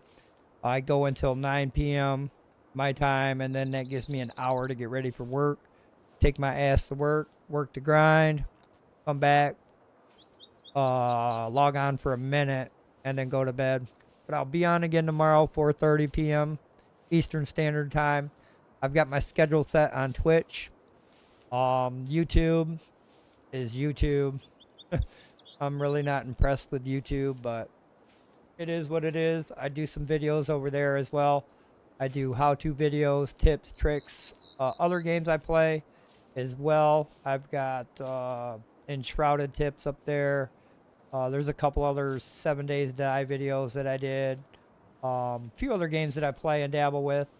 If there's a game you'd like to see me to play, just drop a comment. I'll be more than happy to play it. I own over 300 games in my library, so most likely it's a game I already have and can play right away. If not, I can purchase and get the game. Most games out there right now are under early access or new. A couple of them that's caught my eye, they're coming out that I may get into, but then again, I'm pretty much caught up into this one. I really like this game a lot. There is so much to do. So much subcrafting, so much crafting, so many workbenches. You've got taming of animals. You've got taming of NPCs. You can make them work on a workbench. This game has a lot of depth to it. And it seems to be fun at the same time. This is like my 4th restart. But this is where I'm at. I'm on a North American server. Number 24, I believe it is, under NA. Can't remember the name of the server. Let me see if it'll pop up when I look at the territory. Yes, it will. So I'm on number 2408. If you want to join this server and join the guild I'm in, the guild leader is more than happy to have you. We can have up to 50 members. I think we're currently at 35. Check that out. Yeah, we're at 35 out of 50, so there's room to grow. You don't have to do player versus player. If you want to come here and just hang out on a player versus environment server and build up your guy and work the game and have fun doing that, you can do that. Or you can try to be a killer like me and level up your guy so that you can go join some player versus player battles on other servers. With the options that the game allows, you can server teleport from one server to another to actually leave this server and go to another server. We can actually go from one player versus player server to another. We can go from one player versus environment server to another, vice versa. We can go PVE to PVP, back to PVE. So you have options.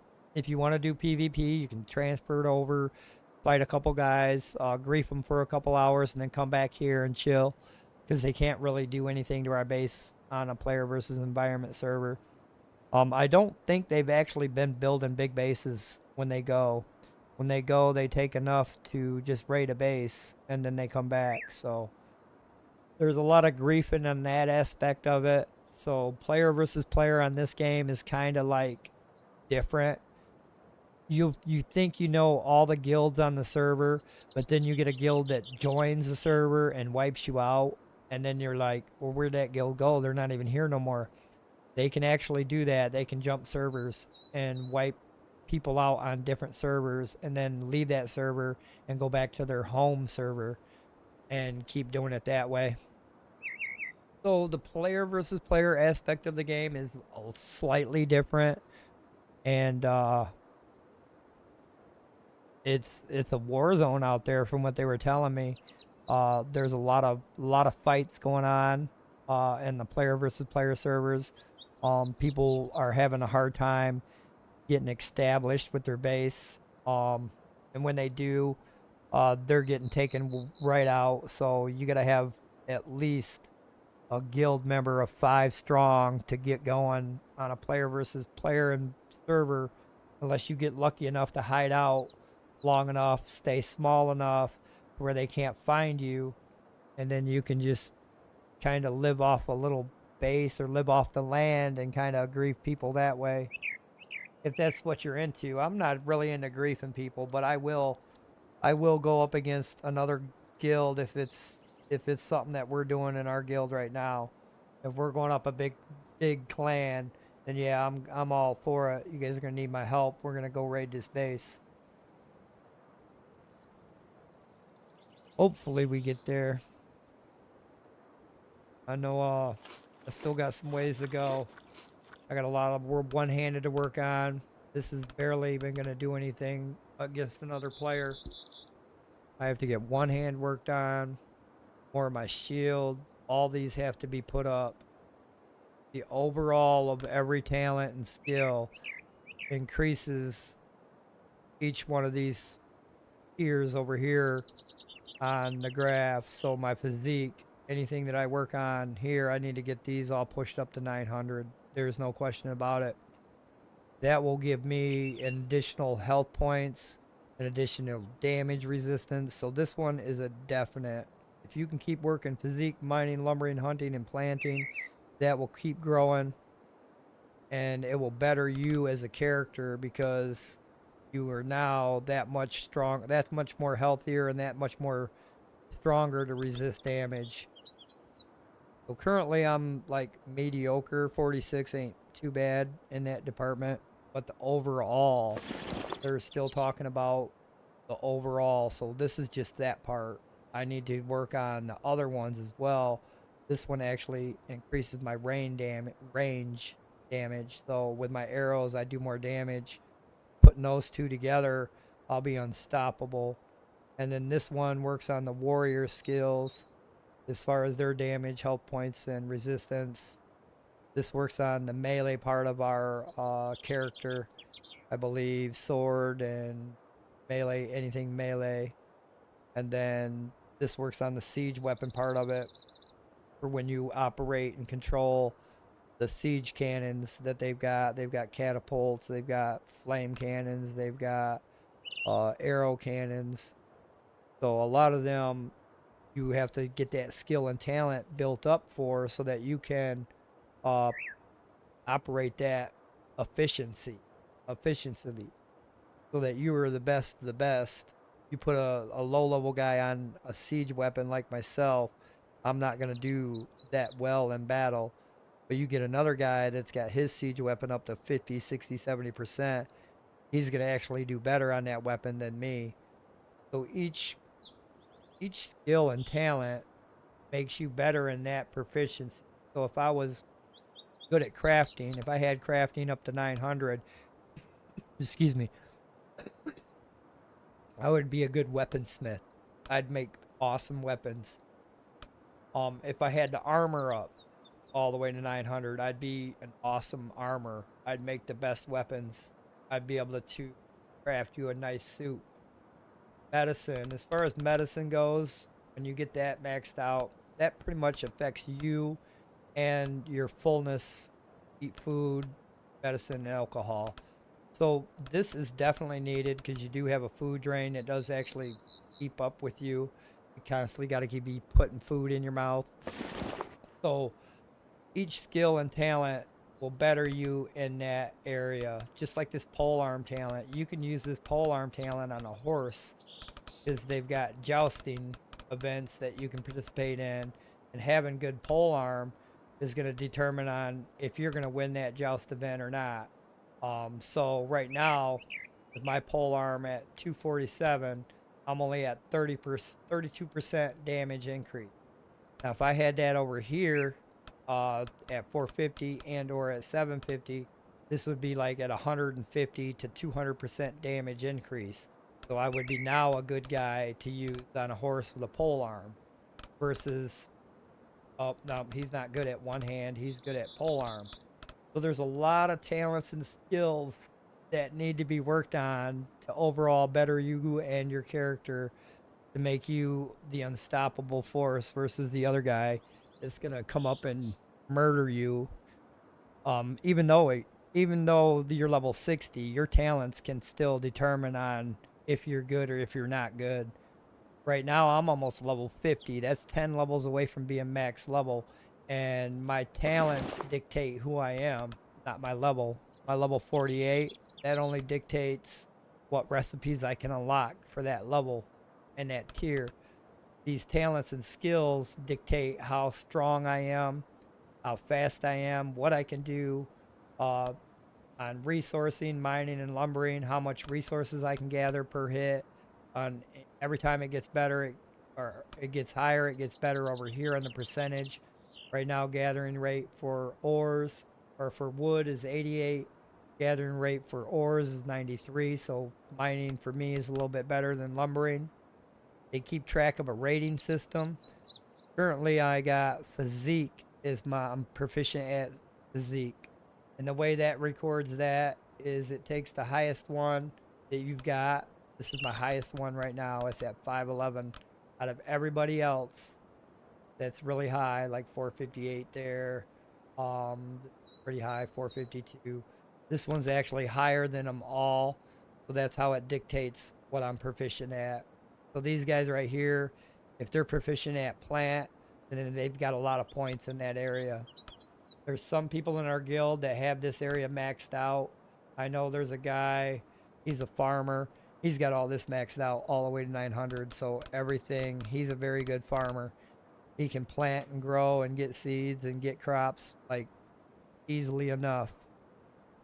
Me, if I tried that, I wouldn't get that much. Because right now I'm only getting 100% collection from low level crops. I would have to increase this tier here to gain 3 times harvest when collecting low level crops. So this is only like 100 times or 100%.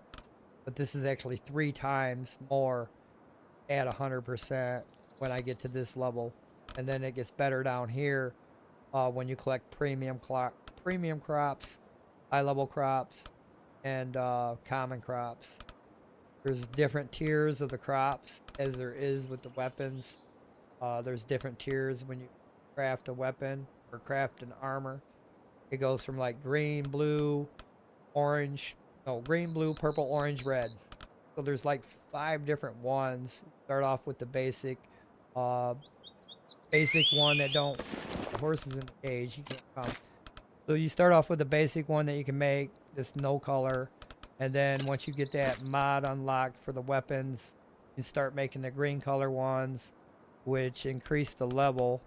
It gives it a quality level of 10 versus a quality level of low. And then you can start making blue ones, purple ones, orange ones, and red ones. As soon as I get this tier here all the way unlocked over here, I'll be able to make those color weapons. But for the most part, I gotta end my stream right now, everybody. I gotta take my happy ass shower, grab a shower, head my ass to work. It was great for everybody stopping by tonight, especially on Twitch. Currently, I got 8 viewers there. Thanks everybody for stopping in and checking me out. Been working on a lot of my Myth and Empires. Just explained what I need to do. A lot of your character is based on your skills and talents. Levels is just basically for all these benches and all the next tier items that you can craft and create. But for the most part, you want to work on your expertise points. And for example, like medicine. Now I can set this stone mill up to make some flour. Let's do that. I'll set it up to make some flour here. Now it's currently making flour. Every time it makes a piece of flour, I'll get a little bit of EXP kicked in. I should be getting EXP kicked in. Yeah, there. 0.035 EXP kicked in. Now, if I come up and work this station, which I want to, now I get 5.5 on the EXP, and I get proficiency gain and medicine. So every time that clicks an EXP tick, I get EXP in here. So you want to craft everything that you can, because that will apply that skill to that area. So right now I'm working on this stone mill, making some flour that is relation to food and medicine. The more I do that, the better this gets. The more better this gets, the better this gets. And for the overall, it's just how you level up your expertise points. And a lot of that is, this is a lot of time right here. It's going to take every 4 seconds, I'll make a piece of flour, and there's 87 flour in there. So we're looking at 5-10 minutes spinning around this stone mill just to work on some of that expertise points. So you definitely want to work on that. I've actually fallen asleep working on some of these, especially steel. When I'm working on 200 pieces of steel, I think it takes over 30 seconds to make. And if you got 200 pieces of steel in there, that's over an hour of sitting on that bench just crafting steel. But for me to craft steel, I would get 200 EXP every time I made a steel bar. So that's a good gain. It just depends on what you're making, what bench you're using, on your gain. You kind of want to keep up with your current level as far as what you can make. So like right now my level is 48. I can currently make steel bars. So what I would want to do is I want to continually make these steel bars until I get to the next tier, which is black iron ingots. As soon as I hit level 50, I'll be able to start making them, and that will be my go-to as far as when it comes to leveling up my guy here and leveling up my talents here. This one's actually almost to the next side. But this is for medicine. I'm going to let this run while I log off and call out. Dang, I just got more viewers as I'm logging off. Why does it work that way? I'm sorry, everybody. I gotta go to work tonight. I cannot call in. I cannot miss no time. This is actually a prime time to stream. I'm catching a lot of viewers come in at this end of the minute thing, but I'm actually 4 minutes behind. I gotta get off of here, everybody. Thanks for stopping by, everybody, on Twitch. I appreciate everybody that just stopped in. Lurkers, followers, whatnot. You guys are great over there. Thanks for the follows. I've got a new follower goal. It is set at 40. I'm trying to get up to 50 and beyond. Thanks for all your help there, stranger. You've been helping me out with the call outs. I appreciate that. I hope you've learned a lot in this stream. If you want to watch some more of my videos, I've got a YouTube channel. You can check out more videos I did on this. I've actually got them titled, so if you want to learn something about farming, you can watch that video and it'll talk about, I did some farming in there. Or if you want to learn about harvesting or some other things. I made a lot of different videos on this as I stream daily, so there we can, you guys can learn a couple different things that you may have missed. So check me out on YouTube, definitely on Twitch. Thanks, guys. But yeah, I got to get out of here. I'm already running late for work. Boss is going to call me and say, where you at? Thanks, everybody. You guys have a wonderful night. Thanks for stopping by. I will be on again tomorrow for sure, 4:30 p.m. Eastern Standard Time. Again, you guys have a great night. Have fun playing. I'll see you on the next one. Thanks, everybody.